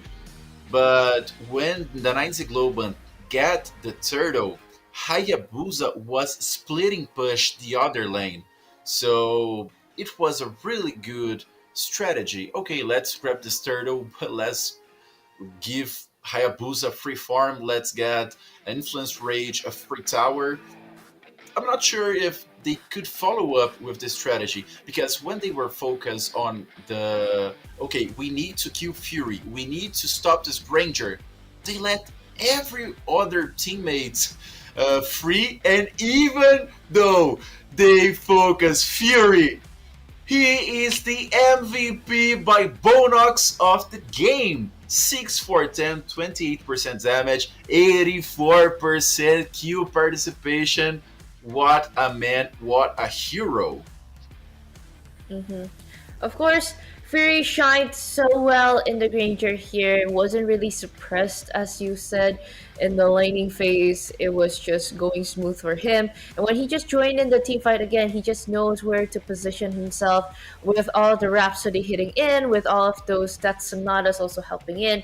And even though dragging into the late game, that carry was brought up quite well, and it kind of starts to sing a little bit, but still rising on top, giving out those nasty bullets, dishing them out against the 9Z Globan team. And we're talking about the overall things. I think from what Gabriel said, it's also the matter of priorities on what they can actually expand, on what they can actually try to probably rearrange later on in game number 3. Because from game number 1 to game number 2, that transition though, it's a shift between it. So probably if you want to suppress, you gotta full commit to it. It's either you gotta suppress on the gold lane or you just gotta let the jungle farm. You gotta pick either one. And those split-second decisions, that what makes those pro players amazing during that time. Because if you don't really get the early, what's next? What's your plan B? So you really gotta plan it out. And talking about rearranging priorities, I want to ask Gabriel, what type of priority should 9Z Globan bring in game number 3, and what should Influence Rage do to counteract in that priority? I thank you very much for this question because can I draw your attention to something real quick? What's that? In the last 3 matches, the MVP has been Granger, no matter which side he's on. Gusta Lagusta, Fury, and Ur, 3 Grangers in a row. So you need to prioritize the Granger. Okay, but what can I go to counter the Granger? Hey, Riff, come on, man. You is the best Harif in this match. It's your comfort pick. You bring us 2 times in the season. Why? Okay, Carry was a good pick. Yeah, it was a late game pick, not a middle game pick. And even though you started really well, it's a Granger in a 1v1 early game and mid game. Granger is better than Carry, and that's no comparison. So you need to bring your game. You need to bring your A game to this match because now, I would say Movina's gaming, sorry. Now 9Z Globan knows what is loose on this MPL LATAM Season 3. Because it didn't happen so far, now it does. Because it was the draft. Not only, it was the absence of good responding. So we see here, they are again doing the same bans. 9Z Globan has first pick. Okay, you got a first pick. Are you bringing Granger in? If you aren't, please ban it. Because you are not being able to hold Granger. Fury was focused the entire game. He manages to beat the MVP. He manages to, okay, I was 0-2, but now I want to play. And he could, because Carry was strong, but even Carry being stronger than Granger on the early game, Granger was even stronger. So that's it. I think the matter of priorities, okay, we gotta focus in getting his Harith. Or probably it's just also an exploration thing for them to, okay, let's just try and see how the carry will work during in this team fight. Probably, I don't know. But seeing it how it executed in game number 2, even though in laning wise it's great, but what's more important is how they try to support in during that team fight. And we've seen Influence Rage respecting that Chusin. Let's just close it off. Let's just take it in. First pick, Chronos. You see a Loyi. Wow. Okay. I was Next gonna one, say. I'm gonna ask. Yeah. I was gonna say What's this Lo next? Yi, if I'm not wrong, had 100% win rate, right? When 9Z Global were picking it up. I know Gabriel wants to say that, and I was gonna say you gotta respect that Lo Yi, but instant Lo Yi, instant Granger. Harriet, right, Gabriel? Now Okay, Harriet. Bring okay. out the Harriet. Come on, please, please. Don't let us down. You need to bring the Don't Harif do to the it. game, or even the Granger. The Granger, no, sorry, the Moskov. Oh, yeah, Yeah. it's early to pick. It is, but it's a good matchup because early game Granger is better. Mid game with 2 items, they're both really strong. It's not that huge gap that had between Carry and Granger. The Moskov at mid game it starts to hurt. So you need to bring one of those, but you still have Suhyu and Joy, and okay, they bring Joy and Jawhead. Okay, let's see. Strong. Strong, It strong, hurts to strong, and see. Joy was yeah. No, it didn't because Hide on the Bush, get the Joy on the first match, and almost was the MVP, but played really well. So Joy is a comfortable pick. Jawhead, we saw how they were unable to do it, and Novaria from completely nowhere. Whoa, okay. I mean, for It's too me, early it too. hurts to see. Yeah, it hurts to see because of the damage wise for 90 Coben. It goes really early aggro vibes. Novaria, I kind of get it just to open up vision for the Luoyi. Again, quite early. I think if 90 Globan doesn't pan out the Selena, it might be a good potential that Influence Rage can try Nancy Globan's draft in week 1.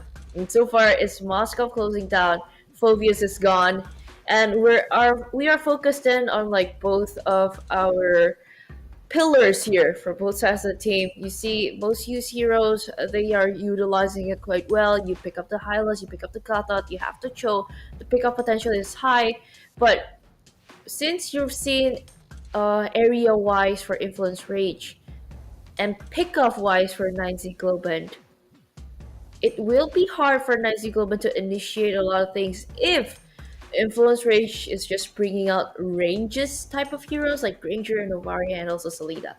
It's hard to catch, to be honest. It would I be think a really skill long shot game because it's a really good combo, by the way, but you bringing Selena on the Influence Rage team, you only get Gatokacha in the front lane because you still need a jungle. You can try Hylos jungle, but uh, yeah, you see that it don't fit really well because you only have Gatokacha in the jungle. It's you don't have any sustain to team fights. You need to get only pickoffs because in one team fight you will lose because Louis, Joy, all they all damage on areas. So you can be together. You will only have pickoff as your way to win. And if you have, for example, a team fight in the Lord, you will lose. So you need a sustain or at least engage to have control of this game.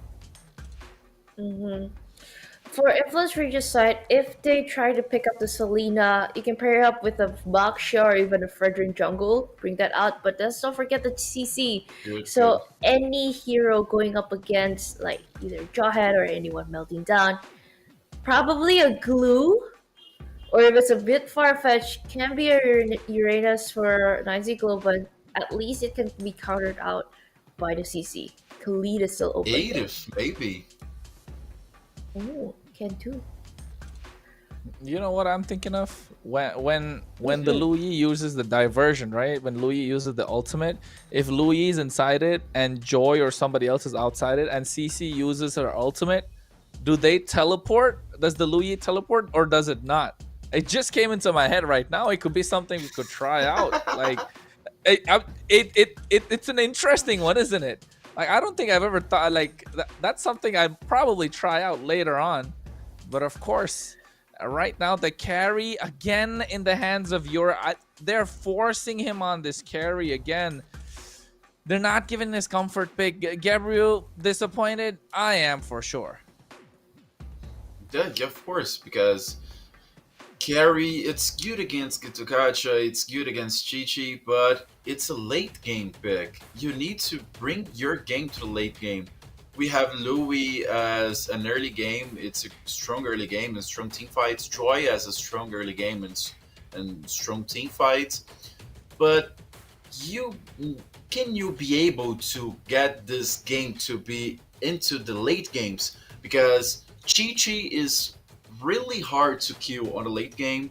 Suyu has a good scaping. Novaria will have an amazing damage on the long shot skills during the late game. It's interesting for you to get this game this far.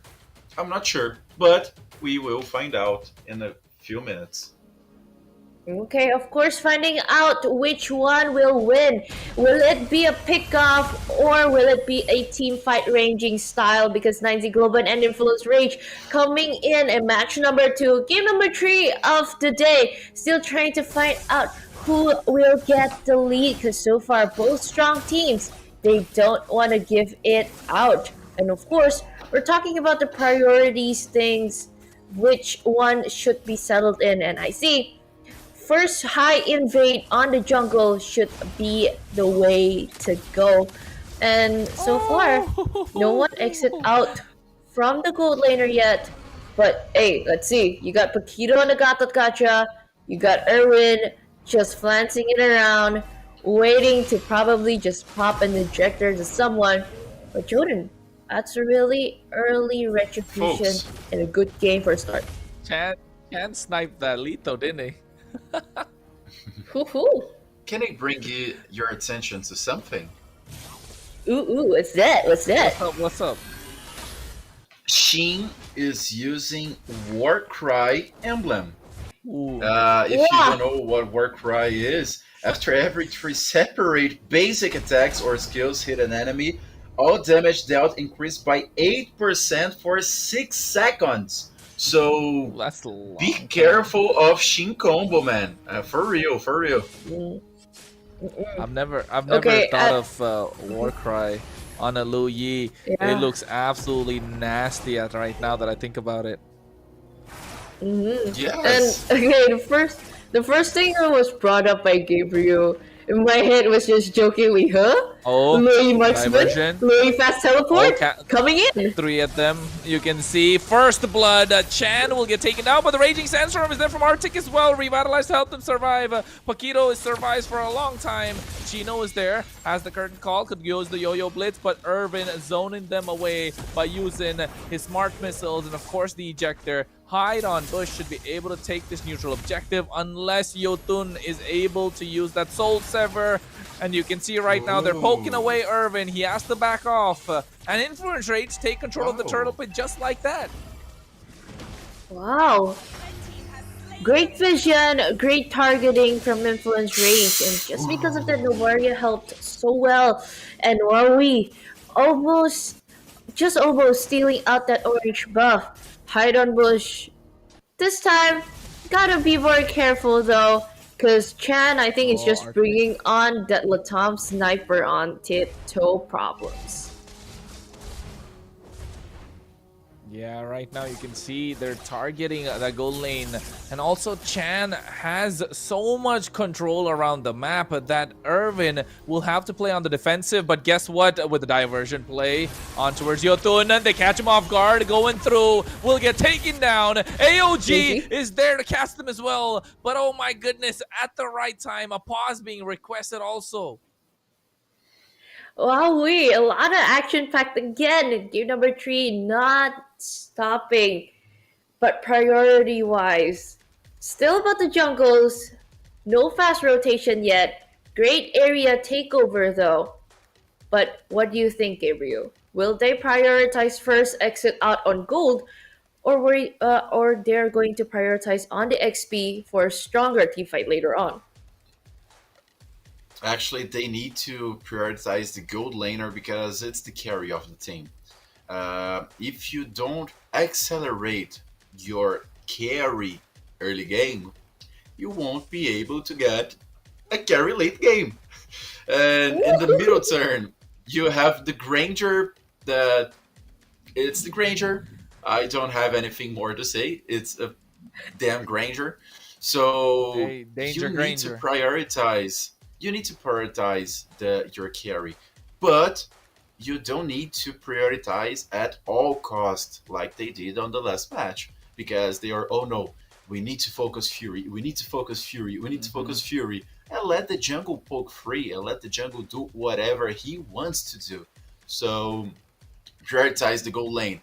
It's a good strategy, it is, but saying to your carry, hello dear, you you're not able to fight against a ranger. So what about you farm safe and we try to do something else?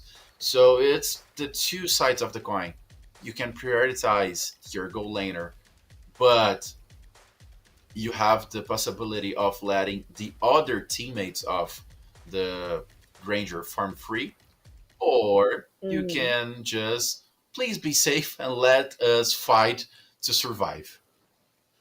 Of course, waiting to be safe, waiting to be seen, waiting for the right moment to just pop up like this right now coming into the game.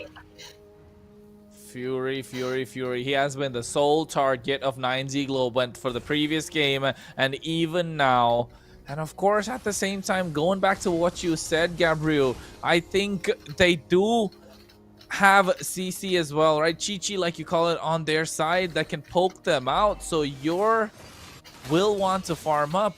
But at the same time, if Shin is able to make those diversion plays like he did so far, he will be a big game changer.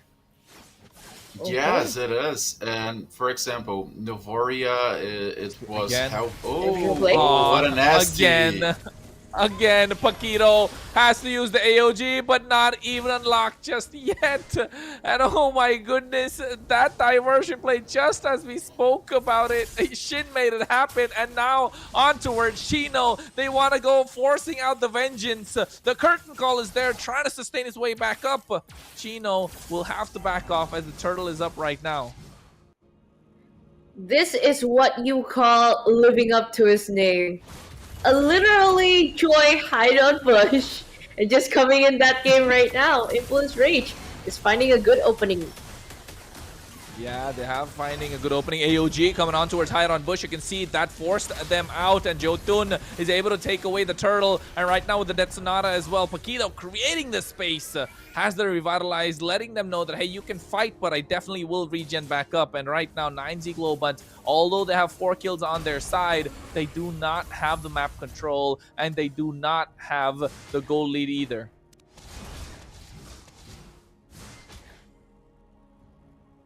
And picking up in this fight right now, Influence Rage, they are so far controlling the vicinity, but damage-wise, 9Z Globin somehow just keeps on finding ways because you know that you can teleport and also fast range quite well. Chino Will he go for the outplay? He does! Chino able to outplay. Hide on push 1v1. Oh my goodness, the curtain call was there. And you can see that's the instant replay from before where they went in for the diversion play, catching Yotun by surprise and then taking him down. And now after coming back online into the live feed, we take a look at what Chino did to hide on bush, shutting him down. And now the AOG from Keto taunting Arctic as well, and will take him down. Influence Rage are slowly finding advantage, but here comes the ejector. Here comes the unstoppable force. They take them down one after another, and finally Yuri's online. He flickers forward. He is on the aggression,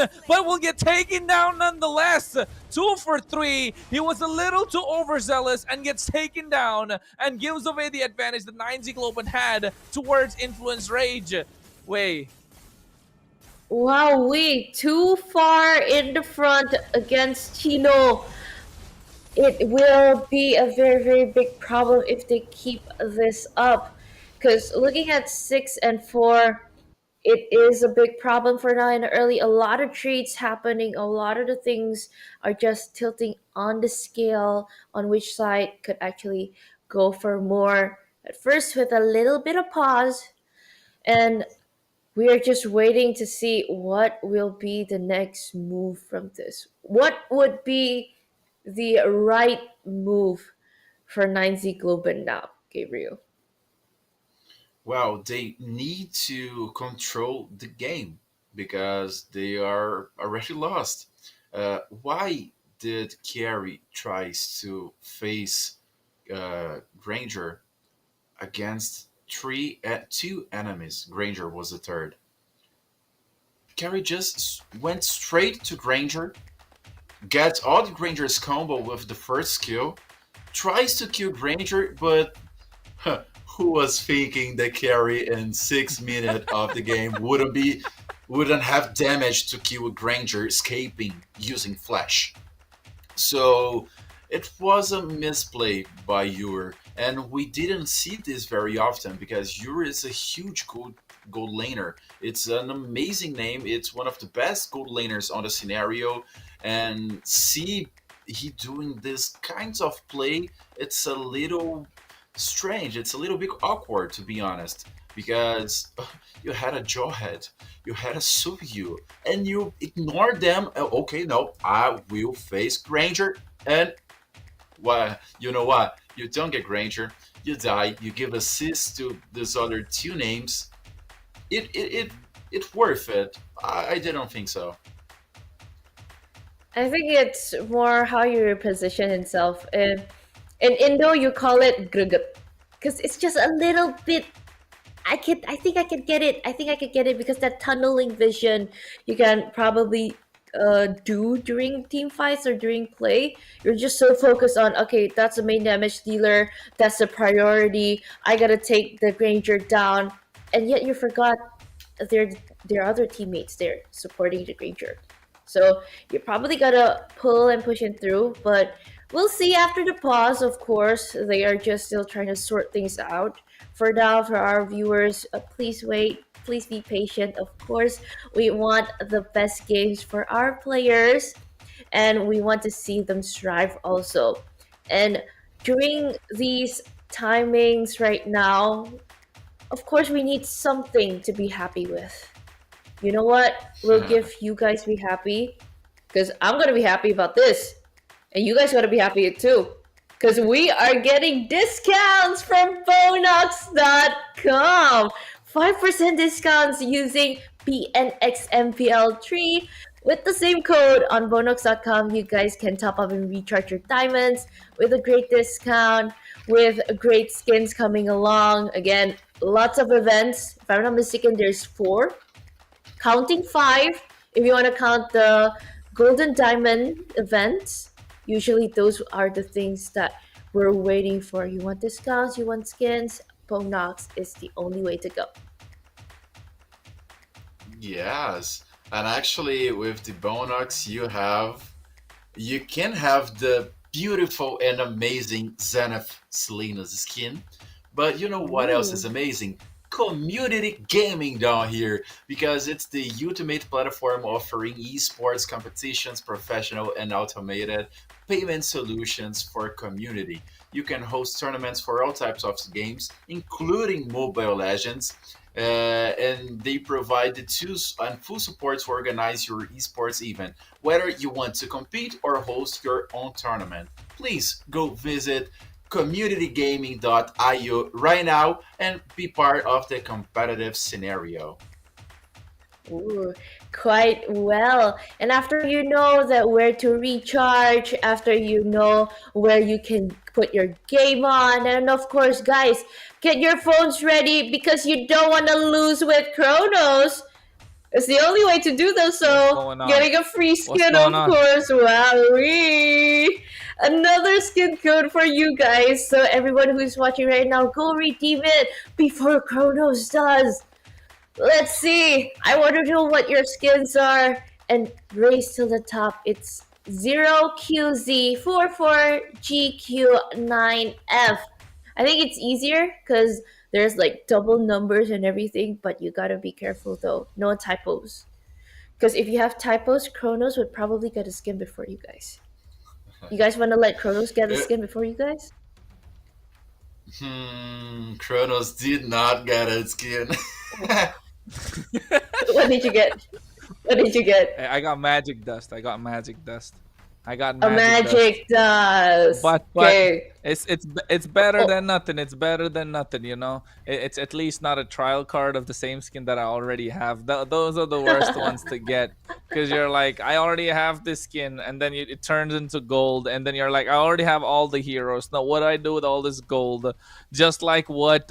You know, the Euro was thinking, I have all this gold. I can get the advantage for my team. I see Fury on the other side. I want to flicker, but I need to save my teammates. You know what? I don't need to save my teammates. Let go after Fury. But guess what? Fury was waiting. You ate a face full of bullets, and now you gave the advantage, like Gabriel mentioned, not just the kill, but also 2 assists to their carries nonetheless. And now they're looking much more stronger as we're heading into the gameway.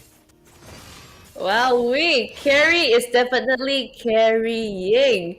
And carrying the game needs some good rest, of course. You gotta wait out, you gotta find a good moment, because if you're not awake for it, how can you try to target the objectives that you want? How can you try and find the opening if you are trying if you don't get the good rest you need? So that's why there are a few pauses right now. So even though Chronos is like, I kind of want to see it, I want to know who will win, I want to know if my 3-1 is correct. Nah, I mean, not just that, right? Because I'm still thinking about why did they put Ur on this carry again? The Herald was still left open. In fact, the Herald went through the entire draft twice. I don't think we've ever seen that before. Not just here in MPL LATAM, but also anywhere possibly. You always see the Herald being contested with the Granger. Alright, fine. You don't want to pick the Herald because you want... Maybe it's you're telling his team like, hey, you know what? I want to show everyone that I can play something apart from the Herald and the Granger. You have another natural counter with the Irrital, right? The Irrital is still a good pick. But why would you not go for it? Forcing yourself on this carry. And now you have to wait for the late game, not 2 items. You need a 3-item power spike, but 4 items to actually be able to survive and do anything. And it just baffles me that they had a dominant win streak in the first series, in the first week, right? They come to the second week, they take game number 1, and then all of a sudden, they just give away all that advantage, pick up carry, and you know you're the one that's dishing out the damage. You know he's the one carrying the game. And instantly, they do the same thing again. So now with the turtle being up, they're trying to contest way. Okay, quite well. AOG jumping into the back. That turns out it is a great turn for Sim with the Elixir 5 beats. Not good enough. Arctic tanking too much with the curtain call. Quite well, but Chino finally getting a kill. With all of that being said, it's just 1 for now. And you gotta do a lot of things for the carry to be a carry. Because I think he is finally getting a lot of gold funneling into them. It is a great timing to shift now. Again, rearrange your priorities. What we've talked before. If you can't get an advantage for height on bush, you gotta get an advantage for year. But the thing is, influence range. Can they still maintain this momentum that they've got? They have to try and maintain that momentum, right? And I just saw Yer picking up the golden staff as well. And I think Gabriel, they need another item for Yer to get online, if I'm not wrong. Because at the moment, Shin is the one that's making the plays. Yes, at least one more item he can handle up. But okay, now they are getting this turret. It's a good start, to be honest, of 90 Globant, even though there's a gap of 5k gold to influence rage because of the turtles. And oh my god, nasty! Paquito, but the AOG catches three, Holy gets man. the taunt as well, and there was a beautiful Astral recall, and you can see Fury was there still to make sure they can make something happen. That was a 5-man diversion, and it didn't work out. It was a Hail Mary play coming through as well, but Influence Rage sniffed it from a long way. Sniffed it quite well, okay. And turns out it was those fast instincts by Influence Race who just jump in with the AOG. Probably if you can cover, you can cover. If I'm shocked up, it's okay. Because you know what? Because of that timing, 90 Globant is being pushed back a little bit. Influence Rage get total control of the Lord area. Total control of the Lord area. Now the Lord in their favor. Influence Rage will be looking to penetrate, of course. And where will they try and get that through? Are they going to be able to defend 9Z Globant, Gabriel, with the itemization that they have? Let's see. Okay, Carry needs to get at least 2 more items, not only 1, because Fury is already really big. Height on Bush is increasing really well on this damage, and you can see at the Holy Crystal. So they can defend this Lord easily if they do not start another team fight. It would be a beautiful engage, but today is Paquito's day.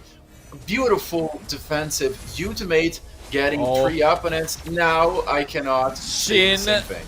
Target takes down, killing spree. Fury, what's going on? You're again, but the ejector coming through. They take down Yotun, and the curtain call is there. Double kill in the hands, of course. Fury make that a triple. 5-0-1 KDA. Fury is on a Fury to make sure he takes his team to victory. As you can see right now, they are there making sure he wants to get the Maniac, not really going for it just yet.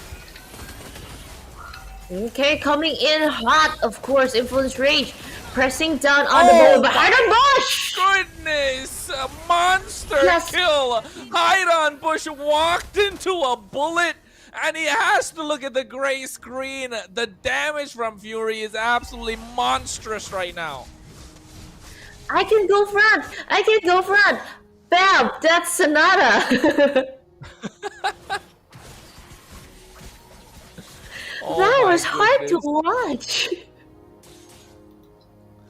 It was, wasn't it? And hey, it's all thanks to the itemization. Coach Gabriel, could you walk us through that?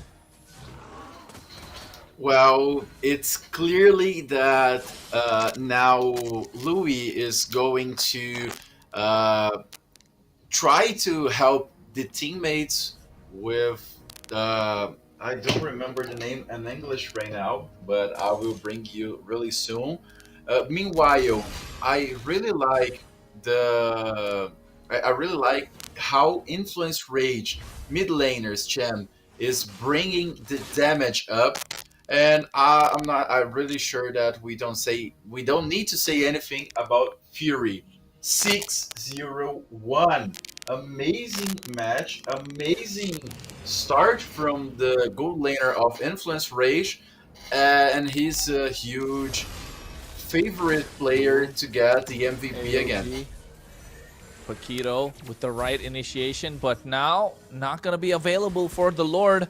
And look at the positioning coming in from Arctic. He could actually snipe them from behind with that Raging Sandstorm, but they are going away. They do not want to make a mistake again. And Highland Bush is not even present. They sacrificed the Lord.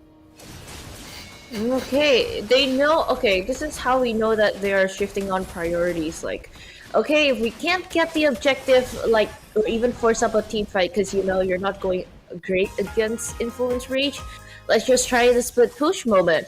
Let's try to just play on the far lane. But even playing on the far lane, I think Influence Reach, they already have the power to just clear everything up. Because if you look at those turrets, it's just all still standing strong. 2 turrets on top, and same on the middle, and even on the bottom, they still have like 3 turrets. It's kind of hard to try to push back though. For IZ Globan, it should be not a problem because you know you have to carry, you know you have to Loyi, that you can still rely on during the Lord barged in. But tanking a lot of damage from Inference Rage, I think that would be another problem though.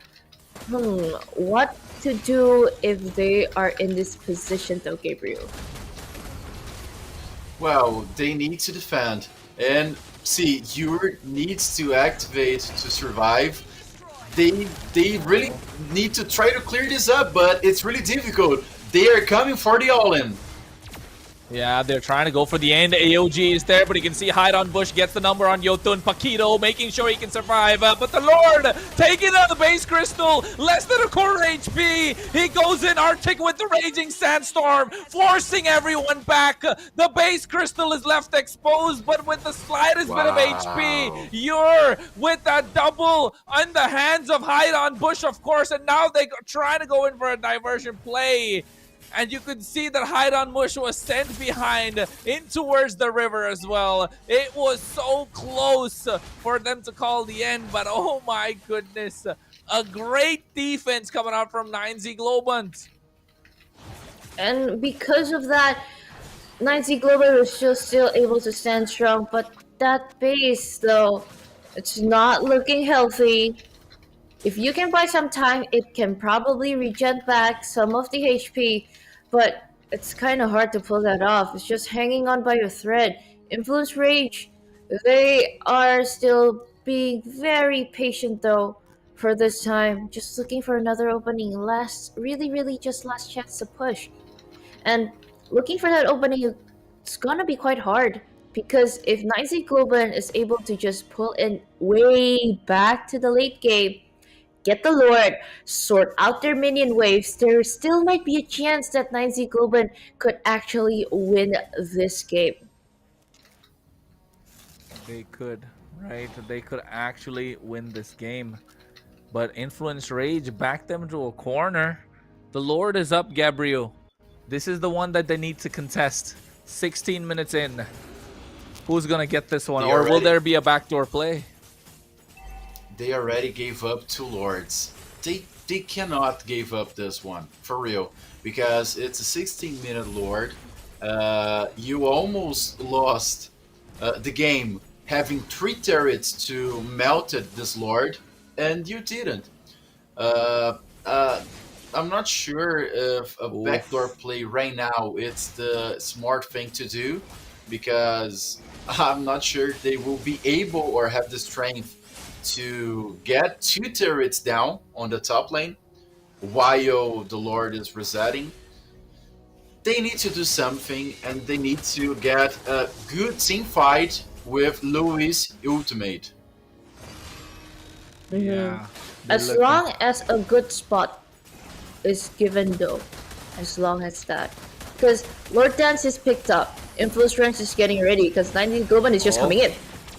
Conceal, AOG is there, but at the same time they catch them. The Lord in the hands of Chan, and now all hell breaks loose. Irvin falls down, and so does Yotun. You can see the minions are crashing in on towards the base. They will have to recall, but 4 taken down for Influence Rage. Chino's the only one left standing. He's not letting them recall. The base crystal. The minions came back at the right time. Ure is there to save the day. Somehow, some way, they found a lifeline. 9Z Global Globant are still in it to win it. The Lord is marching down the mid lane. It's an 18-minute Lord, but still, there's no support given by Influence Rage to try and take advantage. Wow, wait! Oh my god! I thought my heart was about to drop like that base, but turns out, nope! Nope! Somehow Chino still doesn't have a pull in on not sending Yer and also Hide on Bush going home. It's just, at least the Lord is trying to barge it, at least that. But you know what? Two main damage dealers in Nice Global, and even you're finally handling on that Windtalker. As Gabriel said, at least 2 items. You gotta finish that build. And if you finish that build, again, there is a chance that Nice Global could actually pull this off. As long as you get the Lord, as long as you get the minions, as I said before too. But right now, Influence Rage, they keep sending minions in. At this rate, But whoever can win, whoever can take it all, it might be they might have a chance with this one. But actually, right now, you're just so the boots to do the Wing Talker. And ultimate, oh my god, let's see! Oh my goodness, but the damage is way too much. They catch Fury off guard and then trade with Hide on Bush. But guess what? Yer is the one dishing out the damage, takes down Chino. After he popped the Vengeance, he melted him like butter. And right now, with the help of Irvin, you can see that they're trying to tank the tower as well, making sure the Cannon Minion can survive. Take away 2 turrets in the mid lane. Yer is dangerous. Yer is unstoppable. And right now you can see he gets melted down. Immortality to help him survive, but still makes it out of there with the flicker. Irvin sacrifices himself, but he gets shut down by the snipe from Chan. And now the minions are there trying to end the game.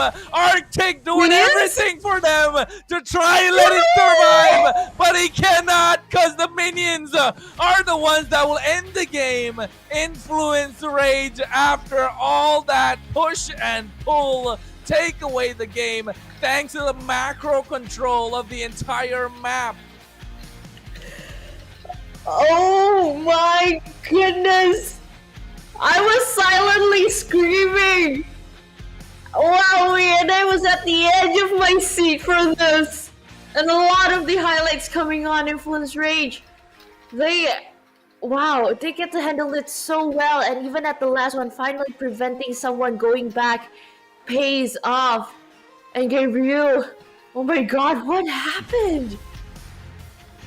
What happened is that 90 Globant stuck with the carry pick, and they had to wait for carry to scale before having another strong carry option in the game.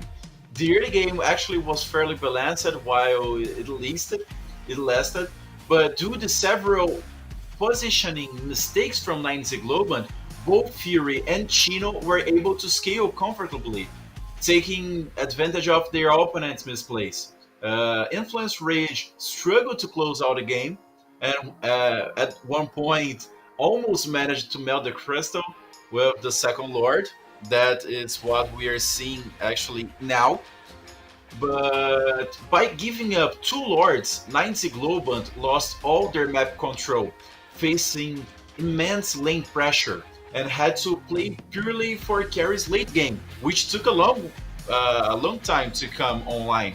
We only truly saw her impact in this team fight, that 7-minute team fight, where they lost the Lord but managed to take down 4 enemies. However, losing all the map control and constantly dealing with evolved minions waves ultimately led the downfall. They lost the game to a minion-only backdoor, simply due to a lack of wave management. That's a mistake you cannot do in the MPL LATAM. You are on a competitive scenario. You lost the game on a minion backdoor because you wasn't able to manage the wave control. Man, you need to train a little bit more than this. It's gonna be hard though, to be honest, looking at that position. And because of W minions, The only thing that came into my mind it's time for us to steal the moon, but in this case, it's the base. Oh my god. It's Yeah, a reference for a Thinking- movie. I got a No, reference. I'm- Really good one, to be honest. Wait, I didn't get it. It went over my head. I'll figure it out after. But what I was thinking is the MVP screen has got to be filled with the minion, right? It's got to be that cannon minion for that MVP, because that's who the MVP was. At least looking at it so far. Yeah, no doubts about it. And we can see another huge match from Granger. I won't say the goal laner name, because Granger Lagusta, Granger Ewer, Granger Fury, they're amazing. 4 matches in a row, Granger is being the MVP. Carry played really well. Ewer, you in the late game was amazing. But they had Novaria, Suyu, Chi-Chi. Novaria, no, sorry. Suyu, Chi-Chi, and Paquito to get on the carry. Jawhead has only 1 eject. He can protect 1 time. Khaled, it's not that good protector, but his ultimate, it's even okay to try to protect. But what else? Chi-Chi can reach easily on carry. Suyu, more easier than Chi-Chi. Paquito, the Gatakacha, only needs to get a ultimate and do the front line, while you have Novaria and Granger outranging skills on the other carry of the 9Z Globant. A really do game, while we saw only 1k of goal difference between the 2 teams.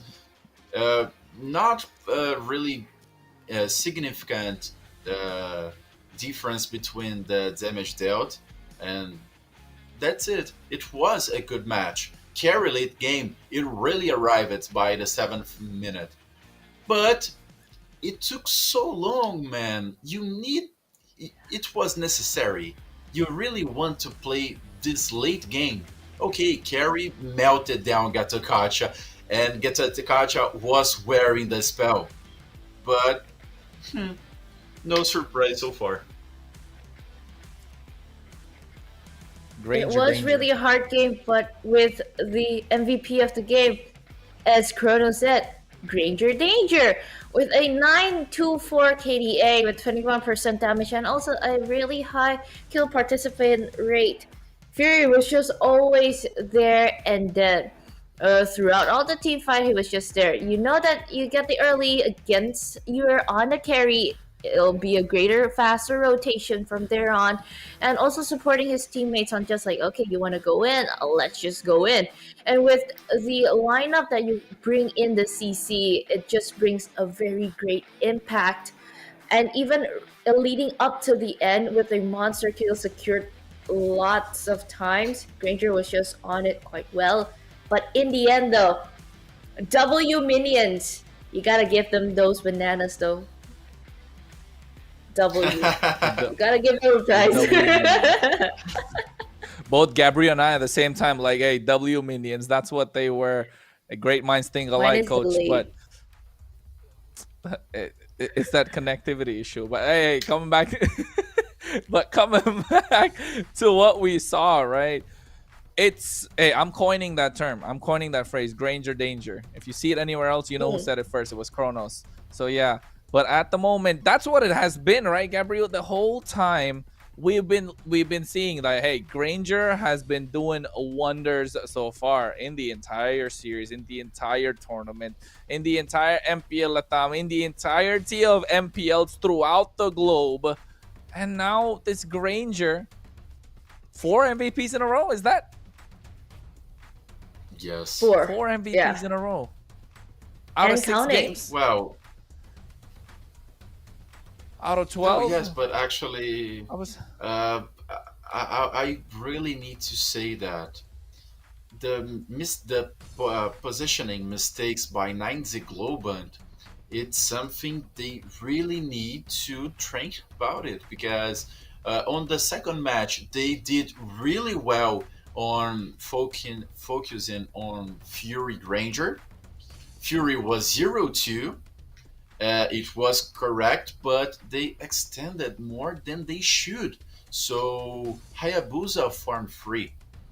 Okay, I got the Granger off, but what else? Okay, Granger is off, but Hayabusa was as strong as I don't know what. So they even they do the right thing. They forgot. They okay, no, now I focus Granger, but that's all I need to do. No, you forgot the rest of the team, and that was a really tough situation that 9Z Global now really need to. Let's see what we are going to do. We have the first pick. Are we still letting Granger, the twice MVP in hand of Fury, stays on? We are picking Granger. What we are going to do? We let they get Granger, but finally we will get the counter of the Granger, the Harith. They need to think about it because okay, no, I won't pick Harith. I don't want to play with Harith. So please do the banning of the Granger. The 90 Global, you didn't know how to play so far against the Granger. You let it poke free. They are letting the Granger grows like a monster, and they need to be careful about it. And wow, And okay, so far a Matilda ban. Gatot Kacha say goodbye to it. No Fanny. Again, I was really hoping Hard on Bush plays as Fanny, but no. No teleportation Yes. also. Goodbye to Chip. Bye bye Loi. Or open Loi. Hey, they What didn't is have a interesting problem here, last Kronos? time. They didn't have a Oh, problem last true. time with that Lu Yi. It was dangerous in the early game, right? But come mid game, this Lu Yi started not being a problem. So I'm assuming if Uh, this Lu Yi is left open, it should be all right. But here, I'm still waiting for the Granger Harrod. That's the two we're looking for. Actually, Louis was the reason why we get the game until the 70th minute. Because it was Louis ultimate that helps Joy to get the not quarter kill, but the 4 kills on Rage team. It was Louis' ultimate. So and the late game didn't go really well. But this play saved the game in that moment for 9Z Globant. But okay, I agree that Zuxin is worse. It's worse, no, it's a bigger problem than Louis so far. But what I don't understand is why 9Z Globant ban Zuxin if they have the first pick and First probably would be the ban of the Influence Rage. They are thinking different than the 3 first games, and let's see, because no Louis too. Oh, my God. The first pick a Granger. Finally, prayers have been answered. No Suyo, no Joy, no Phobius, no nothing, and no Herod. We want Granger. Yura's like, I am tired of the carry. Just give me the Granger. And he gets the Granger. Not in the mood of a Harith, it's okay. At least I get the Granger. All good. All G. All G. And Nicey Goban, It's okay. this is what you call priorities, man. Sort out your priorities. Get the Granger. Let go of the Harith, it's okay. Even if Fury handles the Harith, I think I can do that. I played it quite well. I know it's in and out. I know it's front to back. At least I'm on a Granger. Try to overpower it. It turns out Jordan also securing a power hero.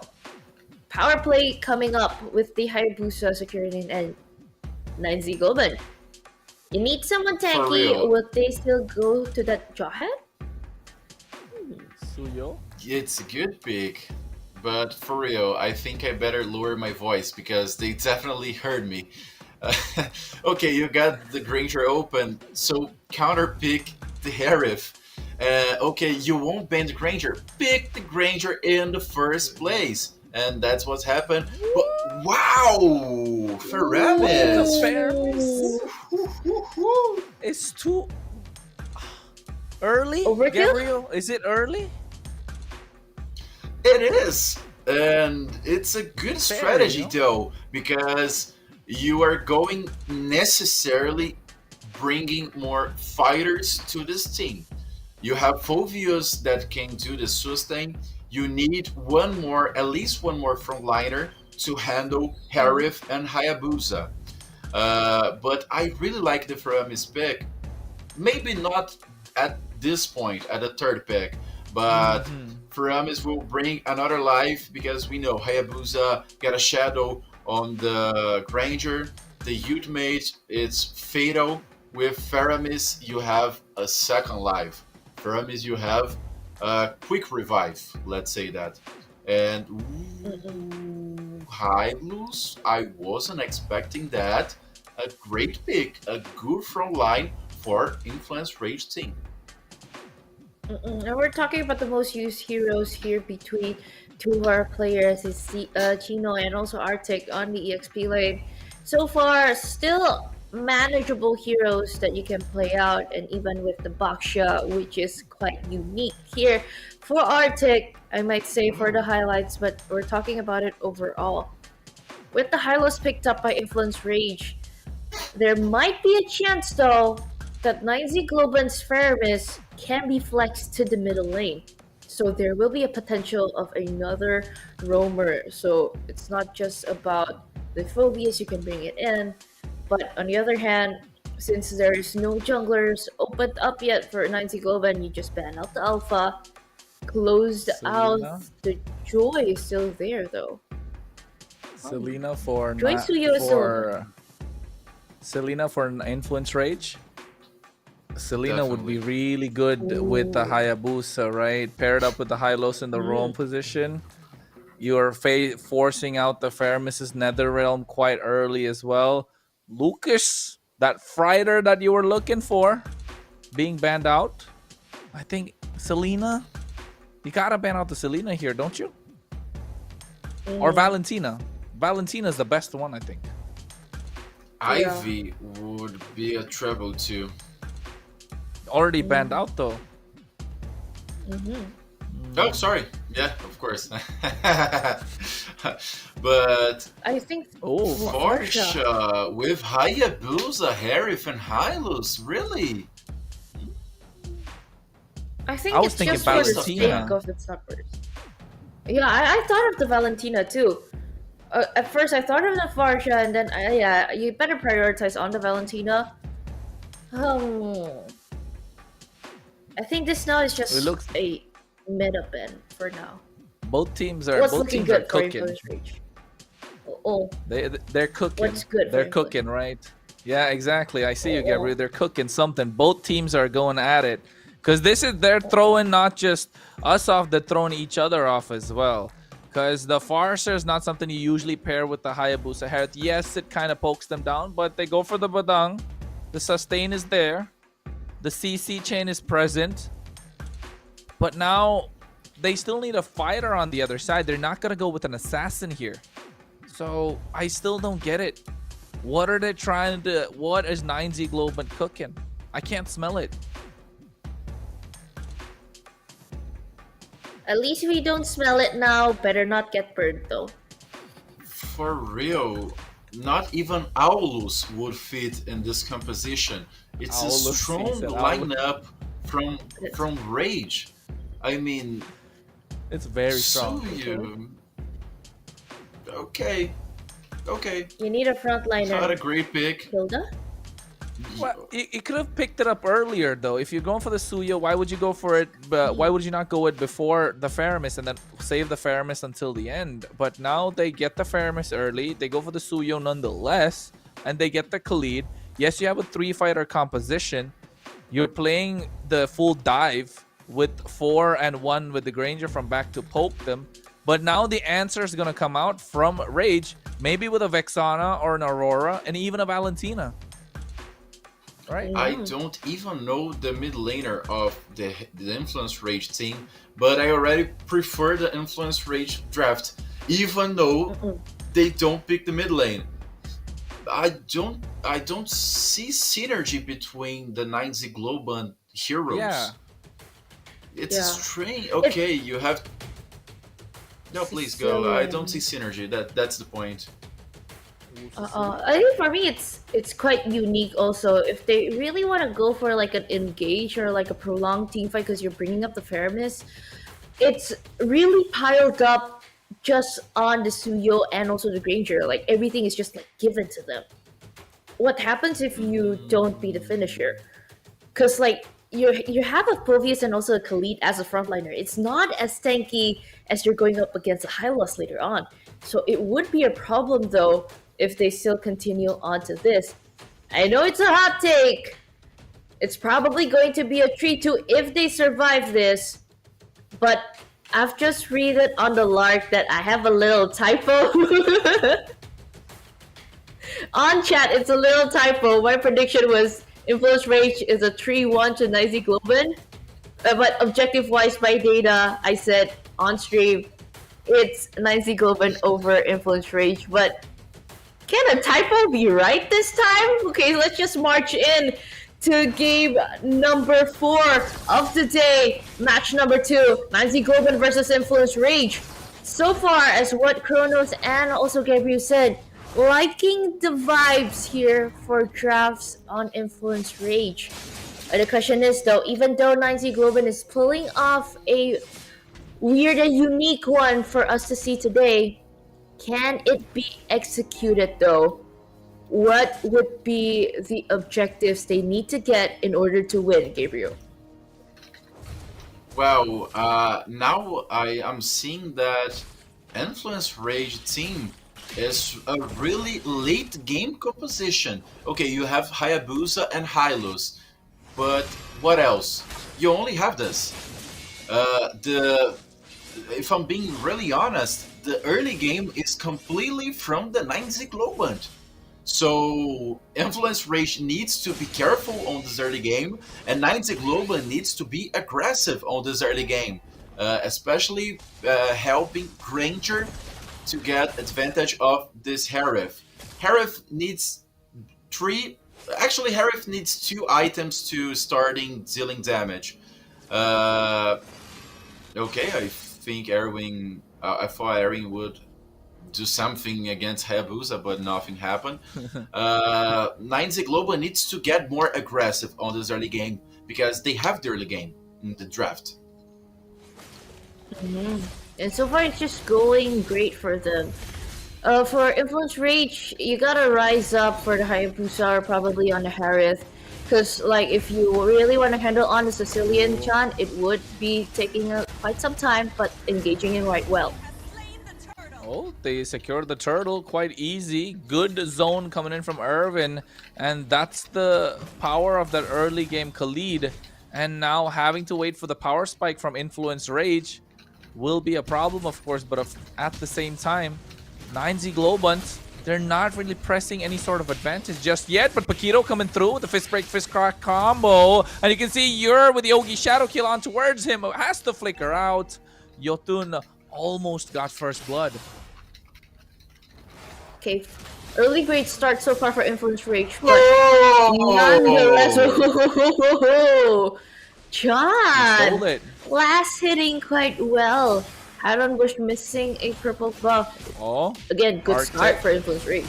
Gets caught out. Oh my goodness, what a pushback at the same time. You can see first the blood. Paquito gets taken down in Nether Realm, helping the rest of 9Z Global survive. But here, Yotun with the Quad Shadow could make a play, realizes he's out of caliber here, will have to go back. And now that was really well played by 9Z Global, and Influence Rage will have to give the first blood away. And so far, finally, one of the things that 9Z Global can get in the early game is the first blood, which is good, but on the other hand, on top, Oh no, Yor gets picked off solo. That's the power of the Hayabusa once he hits that level 4 power spike, right? And especially after the slight change being made to him as well. If he gets those stacks on towards you, the damage is gonna be much higher. And the stakes are higher also for 9Z Global. You don't really want to prolong it into a 5th game, even though it's a best of 5 series. It would be hard to just take back on what they've started, because so far the turtle is coming up, of course, but Influence Rage have their eyes on it, and Paquito and Chino is just not letting them have it. Yeah, and you can see Bat's Feast already being unleashed, and at the same time, right now, Influence Rage, they go in with the Glorious Pathway, they crack them with the crack combo, but right now they're trying to go in, Zaman Force drop down, Fury's dancing around, the damage being dished out, and Infernal Pursuit from Arctic takes him all the way there, and now Yotun wants to get the Retribution, but stolen away by Hide on Bush, but the Desert Tornado trying to dish out the damage. Paquito will have to flicker out. Chino might pay the price to let Chan and Paquito run away, and yes, he does. Double kill in the hands of Yer. Oh wow, finally there's something that we would like to see for 9Z Global, a turnaround and a good start, of course. We're talking about the equipments. Finally it equalizes on to 9Z Global's favor, but on top side, it would be a problem if they start a fight here. Yeah, Paquito being zoned away by Irvin. He's doing a really fantastic job, but at the same time, on the bot side, 1v1 Arctic versus Yotun. You can see the Quack Shadow going through. You can see the Ogi Shadow kill expended as well, but Arctic able to survive. But on the top side, Yer is on a killing spree. He gets the double. Finally, once again, this Granger is finally online. Danger Granger on the hunt from 9Z Global. Danger Granger indeed. And 9Z Global, they are coming in strong, even invading in all of the objectives that they can get. They can try to push back, even up leading to the 5th minute. You're down 2 turrets. It is a great run for them so far. Even they are eyeing on the 3rd turret down bottom. Paquito finding an opening right now, but it's spotted out by Arctic quite well, Chino. Finding a way. No sandwich gameplay so far.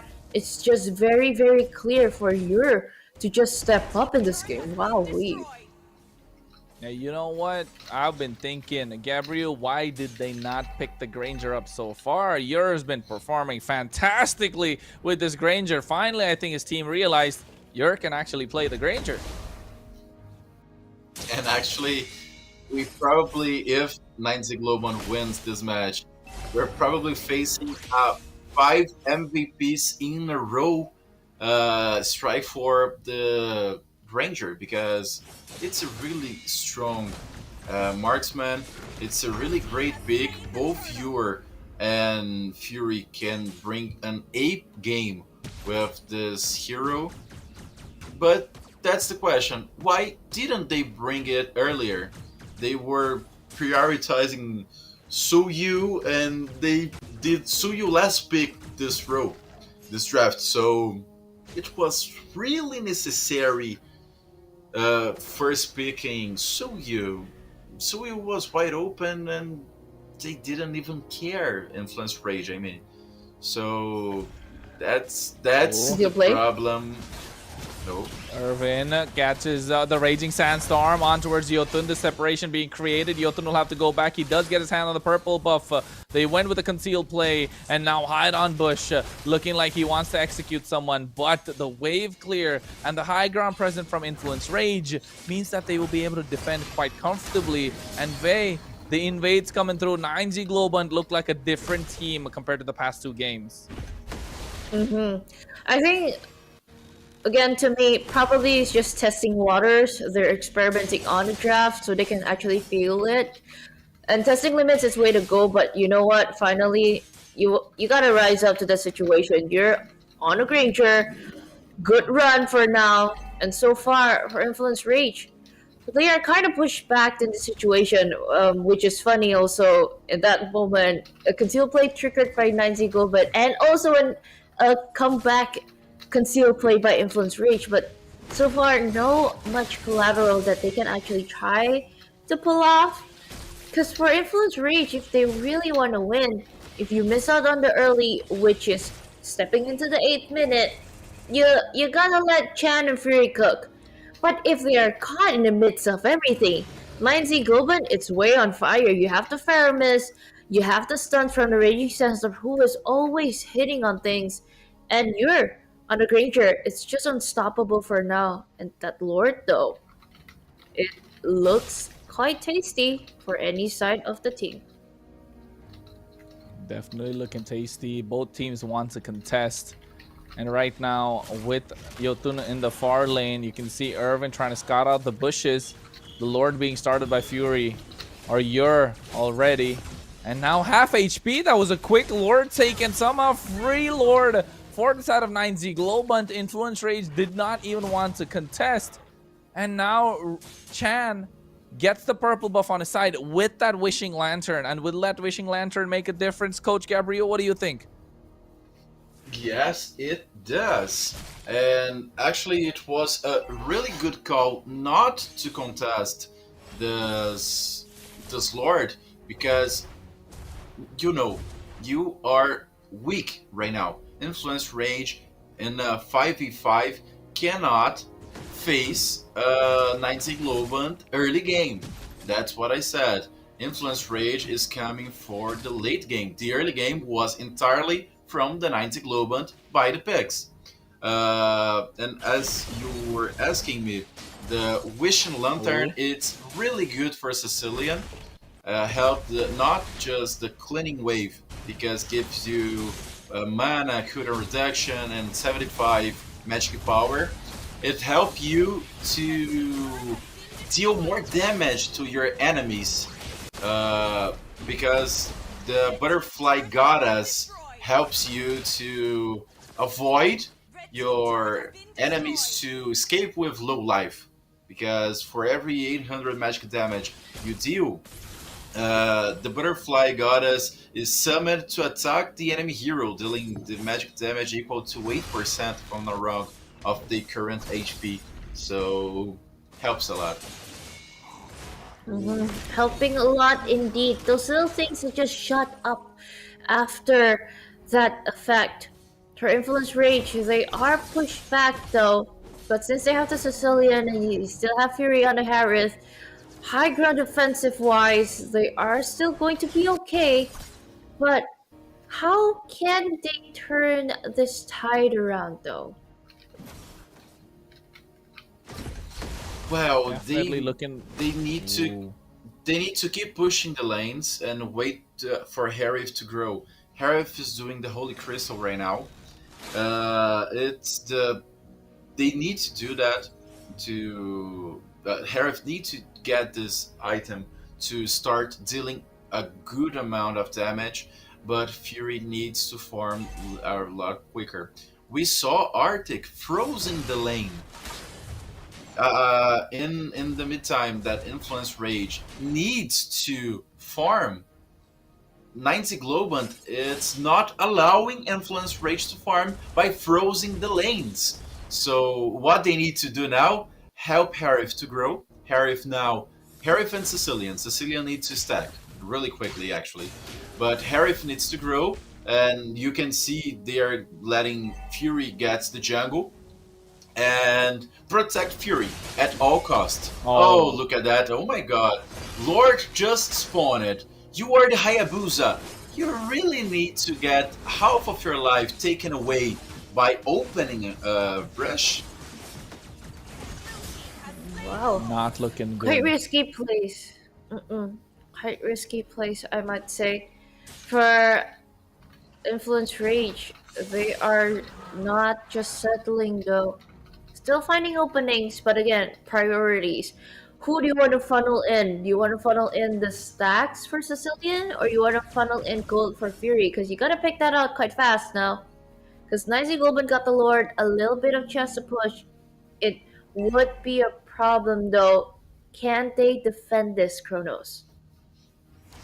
I'm not really sure. Looking dire for the side of Influence Rage, but they do have the high ground. They do have the range coming in from Chan. Irvin will be looking to make the play. All eyes on this Khalid right now. As you can see, they are trying to go through. The Lord is there, marching down the mid lane. You can see the Raging Sandstorm connects onto where Chino, but Yotun try to go through the back line. Yours, Wind of Nature already baited out, but at the same time, hide on Bush is there, and the Yogi Shadow Kill expended. The Nether Realm helping them survive, and that's what it provides. But at the same time, Arctic zoning out Yotun. Lord taken down to a quarter bit of HP. Chino gets pulled back. But at the same time, they're able to defend. A clean defense coming through. Yes, they lose on the mid lane inhibitor, but not a single life paid to the side of 9Z Global. Very well defended by Influence Rage, and I don't think they want to take this to a game number 5. They're looking to try and take this game right now. And coming in again, of course, Influence Rage. With the Glorious Pathway slowing everybody down with the Inferno Pursuits coming in, and even the Summon Force forcing it out, everybody! Backspace helping out the damage, but Yurg gets the kill. Arctic follows up too, but Influence Rage leaving only 3 people. 9Z Global pressuring quite well also. Are they looking for the end? They have a big wave crashing up top. A minion wave just spawned for the side of Influence Rage, but the range coming in from Chan. The wave clear is present. And right now you can see they get the Lord. Rather, they got the inhibitor on the top side, but they don't want to end.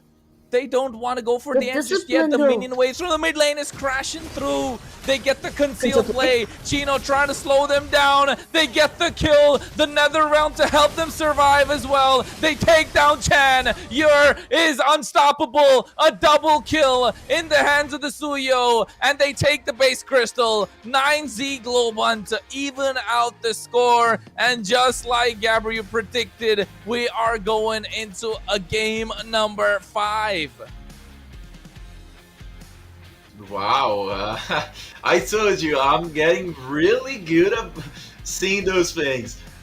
In this game, we saw a very strong early game from 9Z Global, prioritizing Granger's farm while still contesting objectives. They secured all the 3 turtles, with the entire team consistently protecting Ur in most plays, except for that one at the 4-minute mark where Hayabusa managed to kill Granger. And right after that Hayabusa kill, the Argentinian squad made a smart move by shifting to the opposite side. Focus on their first tower. They found a great balance between supporting their gold lane and gain map control by taking down turrets, and both lords were left uncontested by Influence Rage doing the overwhelming map pressure.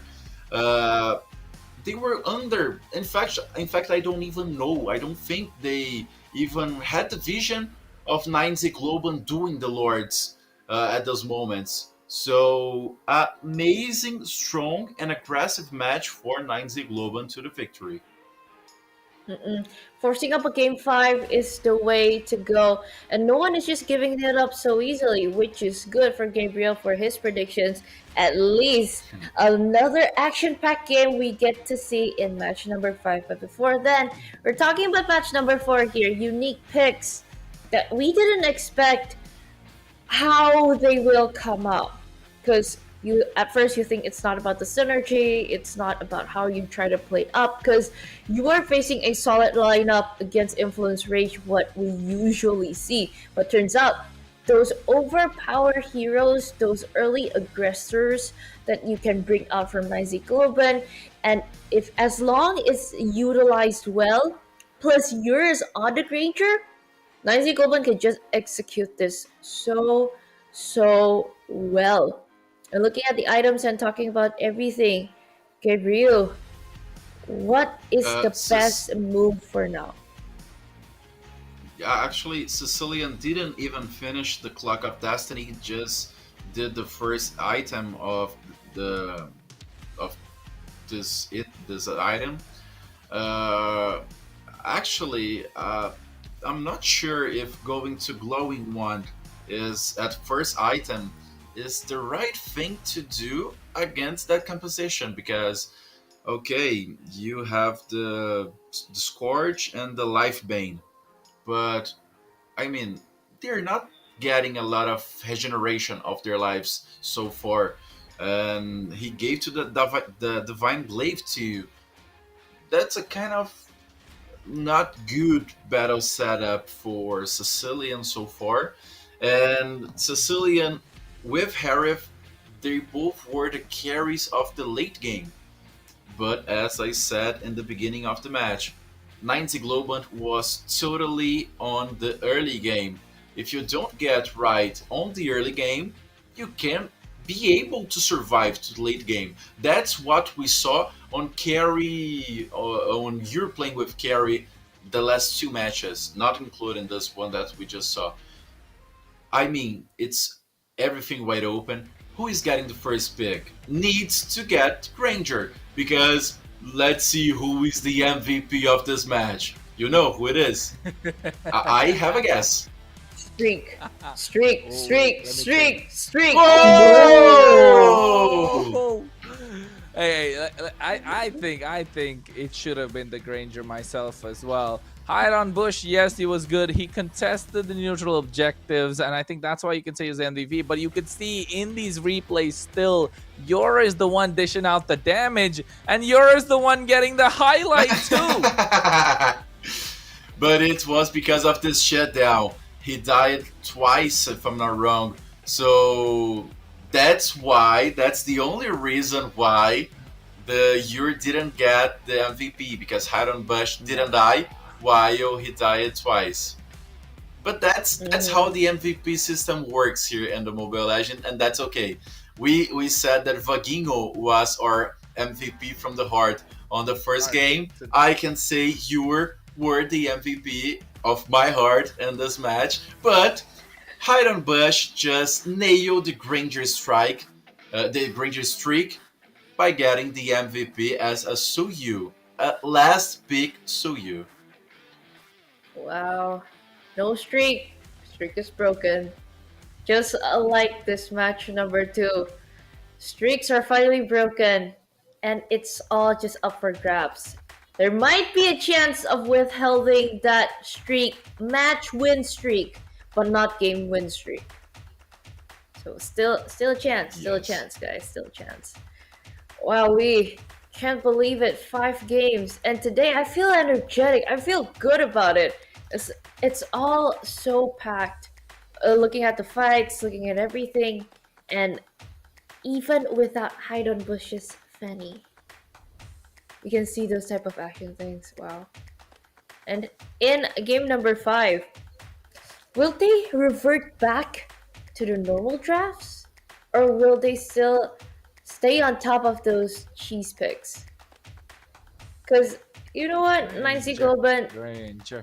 they won because of those cheese picks. Or they won because of that Granger. Granger. Jordan says it's Granger. I'm gonna say it's gotta be the Granger again. Exactly. Let's all go. When we see the pick that has to be Granger, that first pick, we all start screaming Granger, because the way that he's been playing the Granger, not just Fury, not just Yor, we saw Gusta Lagusta as well. I think he played that play is still in my mind. That absolute outplay, that 1v2 that he did, it's got to be the highlight of the night, to be honest. But there was another play similarly done earlier as well, and it's all just the Grangers. Nobody leaves a mark like the Granger did. And this Granger danger that's present right now in the MPL LATAM Season 3 has to be respected by either side. And now, looking at the way that it's been going, Gabriel, you think, yes, you have the Suyo that could be the first pick. Let's forget the Suyo. Let's forget the Joy. Get that Granger first pick. You think that's the way to go? Yes, it is, because both teams, for example, we have 4 matches. Granger has 100% win rate on those 4 matches, because the team who picked Granger won the match. I'm not saying it's the key to win, but definitely it's an easier way to win. And actually, if I'm being completely honest, I will disagree with you, my buddy Kronos, because for me, the play of the night was that ultimate with the Gato Kacha after the Luis ultimate. Luis just went the one to that 5 players against the Gato Kacha. Yeah. That To was use his ultimate and pick 4 players Yeah, of the that other was team. good. It was really hot. So That was good. that's my Yeah. prediction of And, the play of the week. Play of ooh, the week. and to be honest, Ooh. I think It I can would be. probably agree. I probably forgot that Gatot Kacha play as well, because I know like diversion play, and all of a sudden like they predicted it. That's the best part. I think the Gatot Kacha predicted it a little bit as well with the taunt and went in. Yeah, that definitely could be the highlight of the week. But hey, only time will tell. The draft's already here. Are we gonna see the Granger ban? Ooh. Or is it still Let's Influence Go? Rage first pick now. Oh. Switch sides. Blue team now, it's the Influence Rage. They have the first pick. I would ban Granger immediately. It's either that or never mind. I was waiting for like if they pick up the Granger, it's okay. Give you're the Harith. I want to see the Harith. Close it off with a comfort pick. But never mind. No, they I think I can understand be the a power. coach someday. You are already a coach. It's okay. That's good. Gabriel is RL predict. Well, let's see, because I predicted 3-2 tonight the Globant, and ooh, might be spicy because Influence Rage is bringing the A game to the match again. I'm pretty sure Louis is no longer available to this draft, and let's see if they're going to go with the ban with Zuxin. They already took off Chip. I think Zuxin needs to get banned, but I still have Matilda open. Oh my god. That's a hard draft for the 9Z Globant. Okay, do we let Matilda or do we let Zuxin? If Rage ban one of these two, it will be getting the 9Z Globant life really easier. And also, so far, it would be a good trending thing to they can just keep that up, because Chuse was just performing so well in week 2. Matilda wasn't really left open, if I'm not mistaken, though. So it would be nice to see it perform. But what combination is this team going to bring up? Why? Chuse is out. Matilda is still hovering around. Could be a ban though. They're forcing But Matilda. what combination? No. Oh yeah, no. They're closing it off. Okay, I predicted the other two bans. Harith? Suyojoy? Harith? Yeah, you can actually give deny, either the though. Suyo or the Joy, and then you pick up the other, right? Yeah. With the you Phobies. deny it.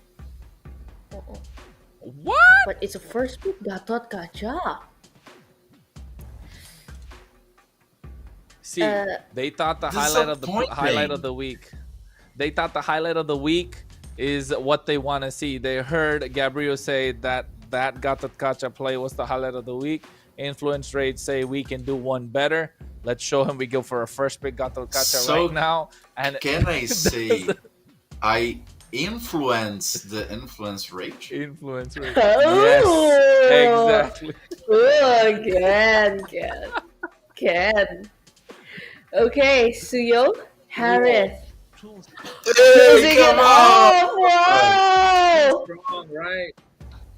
Wow. Okay. What's next? Okay, probably Jawhead and okay, it's still Joy open. Yep. But I'm not sure if they're bringing now Jawhead and Joy. Even though it will be a great composition, I'm not sure. No, I'm not sure Joy fits really well here. Or just pick Actually, up I prefer Joy. the Hayabusa. Oh. Can. Joy Phobius. Phobius? Oh yeah. Cause Gatsakacha roaming, okay. Yeah. Cause in my thrill thought was like the Joy is good though if they want to pick it up, but converting it with the Jawhead, I think it's a bit too much. So that's why they pick up the Phobius, which is good. 9Z Globant though, what's next? They need a body for now. Because you can't leave 3 damage dealers open just like that. Chi-Chi. They need to get Chi-Chi. Oh yeah. Yeah, Good, it'll be a good, good good. poke down on the Phobius, faster rotation. Hey, they want to go slower. Hylos. Okay. Okay, good front line. No, I won't judge. It's a good front line because it's Chi-Chi still is okay, the still okay. natural counter pick of Phobius, so it will help a lot. The ultimate could slower even more the Joy, but Hylos, it's a sustainable pick. It's good. It's okay. It's still good. Whatever. If you just need to take down the Phobius, you just need true damage. So if ever the Harith wants to be flexed and that carry wants to be picked up, kind of far-fetched though. But just for the sake of the Phobius, you can pull that off. But again, laning phase, it's not as compared as the overall team fight later on to be brought up. So no more Moskov, and we're seeing Chan and also Shin going head to head with this. Both are powerful, so both considered in. Let's just close off the heave. We don't want anyone messing around with our entries again. And for now, Nancy Globant. What Can I be would crazy be here? fun to ban now? Ooh, what's that idea? I really would like to see Oh, no worry. 9Z Globant bringing Selena. Yeah, it works. It works. It's the Hylos Beautiful. Selena combination for the early game. The Suyo with Hyron Bush trying to clean up shop. The Herod definitely will have someone stunned down all the time, but you're giving a little bit of a free range to the Joy, right? That's why you're saying that, hey, can I be crazy? So I see you. But And that's why I was saying that, because you need something to stop to stop the Joy. the Joy, and that's where the XP or the, because Hylos can be XP or roamer, so that's the XP slash roamer can enter here to stop. Yeah, I prefer roam too, but to stop the Joy, to protect the Harith. No, you don't need to protect Suyu. Suyu can take care of himself, but to protect Harith. The Herod. How about a Vexana Selena? though? For 9C Selena Globant. Cho? Good pick. Vexana. Good pick. Cho Selena? It's a Halid. Oh. It's a Halid so far. who- They're still letting where- that mid laner sit. We're just like, what's gonna come out? It's a nice guessing game we have going on over here. But I think the Khalid being picked up still does wonders. Has a lot of AoE. But for the side of influence raids, they're still looking for a mid laner. Vexana fits really well. Aurora is still nice. Selena, maybe even better. Not really sure. It's Definitely still need a up for gold laner grabs, though. Even though Aurora get nerfed on this new patch, the base movement of Aurora were already slow, get even slower. It's now 250. Hey, and the Bruno Q2 Aurora. Whoa. Let's go. You got some Predict part 2 competition, of Gabriel. Infos. You got some competition, Gabriel. I'm coming for. I'm just kidding. But, No, please continue.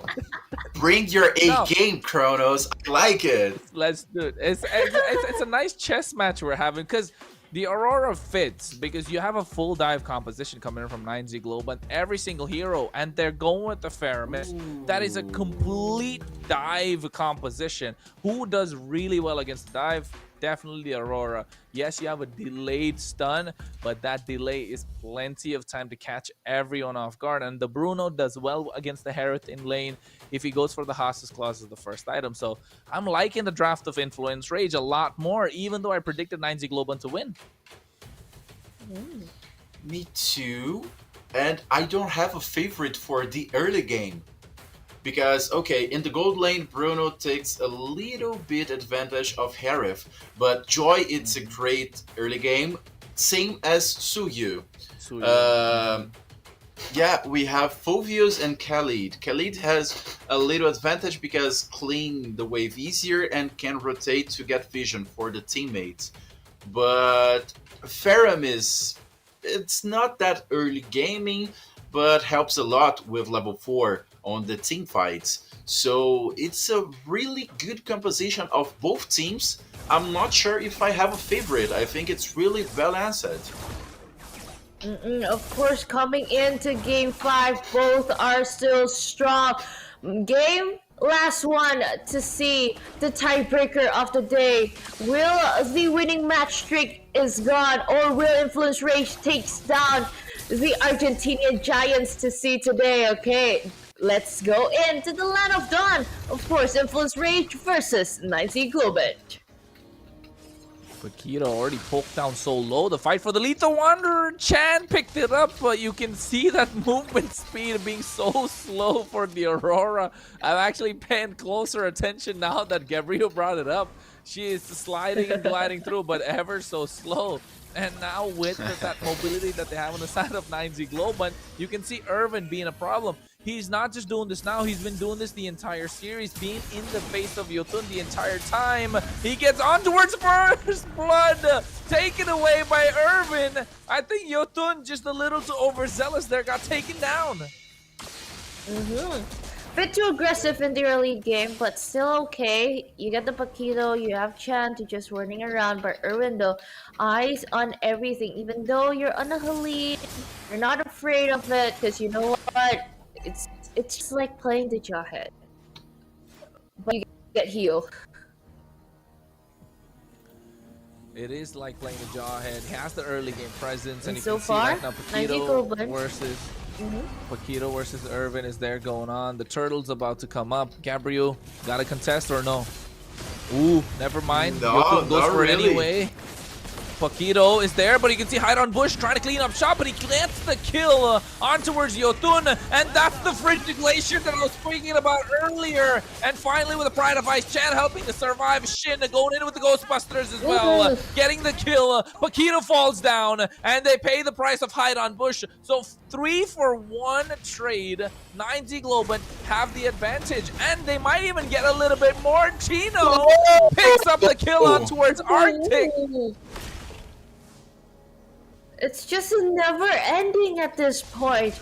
Influence Rage going on strong, 9Z Global also trying to match that energy up.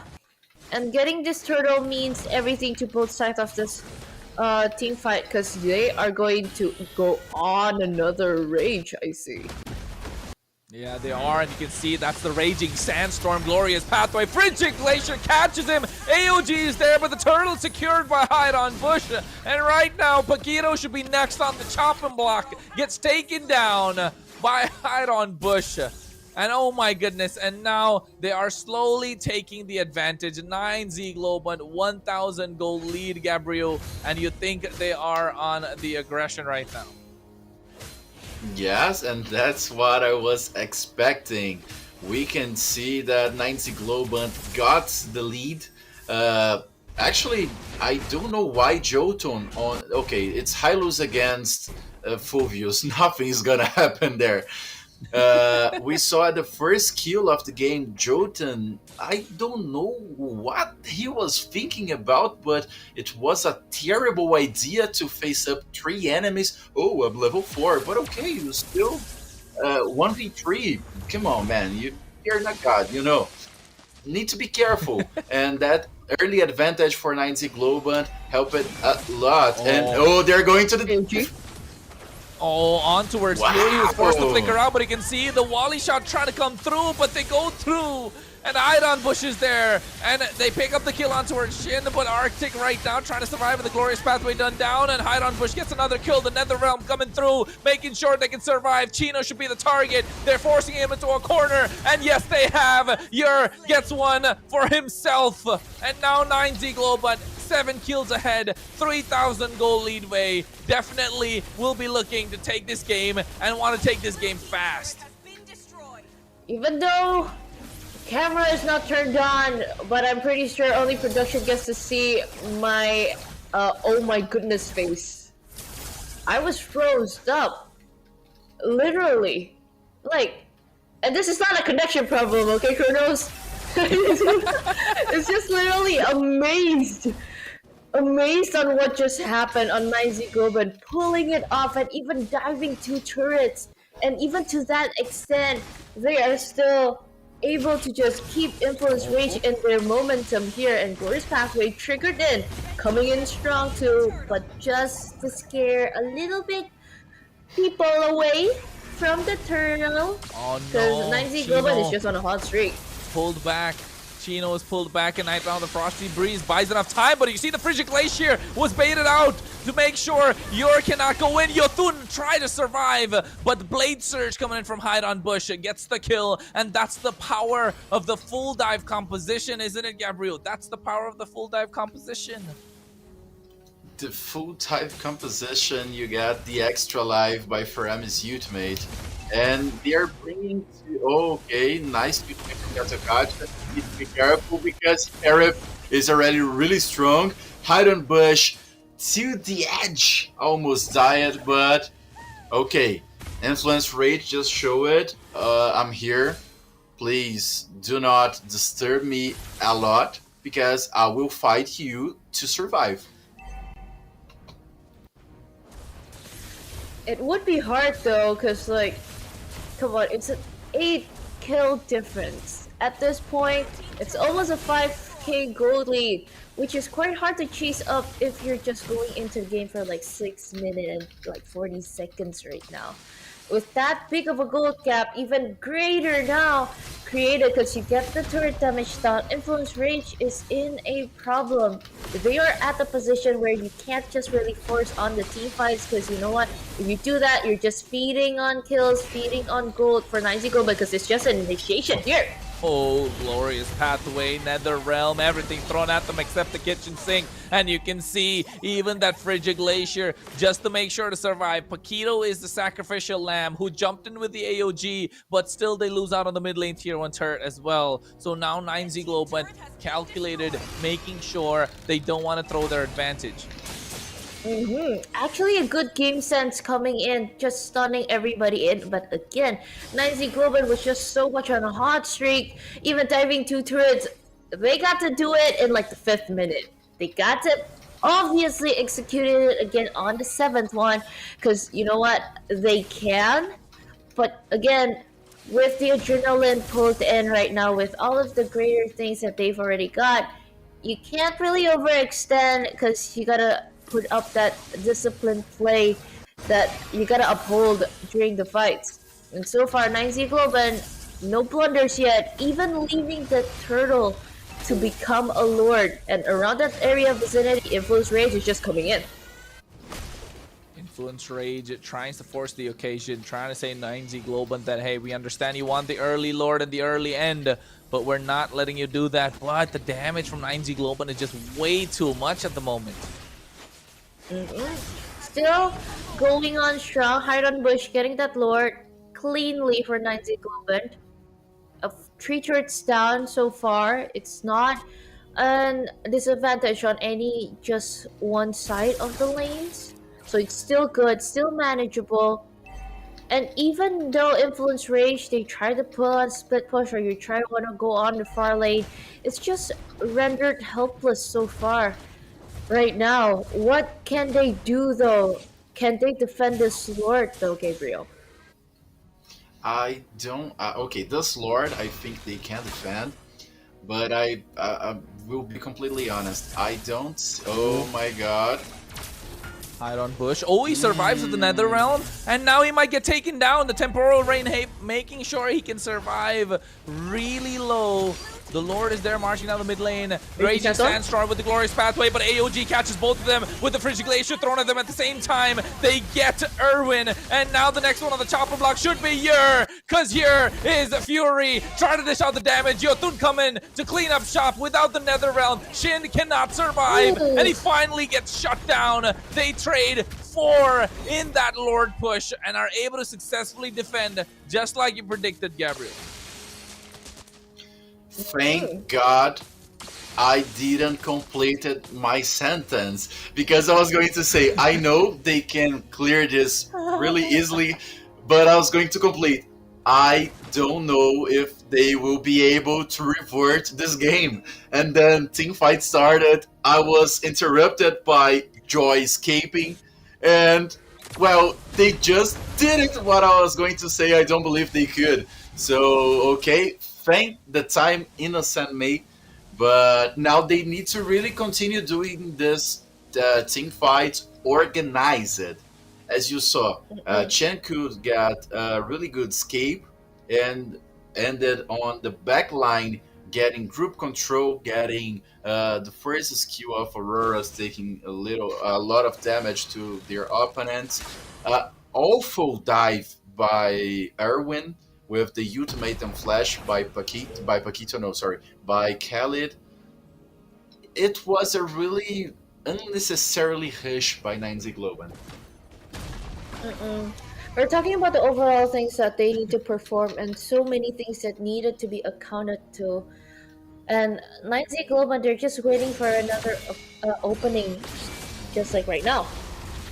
Oh yeah, they found it right now. AOG trying to go in and run away. Haven't we seen that before? Every single time an AOG being used to run away will mean that the team will have to play passive, and you can see Irvin providing so much vision for the team, trying to take control of that Lord, but here goes Yotun with that electrifying beats, forcing out the quicksand guard, the raging sandstorm, and the flicker being baited out as well. So now those tools are not going to be available for the Lord. Very well played by Yotun. And so far, Fury is just clearing everything up because there are going to another team fight coming in. At the same time, you can see the Zaman Force drop down. Pride of Ice already popped. Chan should be falling down, but the Flicker helping him survive. Chino into the back line, along with Yotun. They're going in with the electrifying beats. Shin, no Netherrealm to help him survive, but now they're trying to corner him down. And at the same time, Paquito making sure his team can survive. And with the help of the Revitalized, they try and disperse. Irvin is the only one that has been sacrificed thanks to the Flicker being baited out earlier. And now Influence Rage somehow find an opening, and they might even take away a turret structure in the mid lane. And of course, a hard defensive play going on for 9Z Globan. Paquito is just zoning everyone out, especially opening vision on Ur. But no Lord is taken yet because 5v5, everybody is active now. And everybody coming in from 9Z Globan. Raging Sandstorm, Glorious Pathway is there, but you can see that they're trying to survive. The first one to fall is Chino, but at the same time, everything being thrown at them in the back line. You can see they get Chan as well. Hide on Bush is on the hunt, but Yotun's positioning is absolutely beautiful. He goes in with the rhythm. Paquito tries to go. The taunt will get taken down by Hide on Bush. Yotun's positioning once again gets spotted out by Yer, as well as Arctic. He's trying to clear the wave, but they're going for the sandwich play. 9Z Global right now trying to catch him off guard, but you can see he has the beats, he has the rhythm, he has everything, but not what Hide on Bush does, because he is godlike right now as 9Z Global secured the Lord in the 13th minute of the game. Will be looking to take it to the end. You feel like you get everything, but yet at the end you don't, because it's not your retribution to take. And even at the last chance, Electrified Beats should hurt now after getting the Divine Glaive. And with the objective onto 9Z Globant, Influence Rage, they are in a problem now. What to do, Gabriel? Well, Influence Rage needs to avoid team fights. Avoid the engage by Hylos and Khalid, and clean this up. They already started cleaning. Aurora needs to get really good positionated. Okay, Hide on Bush. Now not have it. Okay, team fight started. No flicker as well. You can see the Lord crashing in the mid inhibitor already, taking it low, but it's the same time Raging Sandstorm with the flicker, but the AOG catches 3, and oh my goodness, they burst it all down. The Lord is still standing, but still Influence Rage, lose 3, the shutdown coming through. Fury is there, but he'll get taken down. They're trying to defend. The minion wave's not present yet, but at the same time, they get the full 5-man wipeout, and somehow, someway, 9Z Global to take the victory in the final game of the best of 5, 3-2. still standing strong with that match win streak, of course. The top dog of the league still standing. With 90 Globan excruciating a lot of the team fights during this game number 5. But with that early aggressive, they took that chance and milked it in every way possible until the very end that they can actually secure a win here. During the highlights, you can even say a lot of the engages even started by Influence Rage or even started by 9Z Globan. For somehow, 9Z Globan is still standing strong on top, always finishing for what anybody started. And wow, Gabriel, I am just satisfied with this one. Yes, we saw a really good match today. They were 90 Globan were too desperate to close out the game, and that led to several costly mistakes. And it was a hard-fought game where they are constantly forcing team fights at every opportunity. We saw so far we have 20 kills on this match, 21 right now. So it was a 90 Globan because of the Faramis. They have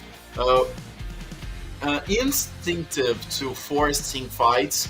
Faramis ultimate could bring another cover of the life for the Argentinian team, and that's why they were forcing that every second, every time, in every opportunity. And that's why we just saw a best of 5 series completely done 3-2 for 9Z Globant. All hell L predict for today. A 3-2 cleanly done for 9Z Globant. Really, Gabriel? This is why you're the analyst. You gotta turn towards it. Wow, full day. Wow. It was such a back and forth series though, right? I think Influence Rage definitely kept us on the edge of the seat because Yotun was looking for that 1v1 against Hide on Bush. Lucky for Hide on Bush, he had that Blade Surge, was able to immune it, get out of harm's way, and then now Yotun is not in like no man's land. And I think it all came down to the emblem setup as well, having that temporal rain. Yes, and that's actually what he need to do, because we know it helps a lot actually doing the clean waving in the entire phases. But I'm not sure if I like it, not the primer but the second emblem for Bruno. He were using Master Assassin. He probably wouldn't get 1v1. If you don't know it, the assassin spell that is on purple, the Master Assassin increases damage to lone heroes, which means if there is only one enemy hero nearby, the damage dealt to them is increased by 7%. It's not a good strategy for Bruno if you have the Wilderness Blessing, that it's the boost, the boot that Paquito and Chen have, which it's an extra movement speed in the jungle and in the river. So Bruno, after the laning phase, when the team fight started, go to those areas. Not really interesting thing for him to do. And the temporal rain for Joy, it's an obligation emblem, needs to be with the Joy because of the ultimate, and we can see that none objectives by Influence Rage were made because they gave up the Lord. I'm not sure I can say they gave up, because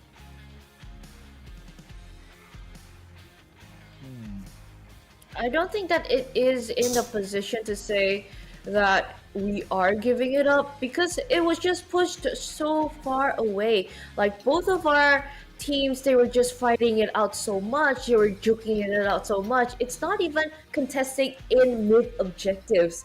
It's actually just contesting in any way possible, in any objective scenes that they can actually get. And all of those little things finally piled up until the end that you can actually see how they try to perform.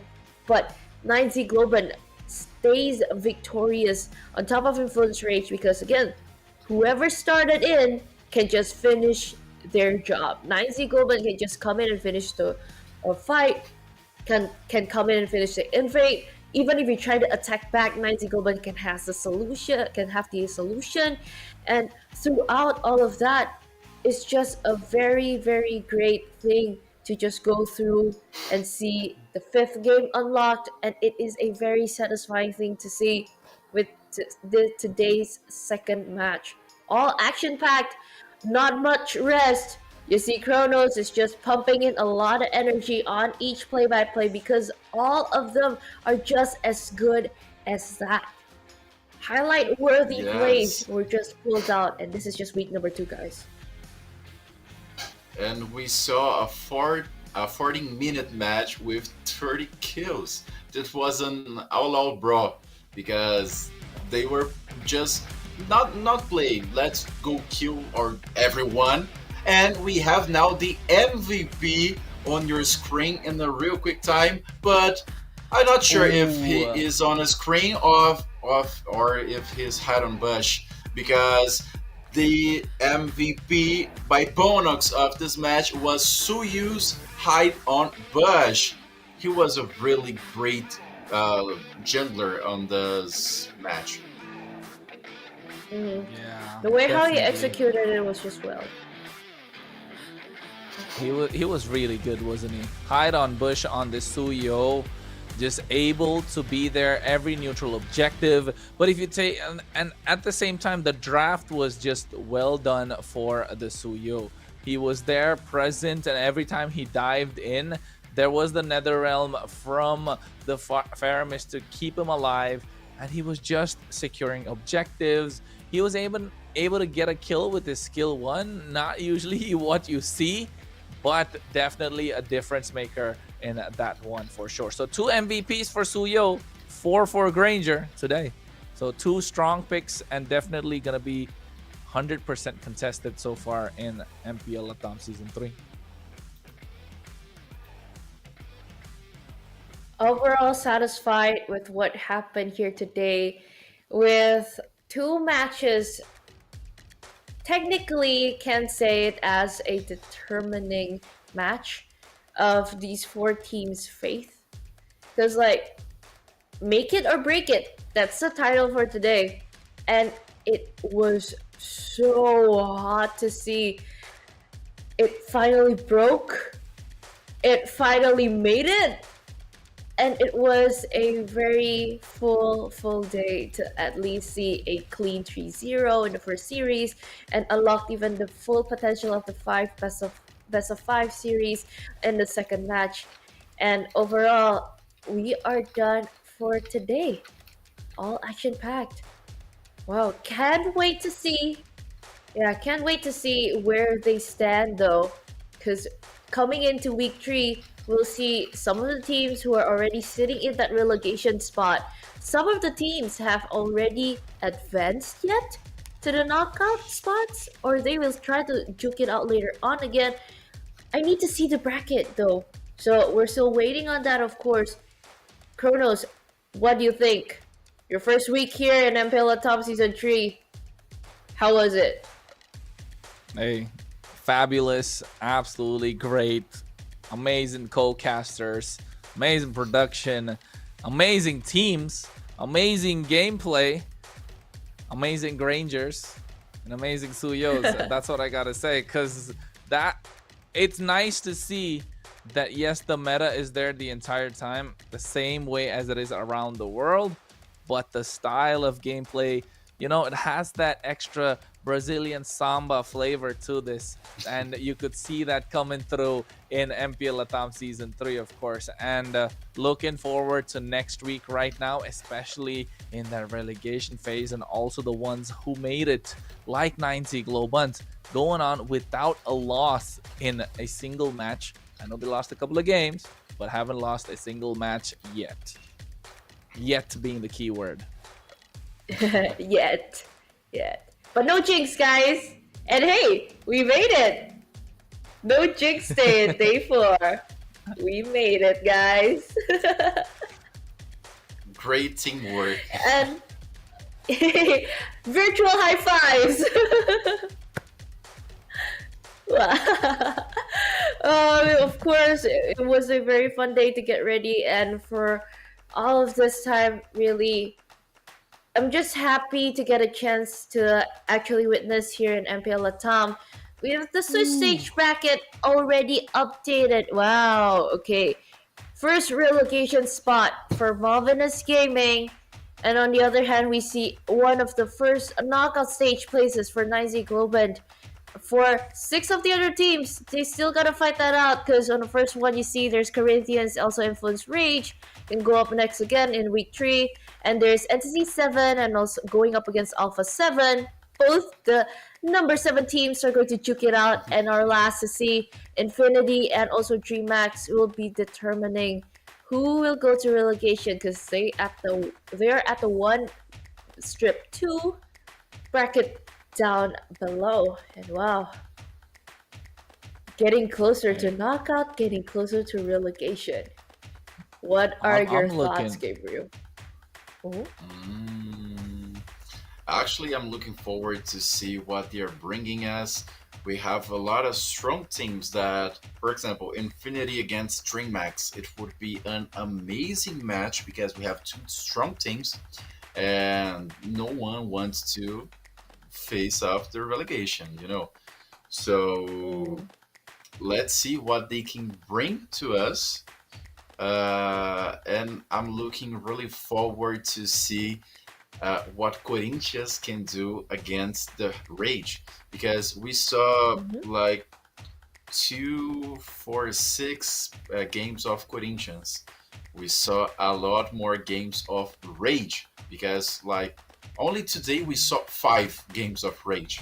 So Corinthians will be really able to study the other team, will be really had a lot of information, especially after this patch note, the new patch note. So amazing matches we're up against. And how about the second match though, Kronos? And also the third, what do you think about it? For me, I think it would be spicy for Alpha 7 going up against Entity 7, finally breaking their lose streak and going up against a very strong team also. What are your thoughts? Yeah, I was just taking a look at the battle of the 7s, right? Entity 7 versus Alpha 7. But Alpha 7 just found momentum. They are on a hot streak. 3 victories back to back. Yes, there are 3 games, but oh my goodness, were they dominant games in 1 and 2, and the third game was losing game, but they made a comeback at what, like 17th minute, and that just goes to show that Alpha 7 just had to get into gear, right? That's what they were looking for. Okay, they had a bad first week, shake it off. Second week, we're here, we're ready to rock and roll, and I feel like Entity 7 better brace themselves, better do a lot of homework. You got some time going against Alpha 7. Test out the new patch properly. Understand what they've done before. And with the new addition of DOMs as well thrown in there, that is now a championship-worthy team, dare I say. So Alpha 7, I think, will be going into that as favorites. But of course, they'll be the ones to try and look out for. Everyone will be looking at them right now, especially with the addition of DOMs. And also for the third game, Infinity versus DreamHack. Yeah, you don't want to be on the losing side for that one. DreamHack not having a great game, so not having a great series thus far. Just having the first victory in their hands. And then also Infinity. I think that one's going to be going down to the wire, right? It's probably going to go into the last game. But the battle of the 7s, Alpha 7, hey, I'm watching. Alpha 7, I think there's someone to watch out for sure now. Yeah, I'll be interested in that though. But of course, throughout the whole day, we won't succeed without our sponsors. Of course, Bonox.com is the way to go for you guys if you want to recharge your Divas with a 5% discount. BNX MPL 3 at bonus.com only. Special just for you guys who are watching. Go top up now because with good discounts comes with good prices, of course. You're not paying in full. Technically, you're getting more diamonds with less price. It's grow math, guys. It's grow math. You're getting more skins. 5%. Yes. Yeah, 5%, it's a lot. And you know what?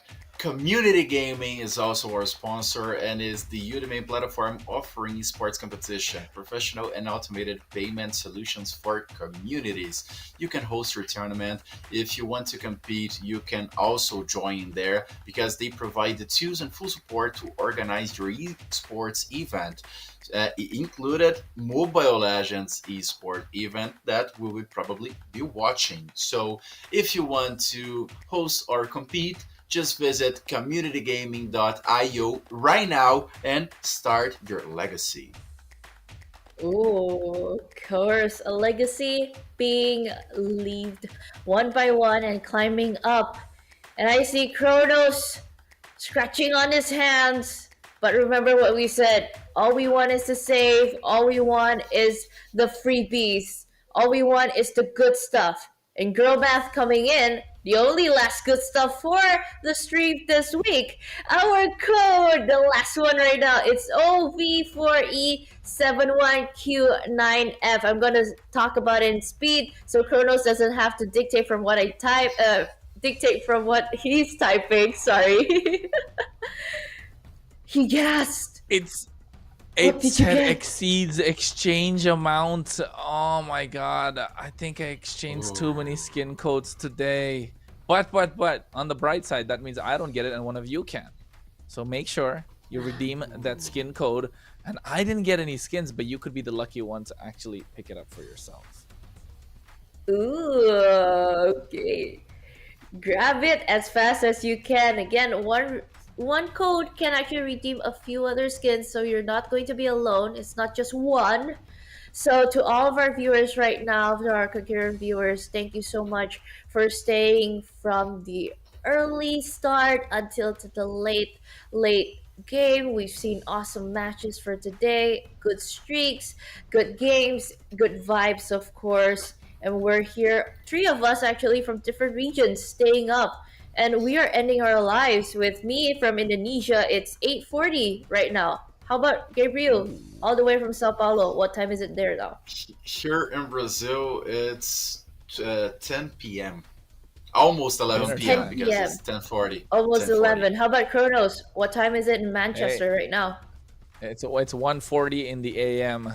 It's time for me not to scream anymore. Otherwise, my neighbors are gonna start complaining to the police. Though, yeah. Okay, some there appear at the morning, some appear at the night. They cast. We are happy to be here as your English casters because hey, we cater to the global community. And once again, thank you for watching and tuning in for MPL LATAM Season 3, Week 2, Day 2. We'll see you guys in the next week. Bye bye.